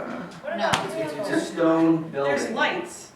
They, This is, again, shameful. they light the coal stove that's in there.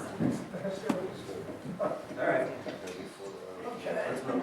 Okay, let's have a roll call. Ms. Delion, Yes. Mr. Banonis, Sure, why not? We're just giving away money. Let's just, sure. Send some to Ms. me. Cordero, Yes, Ms. Ray. Yes. I'm in debt about $5,000 because of you. Okay, 5N is authorization to waive itemized expenses for the Heller Homestead Building billable to Saucon Valley Conservancy. I'll make a motion that we waive the annual expenses for the Heller Homestead and the Widow's House. It's like COVID 2.0. I'll second that. 4,000 more. My comment again is that the property is owned by the township. Go to. We have volunteers that do what they can to raise money and bring forward the community and showing off what our history has in Lower Saucon. It's a township-owned property, so if they're asking us to help them in maintaining it and paying for utilities so that we can continue showing it off to the community, I think it's appropriate. You don't have to use those, why would you pay it? And then you wonder why we couldn't find a group to help with the house across the street. Yeah. And here we are. Forget everybody complained about that. Here we are. You know, there's no fundraising. You're not holding them responsible. I nominate the members of the audience right Please, now to please, join these please create organizations some and help them with. I will gladly, you know what, Volunteers Victoria, out there. I'll join both of them. Great. I will gladly join both of them. You get all of the That'll ideas, make you as happy as when I show all up of here. the and wait for ideas it. that you have to EAC. improve their fundraising. I'm sure they will be Alright. very appreciative. I have tons of ideas. All right. Yeah, they can, let's do it. Ideas are great, you just need the people to help do it. It's hard to find Need the people. volunteers. It's hard to find people to fundraise. So my question is. I'm seeing two people already. We're not doing volunteers. Q&A again. Can we have a roll call? There were no questions asked, Laura.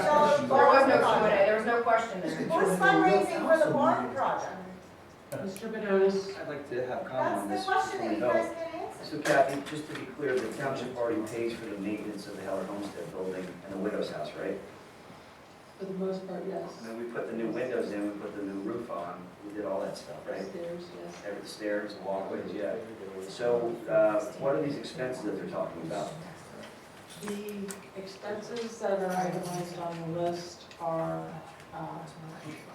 their electric, their heating oil, I believe, and water bill. And how many events do they hold there per year? Is it the 3 or 4 that I talked about, like the art show, wine tasting? Holiday open house. So how many It events? varies each year, I understand that. There's Can you not give us a more than ballpark, 5 a maybe a year. range, high, low? maybe 3 or 4. Okay, so we're gonna spend all this for a group that meets, a club that meets there 3 or 4 times a year. Looks like What do they the, do, what do they do in terms of like historical stuff? Like what kind of like programs are they offering? Educational programs, tours, Heritage Day is resources? coming up. May, I don't know the date, May. How many members are there of the, well, you're a member, aren't you? Yeah, I'm a paying All member. right, well, okay. So you're asking me to vote, you're ready to vote? Pheasant hunting. Yes. Yeah, all right, so hey, we're giving away money, so I'll vote for Pheasant this hunting and because I can skinning. say I supported I it, don't but I like wouldn't that. come before me to say, hey, build this barn, I'll be able to say, no, I already gave you money. Ms. Cordero, Yes. Ms. Ray, I should frame that picture and put it on my wall. Yes. motion passes 4-0, Mr. Pritchett. Okay, 5O is approval of the 2025 tax warrant letter. Township staff requests council approval of the attached tax warrant letter approving the finance department or authorized designee to collect the real estate taxes for Lower Saucon Township for 2025. I make a motion that we approve the letter. Second. Do we have any discussion on this one? All right, can we have a roll call? Yeah, I'm gonna have a discussion. Again, I'm gonna bring up the point that I brought up when you passed the illegal budget, that you're taking taxpayers' money when you're sitting on a boatload of cash that you shouldn't be sitting on. Give the money back to the people, right? That's the problem. And the police. Give Yeah, money and back the to police too, but give the taxpayers And back their staff. money. Stop hoarding it because you're trying to shut down the landfill, and you're trying to create a slush fund that will soften the blow until the three of you are no longer on council, and then you're gonna leave a burning dumpster of financial issues for the township. That's what you're trying to do here. You're trying to keep the slush fund there so that when you shut down, when you try to shut down the landfill, God helps if that happens, you're gonna be able to ride off into the sunset and not have to deal with it and leave it for other folks that are gonna be on this council, this community. All right, can we have a roll call? Ms. Upton Cordero? Yes. Ms. Ray? Yes. Ms. Delia? Yes. Mr. Banonis? I will abstain for the other reasons that I abstained regarding taxes and budgets. Motion passes 3, 1 abstention, and Mr. Carocci absent. Okay, next item, 5P, ratification of snow emergency issued on January 19th, 2025, and to January 20th, 2025. Lower Saucon Township declared snow emergency on January 19th at 11 a.m. till January 20th at 3 p.m. These are to be ratified by the elected body at our next scheduled meeting after the event, which is now. So I make a motion that we ratify this snow emergency. I'll second. Do we have discussion? Yeah, not for me. Yeah, I would like to thank Public Works for the hard work that they put in. I know they put in a lot of long hours dealing with the storm, and winter's not over, but we appreciate the efforts to keep our roads clear and the ability to get out and engage in the community. Thank you for saying that. We haven't even had any Just pass it snow along, this year. Sheriff. All right, can we have a roll call? Ms. Ray? Yes. Ms. Delia? Yes. Mr. Banonis? Yes. Ms. Upton Cordero? Yes. Motion passes 4-0, Mr. Carocci absent. All right, next item is 5Q, authorization of a sponsorship donation for a Saucon Valley Easter egg hunt organized by the Hellertown Historical Society. And the Historical Society sent a letter requesting with different levels of sponsorship. Motion to sponsor at the $300 level for the Easter egg hunt held on April 19th, 2025. This, even though it's held by the Hellertown Historical, this is a community function. It serves Lower Saucon and Hellertown residents. Go for the big one. Gotta have money in the general fund. I'll second that. For waiving expenses. Does the Lower Saucon Historical Society have a similar Easter egg hunt? Nope, no one else does. And the Conservancy doesn't either? Nope. Wow. Why? This would be a duplicate Well, effort. I mean, obviously the price of eggs are high. It's probably the landfill's fault too, if Donald Trump getting through the land. All right. I like Easter egg hunts. All right, can we have a roll call? Ms. Ray? Yes. Ms. Delia? Yes. Mr. Banonis? Sure. Ms. Upton Cordero? Yes, thank you. I just want to say thank you to the community for putting this on. I think it's a wonderful event. It brings out so many children and members of the community, and it also brings businesses together, and they solicit from various businesses also, and I'm happy that the township can now participate. Motion passes 4-0, Mr. Carocci absent. All right, next item is 5R. Authorization and approval to renovate the room in the police department. Police department is requesting renovations to an existing interrogation room in the police department to be utilized by a new detective approved in the 2025 budget.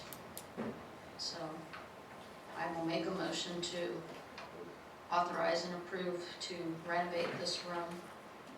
I'll second that. At the cost estimate of $5,800 here. I'll second. Do we have discussion? I think we should provide all the resources possible for the police. And a bonus. Thank you. Do we have other discussion? I think they do great, they need it, so. Come on. Give them their bonuses. Now you're gonna say that? It's not a campaign here, Priscilla, come on. I just Voted had against the one contract, voted comment. against everything. Vote against bonuses. I just had one comment. So the main reason they're redoing the room is because it has all these one-way glass windows around it that they need to remove to make it like a normal room. So I just asked, when I spoke with Chief Barnt, you know, he hadn't thought of it, but if they could possibly salvage those windows and resell them maybe on the municipal bid. I don't know if there's another option, but That's a good idea. I'm sure they're extremely important, I mean, expensive to buy. All I could find online was they sell like cheap film that you put on windows, and that's not what those are. I'm sure they were very costly, so if they could be salvaged and reused, that would be great. Can I have them? All right. Do we do roll call? Ms. Delia? Yes. Mr. Banonis? Yes. Ms. Rivera? Yes. Ms. Ray? Yes. Motion passes 4-0. Mr. Carocci absent. Okay, 5S is authorization to perform a cyber threat assessment. Council will consider authorizing a cyber security test to ensure that the township security software is adequate. KDA Tech Solutions is offering to provide a no-cost assessment of our system. Although no direct expense is being requested, staff is requesting council's consent to proceed, as a third party will have access to servers. I did review with our insurance company for our cyber insurance coverage, and they were agreeable to it. I did get a certificate of insurance from them for their work. We're just asking, because of the sensitivity of the issue, I thought it appropriate to bring it back to council and ask for your blessing to do it. Well, I mean, these are the same fools who shriek because Elon Musk is diving in with Doge and looking at data, right? They're freaking out because there's sensitive information that's in there, and how dare he expose the grift and the waste. And now you're gonna hire a company, Kate, and look, I'm about keeping our systems secure. Have we had an issue since that, for years ago, right? So there's no issue there. Who brought this forward? Whose idea was this? This is my idea. Oh, great, okay. So, it's your idea that we need to have a cybersecurity test that's done from a company called KDX Tech Solutions, who I have no information here. There's no information in the packet as to who this group is. Are they Chinese spies? Are they Ukrainian? Like, what are they? Are they bonded? Like, how are we going to assure that the data that we have, we've got a lot of sensitive data, right? As a municipality, on our residents, on our employees, Social Security, on our police. You know, bad guys would really probably like to know where our police officers live.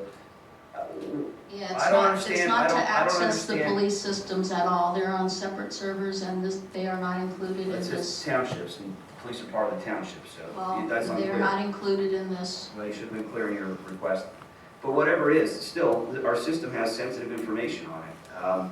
And I have some concerns about who this organization is, what their credentials are, how they're going to maintain the confidentiality of our information, how they're going to assure that that's going to be maintained. I mean, we get letters all the time that there's been a data breach, and you gotta sign up for LifeLock or whatever.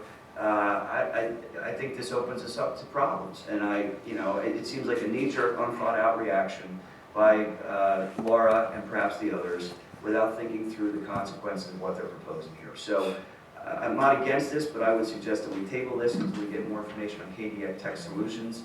to see what it is, who they are, what they do, and how they can assure us that what they're going to be doing protects the confidential information that our residents and taxpayers provide to us and rely upon us to maintain. Who are these people? Who checked them out? How about other customers? Have you done any of that? And so We're not another company, there's not, like, no competing bids here. I'm sorry, I can't. There's no competing bids here, there's not like, oh, hey, let's just pay this company. there's no bids because it's not a cost that we're paying to have them do this service. So it's free. It's free. Even better. Gee, That's got a lot of value out of that. You get what you pay Assessment for. of your system. You get what you pay for.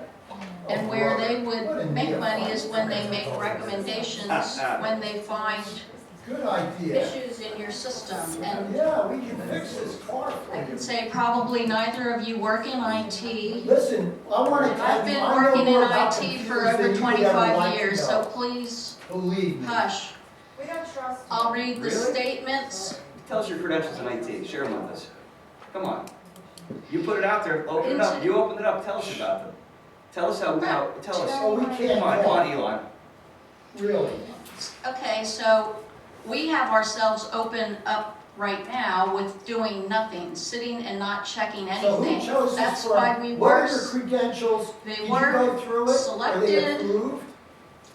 You need They to were understand a little bit recommended about hiring through, they were companies out recommended of the through blue. PSATS, which is the Pennsylvania State Association for Oh, Townships. Pennsylvania. Aha, boy, that's a cyber security firm for sure. Cybersecurity is crucial. When do they Threats recommend- are when do they everywhere. recommend It's this? important to stay on top of them. One Right. effective way to do this is by conducting a cybersecurity Okay. IT scan. Not a It problem. identifies your All right, let's go back vulnerabilities, and forth now that ensures you've your engaged compliance, me.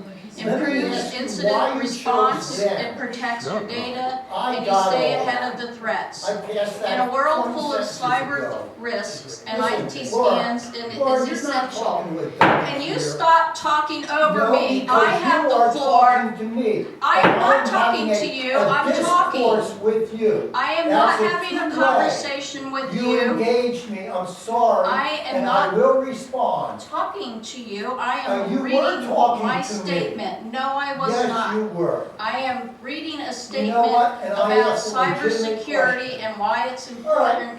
And Are you nobody gonna shut us in down at the council, end nobody here, in Phil? council has paid attention to this. Right. I work in IT, I Yeah, work I'll with very bet you're sensitive right. data. Doing what?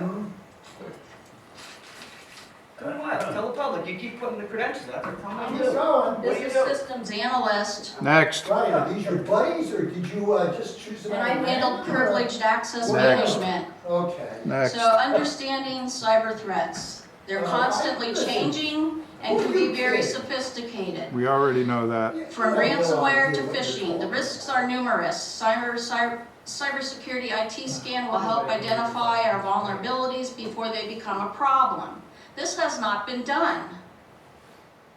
We need to I don't have a problem check with our having it network, done. our It's who systems you and chose. applications for weaknesses, identify the points and allow She's got them the to be Virginia fixed, flu. reducing our risk of a security breach. Data is a valuable asset, protecting it is crucial.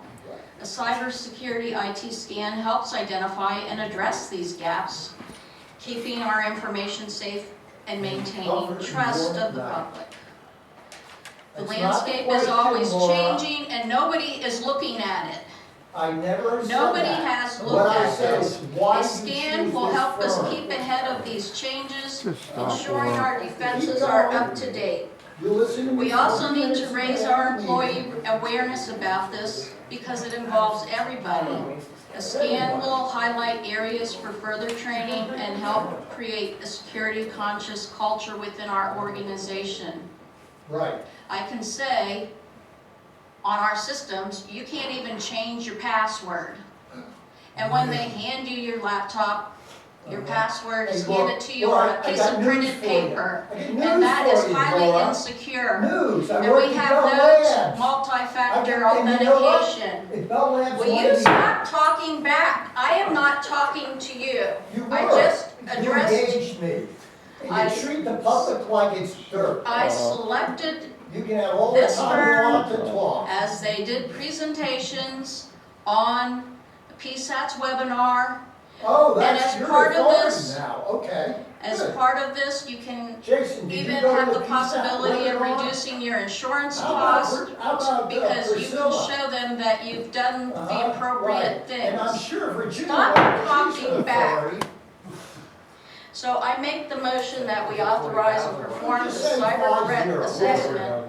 That's another 40. We already had that. I'll second that, and I do want to reiterate, I don't know how many years ago it was, but I think we've had We were hacked. at least once where we were, our emails were hacked and we had to engage our insurance, who then engaged a law firm at a very high rate to try and, I don't know what happened to that data, but it went into the ether, so anybody who emailed the township or had any communications, all that stuff was at risk. I wasn't on council at the time, but since that time, the council that was in place hadn't done anything to secure things beyond what was already in place. They just, shifted their responsibility over to an insurance company that we pay. So I think it's appropriate. We have the ability to potentially decrease our insurance rates by ensuring that we have checks and balances and have securities in place. I think it's highly appropriate. And it's free right now. Everything's great when it's free. Yeah, right now. You pay later. I agree that it should be done. I know when that breach happened, all the emails that I had were lost. So they say, anyway, I don't believe that, but, Somebody has it on the black market. no, somebody, no, I don't believe it's, never mind, I won't go there. But anyway, Passes, move on. so I Okay, think I it think should we be got done. through all comments. Can we have a roll call? Mr. Banonis, No. Ms. Dr. Rivera, Yes. Ms. Ray, Yes. Ms. Delion. Yes. Motion passes 3-1. I hope Mr. nothing Clerk. bad becomes of it. Okay, next item is 6A, approval of the January 2025 financial reports. I'll make a motion that we approve the financial reports for January. I'll make a motion to approve the financial reports for January. Be seconding my motion? Be seconding my I'll motion? second, I'm sorry, I'm just looking at it while, Do we have any questions about the comments on the report? I do not.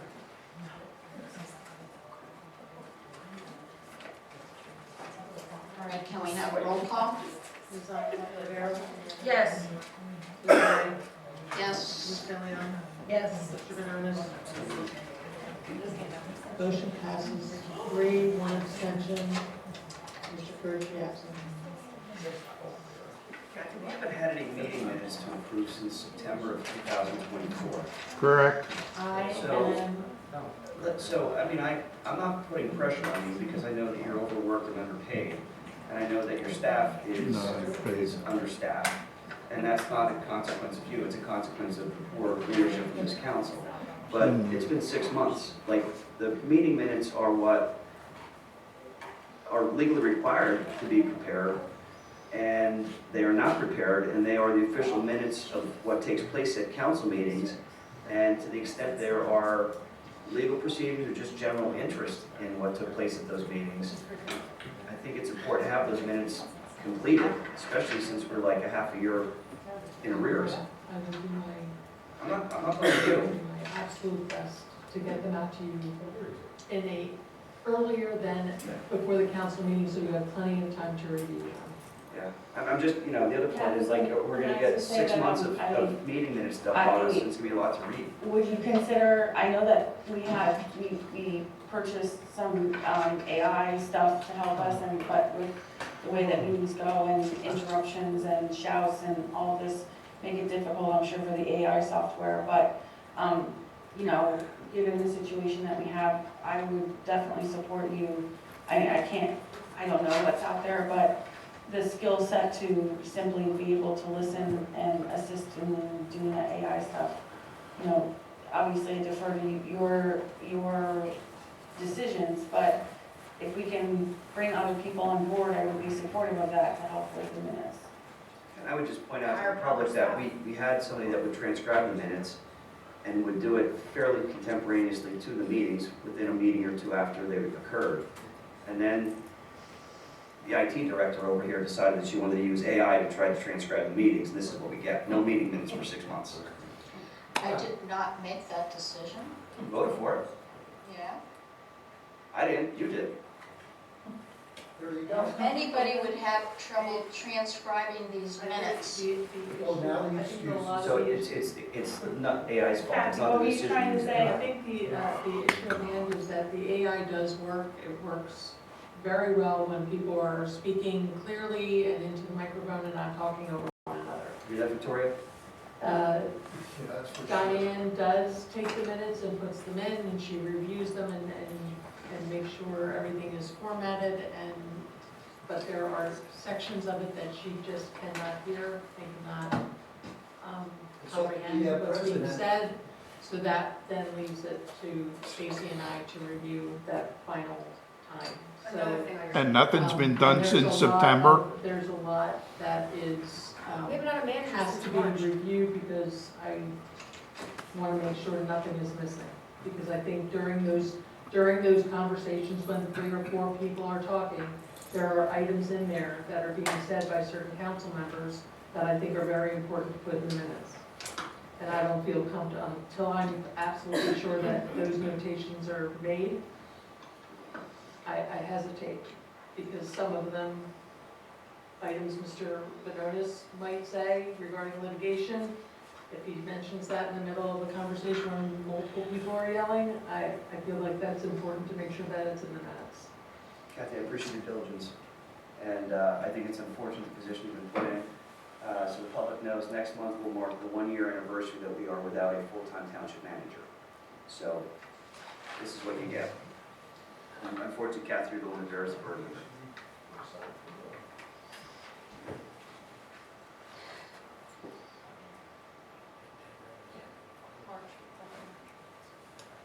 All right, so council reports, we'll start with Kathy. I want to report to council that we filed our 1099s, which took some time. Our audit's complete, which that took up a lot of time in January. We received 2 committee resignations. Patricia Weaver resigned from the Historical Committee and Mike Patero resigned from the EAC. So we'll post them on Facebook to see if there's any interest. Our receptionist resigned. I previously emailed council regarding that. I have scheduled interviews for a replacement for Friday. Mr. Yankel, we promoted as the roadmaster last year, the secondary roadmaster. He's completed his 90-day probationary period, so we're going to go out and look for a replacement for his position. I wanted council to know that Robbins Court Stormwater Replacement Project is out for bid. We should have that on a future agenda soon. I attended the Northampton County Grant Workshop, and there's funding available under different programs, so we'll bring them back to council with projects that might be slated by subcommittees and or our departments for the purchase of equipment and or services. Kelly, sorry, I don't mean to interrupt, but was that what I saw a number of advertisements about Northampton County having a workshop? Yes. Was that the open space one or one That wasn't the open space one. What this one is they do it annually. They review requirements for anybody who's interested in CDBG money and the application process on when everything is due and the point of contact with the county for that.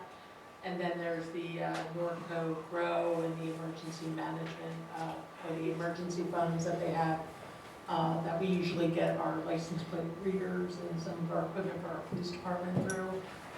They have the hotel tax, which usually goes towards applicants, typically 501c3s that have events that they might want to sponsor, and they support, one of their items that they support is like music in the park for Hellertown, things like that.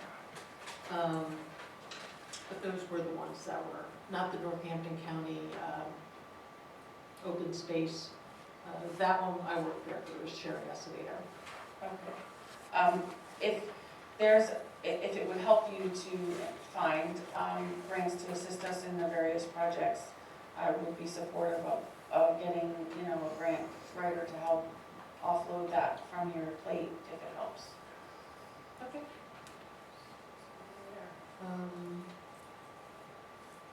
We finished with the newsletter, should be coming out shortly.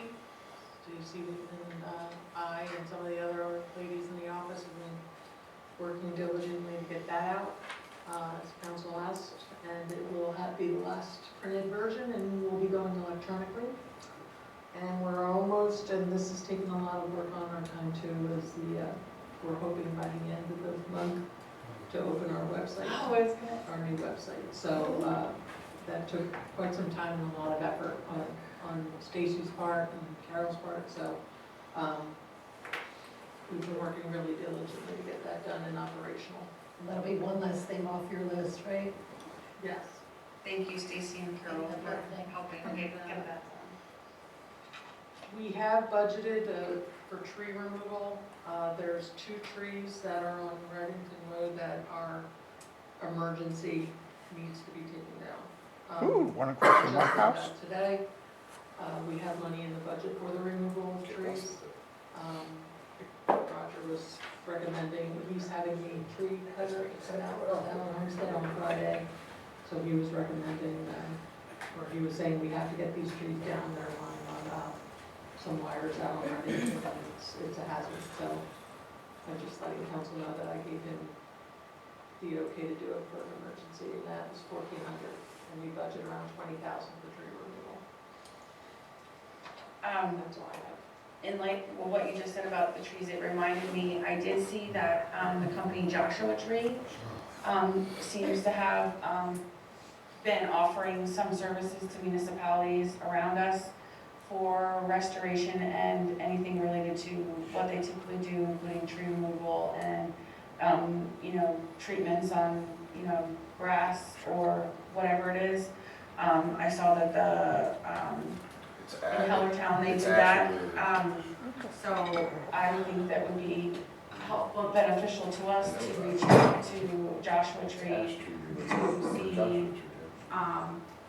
to see whether or not they'd be interested in doing any work. I know whatever necessary at Heller Homestead or any of our parks that Roger does. Well, anything that's not an emergency or not within the scope of what the department can do, we do ourselves. So anything in the park, I think that our public works department would be more than able to handle taking the trees down. Oh yeah, I'm just saying, if Joshua Tree would do it for free, it would alleviate that time and whatever energy that we would expend, Do it so. for free. I'll have, I think there was a motion to do ongoing treatment and maintenance, I think in Hellertown, at the grist mill. And so I think there's other opportunities I got a close bunch of them by in my yard. that they could also. Need to go. Only for public, we can reach out to them. And you can ask the Hellertown Historical Society, or I think Borough of Hellertown owns that too, so they can give you more information, but I remember it being promoted and publicized that they had partnered with the municipality to assist with that. That's all I have. Kathy, Thank you. Kathy, did they mark the trees on Reddington Road? Which trees they are? Yeah, I know. I want to know if it's one across the street from my house. I'm not aware of that, the exact location. I just got a picture of the trees and clearly they needed to come in. There's lots of cleaning up needing done out there. Do you want to go first, Victoria, since you sort of started? Sure, I guess. As I indicated earlier, we had a water authority meeting. The pumper station replacement project is, moving ahead and various bids. They just awarded a bid yesterday for a portion of that project. So that's moving along. Otherwise, there wasn't any major things that occurred at that specific meeting. At the rail trail, as everybody knows, the bridge in Upper Saucon Township, we had that ribbon cutting, was very well attended by DeSales, representatives of DeSales, Upper Saucon Township. I was there, and rail trail members, but there were also many members of the public on a day that we had like icing and things, and it wouldn't normally be, you wouldn't think a lot of people, but there was a lot of people there. So for anybody that wants to use the rail trail, just again, there's the new bridge. That's really nice. The other thing is we had there was the first Town area library meeting, and I just attended as the liaison with Priscilla. And I think just so everybody knows that we did receive a nice synopsis of what occurred at that meeting, and I'm hopeful that we can make sure that that's shareable monthly as it comes in from our liaison, well, not the liaison, but our appointed board member, so that everybody's apprised of what's going on with the Hellertown Area Library, and I appreciate our board members' work and efforts in that. In keeping with that, I just wanted to make sure everybody was aware, while we don't currently have an access sticker on the Hellertown area library cards for Lower Saucon patrons right now, since we executed the agreement, Hal has been working diligently to ensure that our residents have access to our neighboring libraries, like we would have had under access. Of course, in July, when they reopened for including Lower Saucon in their state funding service area, the access sticker will come about. But between now and that time, currently, just so everybody's aware, Lower Saucon residents now also have access to the Public Library of Catasauqua, Copley Public Library, Dimmick Memorial Library, Emmaus Public Library, the Heighton Area Memorial Library, Lower Macungie Library, Palmerton Area Library, Parkland Community Library, Penn Kidder Library, Slatington Library, Southern Lehigh Public Library, Whitehall Township Public Library, Bethlehem Area Public Library, and Memorial Library of Nazareth. So it not only includes the most, I think, popular, which were, as I understand, Bethlehem and Southern Lehigh, but also a number of other libraries in the community that residents can take advantage of between now and when we would officially be also included within the access program. And at that meeting that I attended in January, it was specifically identified that but for the fact that we had a long-term commitment to fund our local library, these other libraries would not have been open to us. So I just wanted to give that update so everybody's aware. You have a lot of opportunities. They also have tax preparation services going on as we are now in tax season. So the AARP hosts tax preparation there, I believe.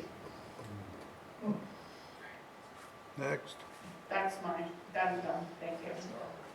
Thank you. Jason, do you have council report? I do. Well, thank you, Victoria, for telling us about the half dozen or so Lehigh County libraries that people shrieked about having access to when they're trying to partner with the Southern Lehigh Library. It's interesting.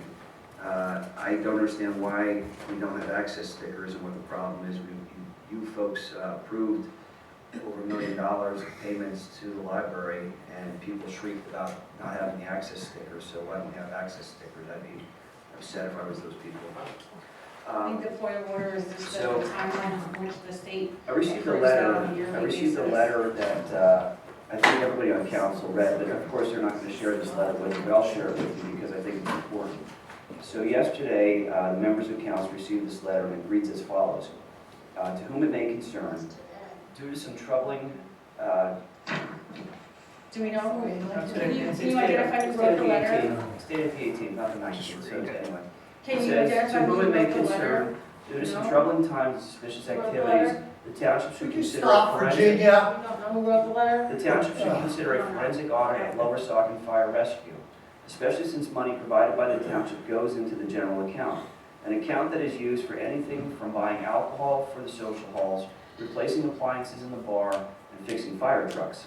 The elected official spends thousands of dollars without following the department accepted way of asking the members to do so and allow for opposition.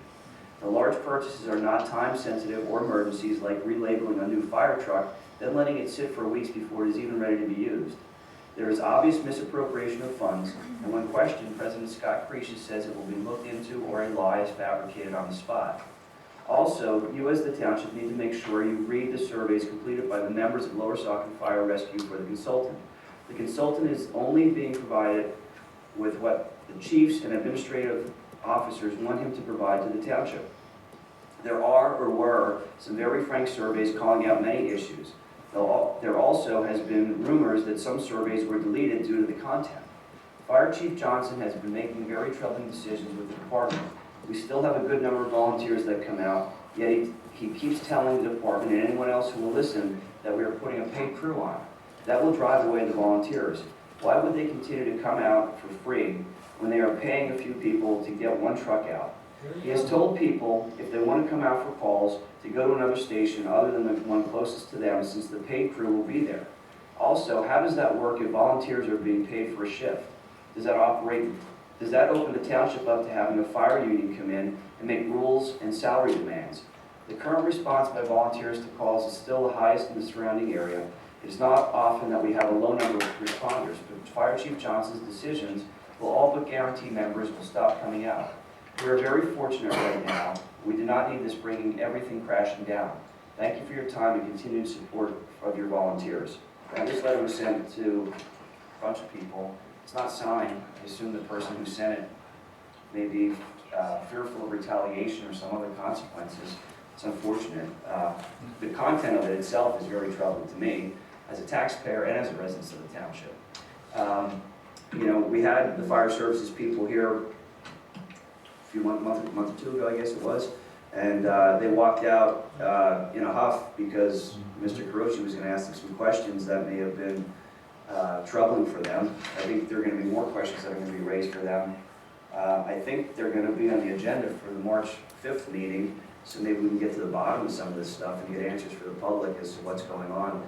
Kathy, are you aware that the fire department is paying people for calls or to be on duty? Not to be, they have that PPE program, but that's the only thing that I've been told that they are doing. Have they been scheduling times that individuals are supposed to be like reporting and they're going to get paid to be there, like on duty? Not that I'm aware of. Okay, can we look into that and determine if that's the case? Because that's troubling to me in a couple of respects. One is, who are the ones that are being selected to serve during those times? Are they cherry picking and is it a reward? Where's the money coming from to pay for that stuff? And what is the effect of that on their volunteer status? You know, as a volunteer fire company, I think they need to be volunteers to be eligible for certain types of funding, grants and things like that. And if they're running afoul of that, does that jeopardize monies that may become available through grants and other sources of funding, and that they're going to come to the township and look for the township to make up those losses? I think that's a concern that we should be looking into. You know, the other thing is, Kathy, when we had the consultant in here, and I had asked him some questions about his work that he had done, the one thing I asked him was, did you look into the call volume? And he didn't. That was the only thing I really pointed out to him when I met with him, that I really wanted to look into, and he didn't. I think we spent $20,000 on the consultant at the suggestion of Victoria, and I'm not sure necessarily what we got from it, other than a recommendation that we should form a committee that we already had.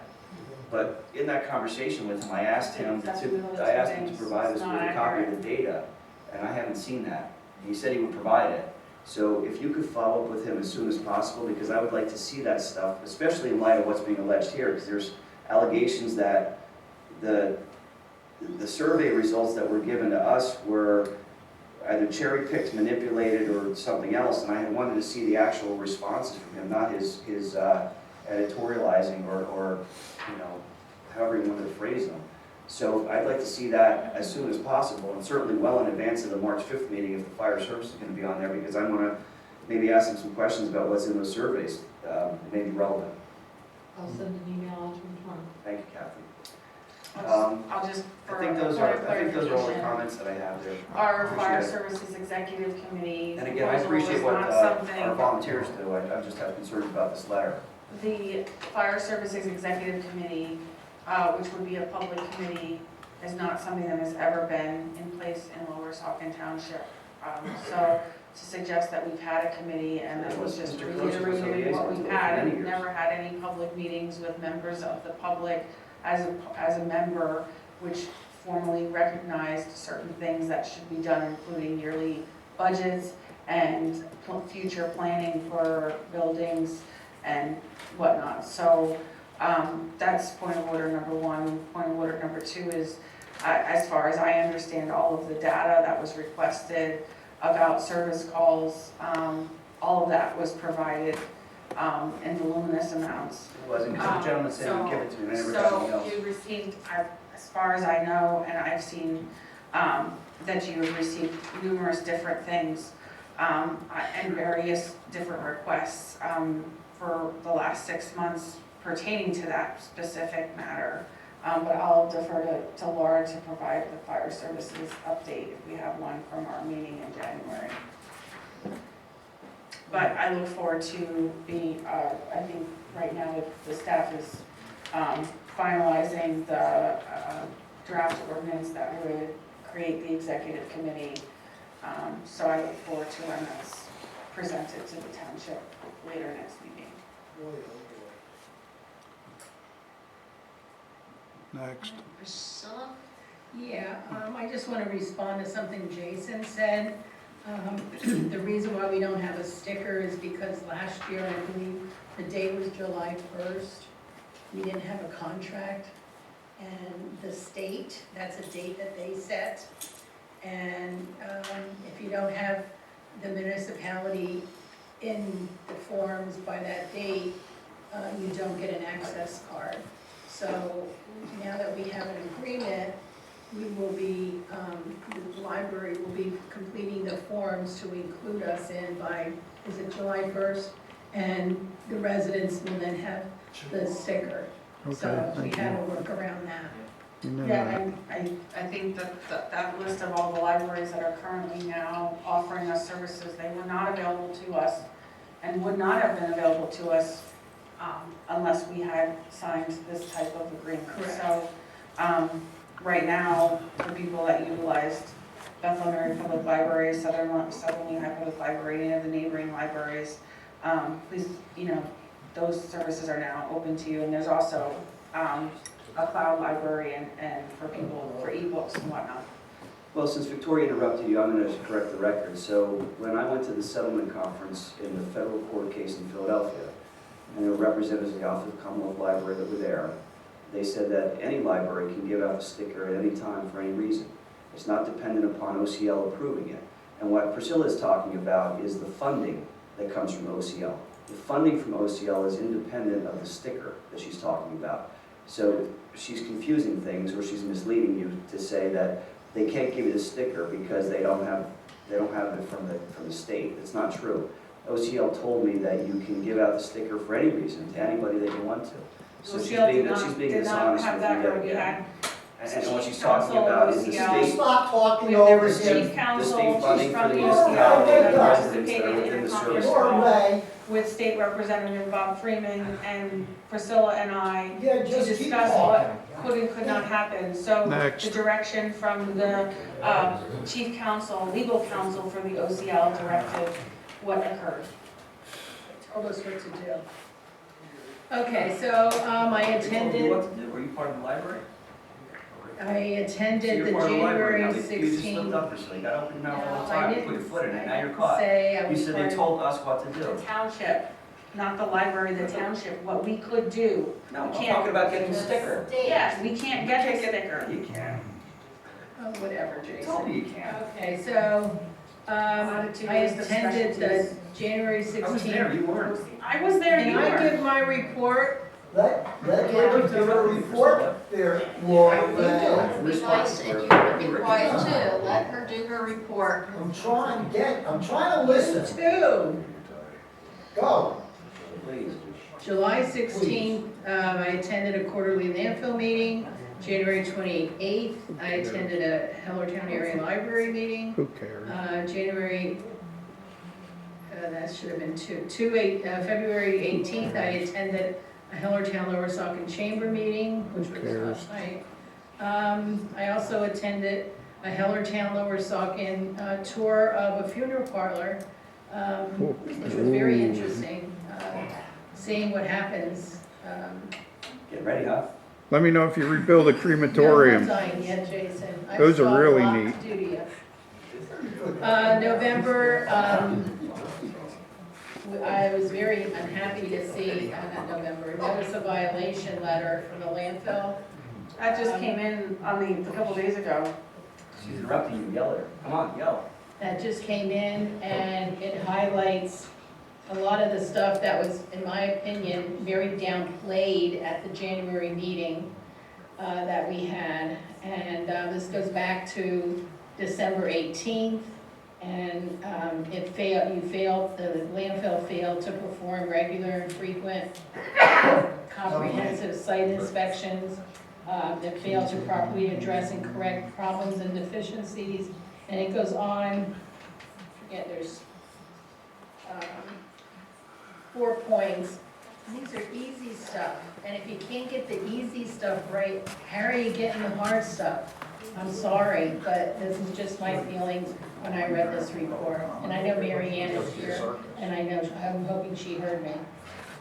So, very, very unhappy that, and this has been going on for a couple of months, they've been watching you, and you didn't do it right. Let's go back to my list. You're still gonna go there, get your picture taken every opportunity to protest.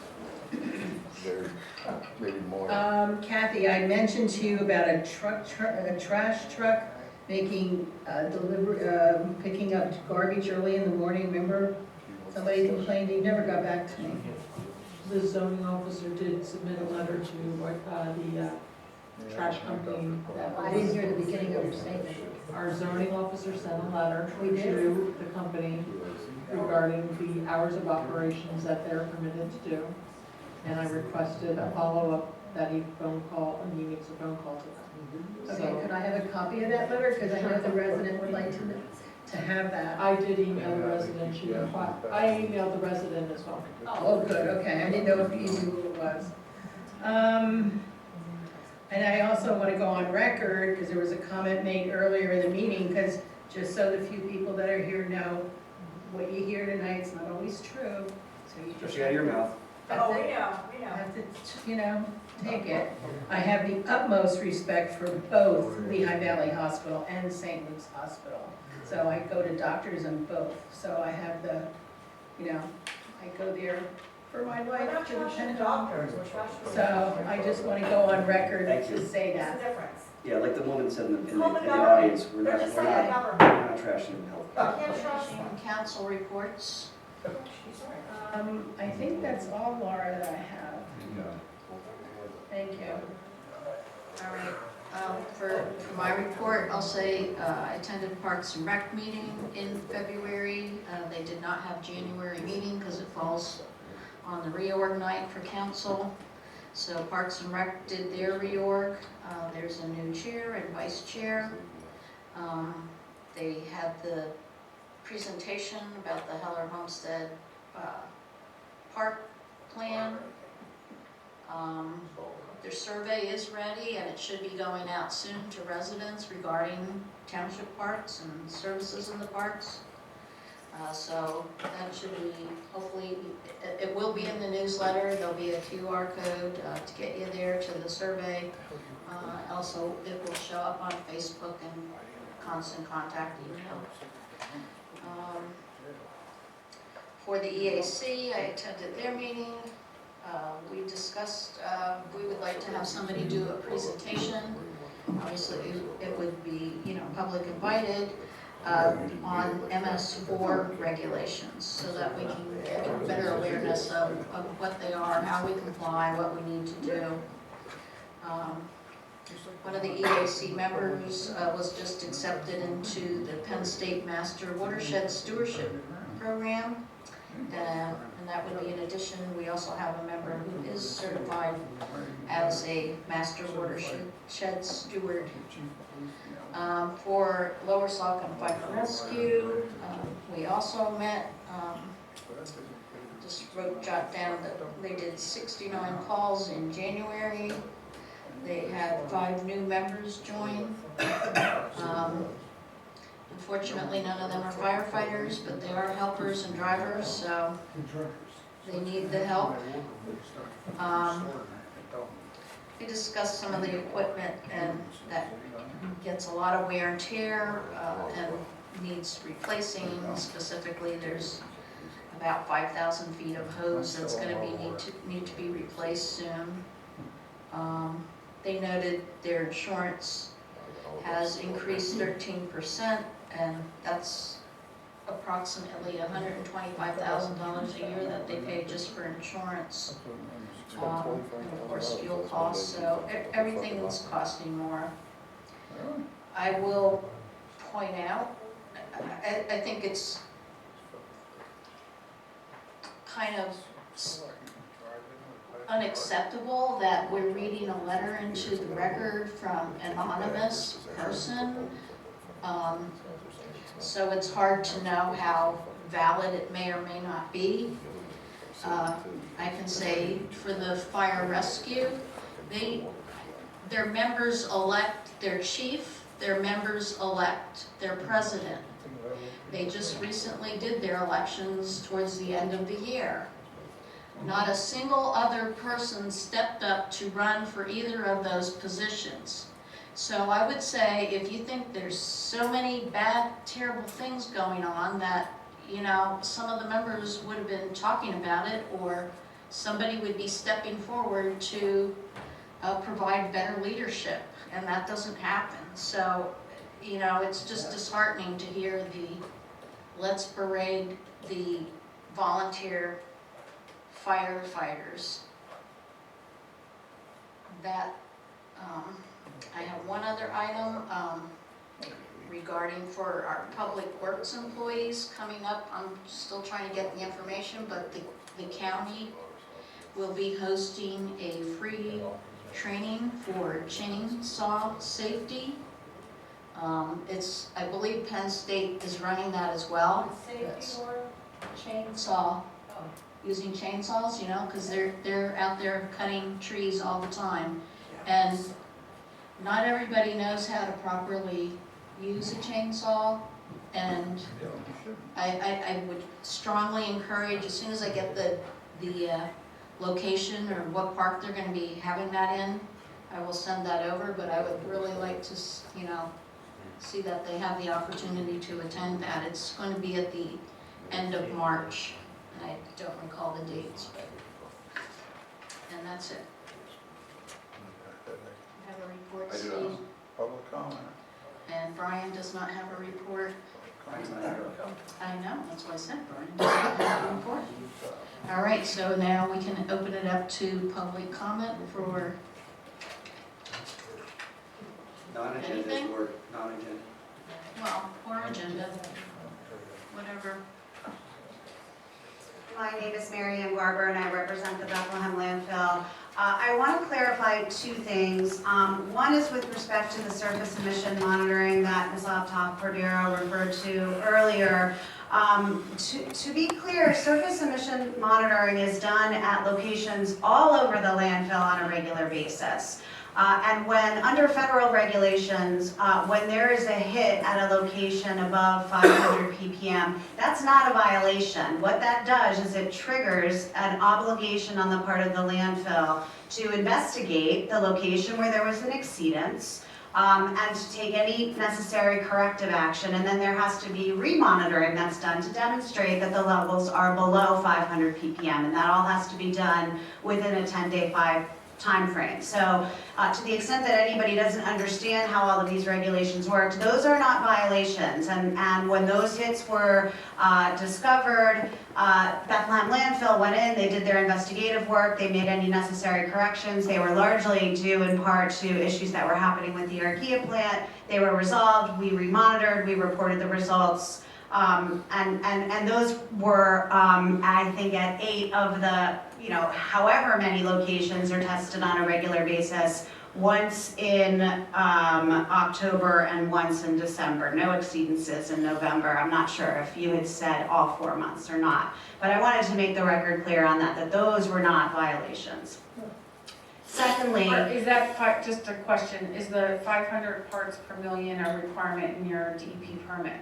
it's under the federal regulations for Title V, and it's not an exceedance. It is something that triggers an investigation and a remonitoring requirement. Okay. The second point of clarification, I'm not going to answer any questions here. This is not a Q&A, as we've heard many times tonight. My second point of clarification has to do with the December 18th inspection report and the corresponding February 10th NOV that was issued. And I want to respond particularly to a social media post that Ms. DeLeon posted when she posted the February 10th NOV, where she indicated that the landfill did not report that at the January 16th landfill committee meeting. And I think tonight even she said that the landfill downplayed that at the January 16th landfill committee meeting. The landfill did not receive the inspection report from the December 18th inspection until January 17th. I have the email from DEP, January 17th, which is when we were given the inspection report. So there was no hiding the ball, there was no downplaying. We did not have a copy of that inspection report until the day after that landfill committee meeting.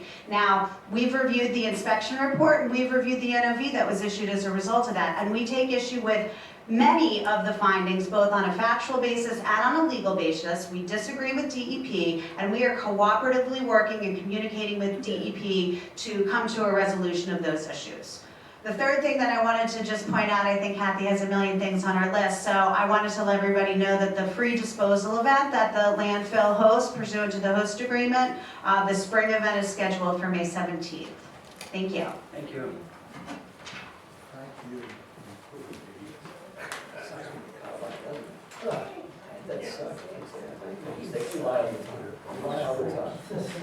We have a resident at the close, Saucon Township. I found a great article that you all might want to check out, MIT.edu, the MIT Institute on Climate. They are saying society could get more bang for its buck by focusing on preserving existing forests rather than prioritizing new growth to offset emissions. Trees love emissions. They eat it up. Did you know that? You don't have an engineering degree, I know. So They taught us that in elementary You do not have an school. engineering degree? So if I had any questions about the landfill or DEP or the EPA, I would certainly ask Mary Ann Garber. I would not ask you. I'd ask the DEP, which is the But violation. the DEP, part of the government. See, that's the difference between you and I, Victoria. You trust the government, I don't. So the DEP can make all the emissions control laws, over-regulation they want onto people, onto businesses. I don't always agree with them. You kiss their butts. And that's the difference. I would run things differently than you would. I don't have an engineering degree, but I would trust other people. You don't have an engineering degree, but you want to micromanage the landfill, and now you want to micromanage the gas company, and then you want to micromanage the carbon company, which is hilarious. You don't know anything about any of it, other than what you read on your liberal websites. Planting trees where they have been lost is often a good idea, and will take up CO2, Harvey says. But much more efficient thing to do is have a larger effect for the same effort is to stop cutting trees down.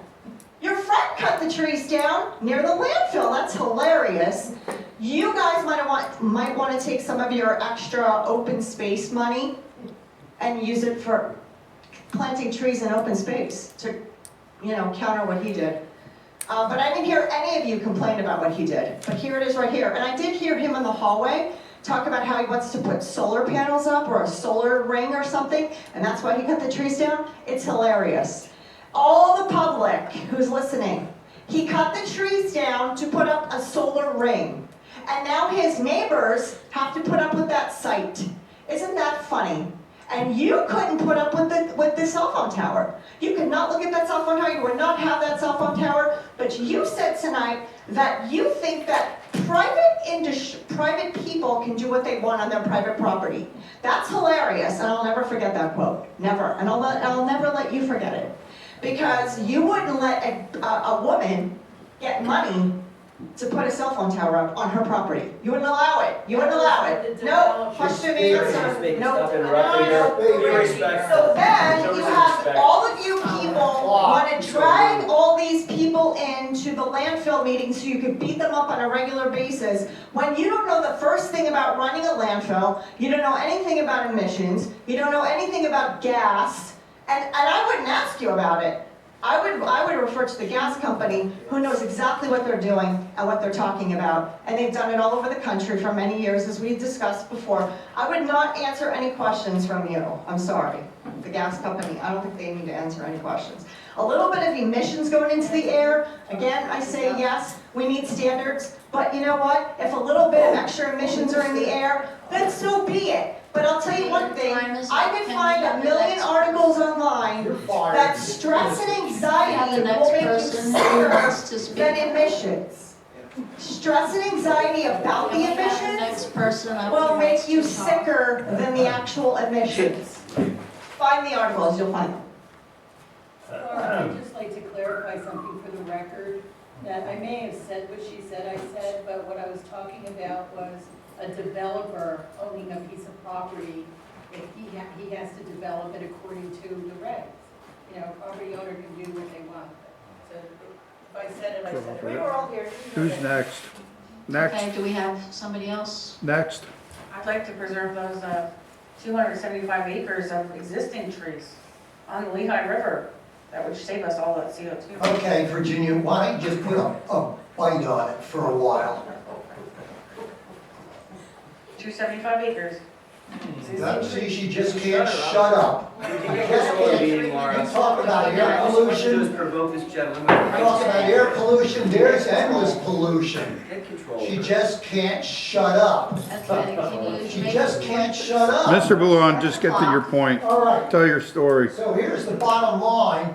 By the way, it's 20 after 12, all right? And you, 3 Democrats who set the agendas and the calendars, right, haven't had a meeting for over 33 days. And you wonder why things are so backed up. You know, you'd have the same problem if you didn't sit on a pot. I'm telling you, after 33 days, you just look like us poor souls out here who have to listen to Ms. Bloviate ad nauseum go on and on and on. And quite frankly, believe me, Virginia, you got a lot of fans out there who would not vote for you.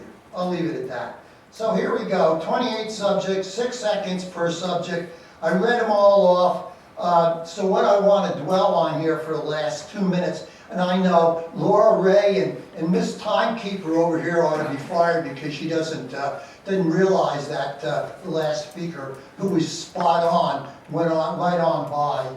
So she's asleep at the switch, get rid of her. This CAC appointment of Russell Sutton is an absolute joke.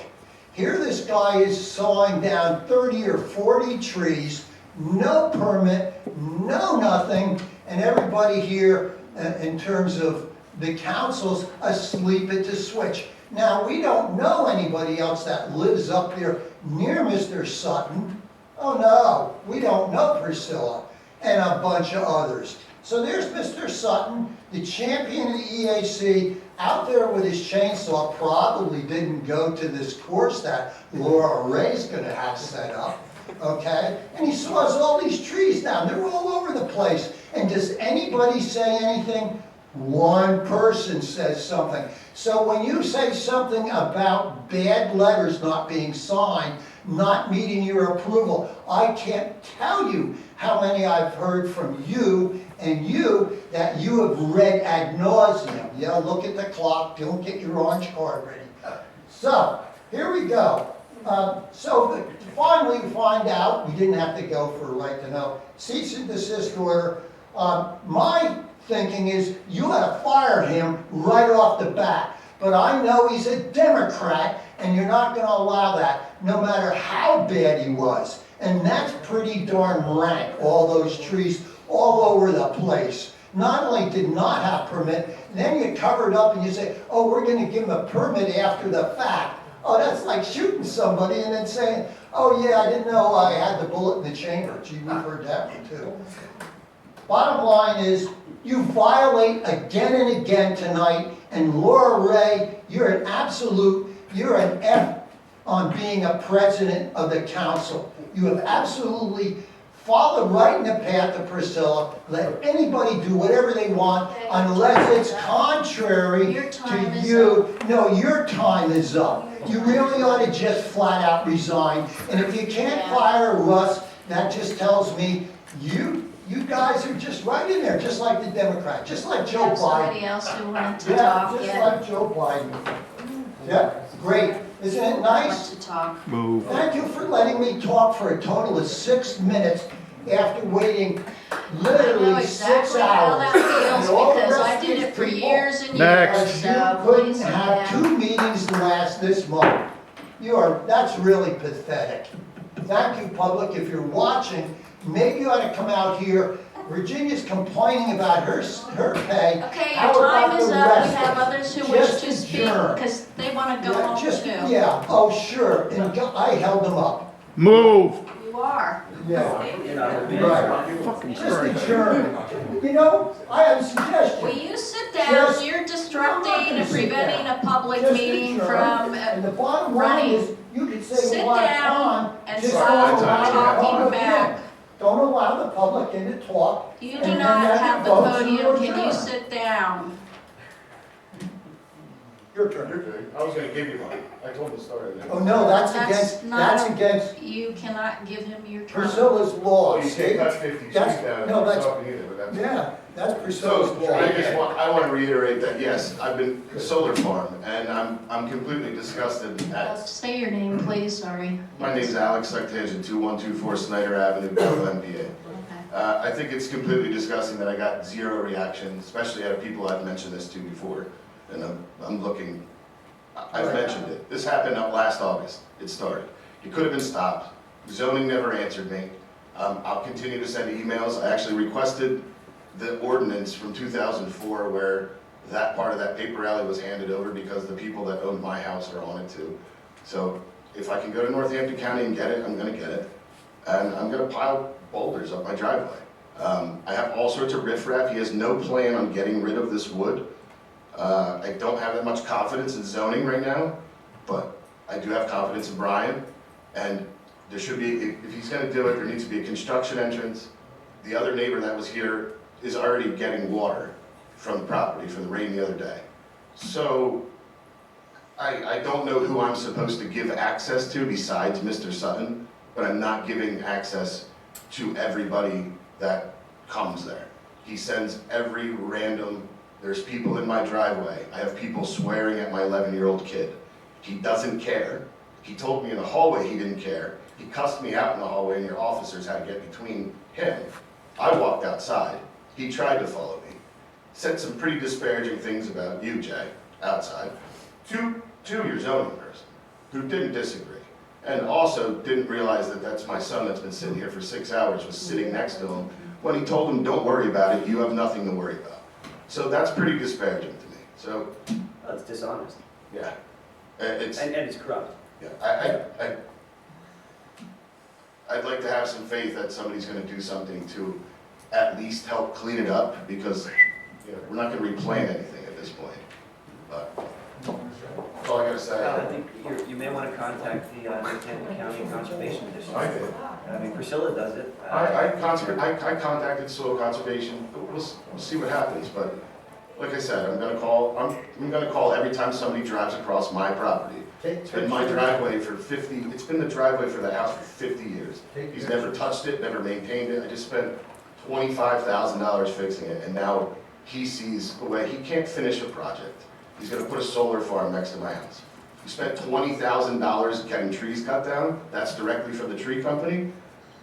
I talked to him. He spent $20,000 for 2 days. It's $10,000 a day. At the very minimum, it might have been $8,500 a day if you get a deal and you're paying cash. That's it. You spent $20,000 without a permit, it's not an accident. And the fact that nobody here cares is He's on EAC. I'll take the two-way glass to put on my driveway and stuff from the police station, so I don't have to. Put Dale Street across for. He's an environmental obsessive. He's a pariah. He's a township Do we pariah. have more? He's crazy.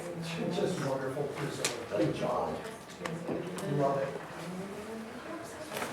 Back to barn. Do we have anybody else for public comment? Enough, Mark, or not? No, yes? That's hilarious.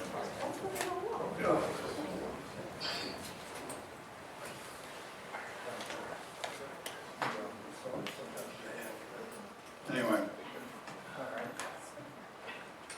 Landfill lady left. I'll start with your name though, sir. Mark Ozimek, Lower Saucon. You know, when they went to jail for the township because of a liar. Anyway. Are we going to correct him on that? I mean, he was found guilty in a court of law. Okay, we're not even gonna have a discussion about this, okay? So why don't you get control of the room? No Comments, disparaging please. comments. Don't pull him in.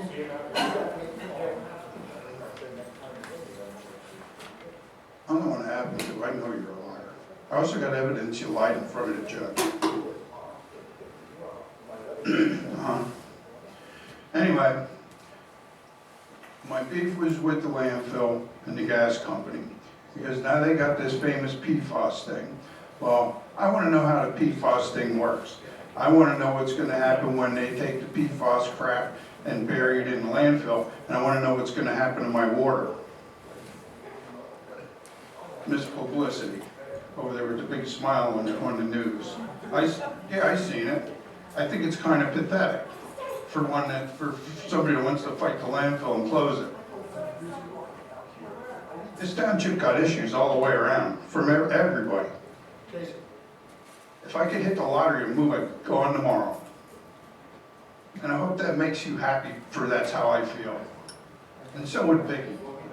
For a point of clarification. No, there's no point of clarification. There's no question and answer thing. There's just like you did to everybody else.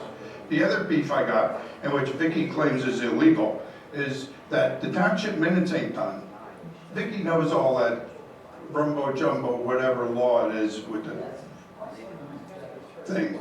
But, you know, the stuff is supposed to be done. You gave Kathy a raise. I don't know how many hours she works. I don't know how many hours she puts in a week. None of my business. I don't really care. But if you're paying her for the manager's job, then that's what she ought to be doing. She shouldn't be doing 3 different jobs and trying to manipulate it all together. She got more in a raise than I get in Social Security in a year. That ticks me off. And if you think everybody needs a bonus, they don't. And like I told the girl back there that suggested the cops should get a bonus, I told her they shouldn't. Maybe some of them deserve it, but there's a union contract that everybody agreed to. That's what they should get. When Banonis did it, I don't know how everybody else sees it, but when I seen it and I witnessed it and I recorded it, sounds like a buyout for votes to me. This is not the way to run a township. Be honest, period. Don't fucking lie to me. Period. And that's what he did. Did it Bart? Bart lied to the judge. In Northampton County Court. Do better, people, all of you. I think you ran out of time, Mark. Good. We're trying. For a point of clarification, I want to make sure that is clear that the PFAS treatment plant is something that, for the township's perspective, we should at least try to contain the PFAS. But I want to make sure it's clear and understood that at every landfill committee meeting, we have been requesting the PFAS data, which is very, very critical. Because the landfill has not been forthcoming in providing the PFAS data, we now have to do a right to know request to the city of Bethlehem, which we are in fact doing. And I agree with everybody that is concerned about what's happening with the PFAS, because from what I learned is that there is no way to extinguish the PFAS that is collected from the plant. What they're going to do is turn it into some kind of solid and rebury it in the landfill in the hopes that it won't deteriorate and go back into the leachate. So I agree with you. I am not happy that we have PFAS to contend with, and we're stuck with this. But I don't want anybody to misconstrue the fact that I attend a PFAS treatment plant opening to be some kind of supporter of PFAS.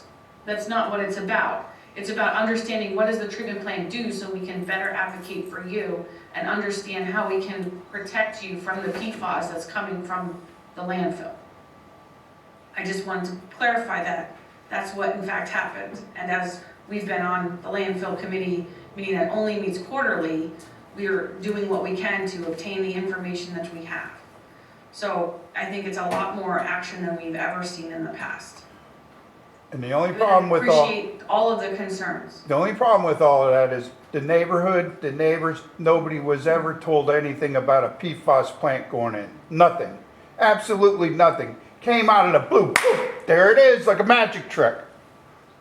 Wrong. I don't care if DEP controls it. I don't care if Trump controls it. You're just as in the dark as we are. We don't get, there were no plans that we were all of a sudden told that we had to approve. It's not like it got approved in the dark. Because it's on a landfill property, they had the right to put it there. And apparently their DEP permit, from what I understand, and I could be wrong, so I always say that because I know Ms. Garber likes to try and correct things all the time from her opinion, but from what I understand, in order for them to do the northern realignment, they had to try to mitigate the PFAS coming out of the landfill. So that's where part of where that came from, but can't say for sure. I expect that there will be PFAS treatment plant regulations, or I shouldn't say that. There should be PFAS treatment guidelines for wastewater treatment that goes into, this whole thing leads to the Lehigh River. So, I'm just as concerned as you are. All right, and we have one letter from a resident that Kathy's going to read into the record. Diane Hollowell. I am following President Trump and his Department of Government Efficiency, DOGS, D-O-G-S, and wanted to look into wasteful spending by Lower Saucon Council and compare two items that taxpayer money went to. I compared the Hellertown Area Library and the Easton Road baseball field. As you can see from my poster, I compared taxpayer cost, usage throughout the year, who was impacted by this, what each has to offer taxpayers in Saucon. I was going to make this poster into 2 columns, but the library had so much more to offer, so it carried over to the ball field.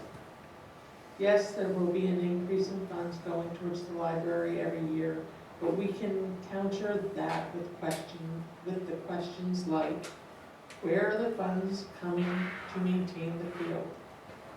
General upkeep of the facility, mowing the grass, trash pickup, porta potty contracts.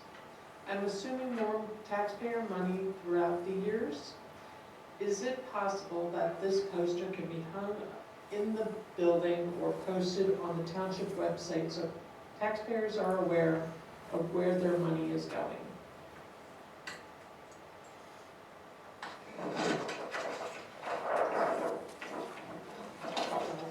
It's big.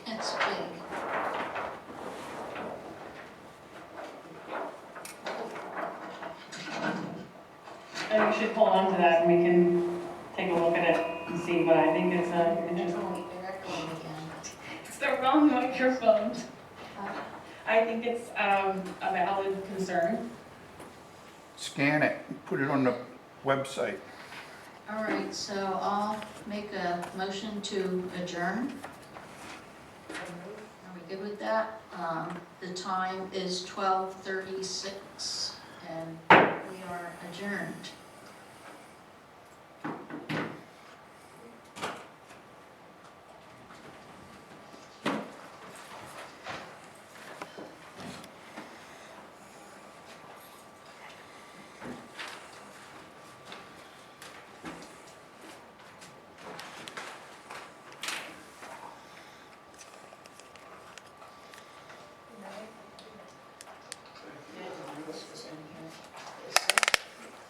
Yeah, I made sure it doesn't hear Yeah, it looks like they're good.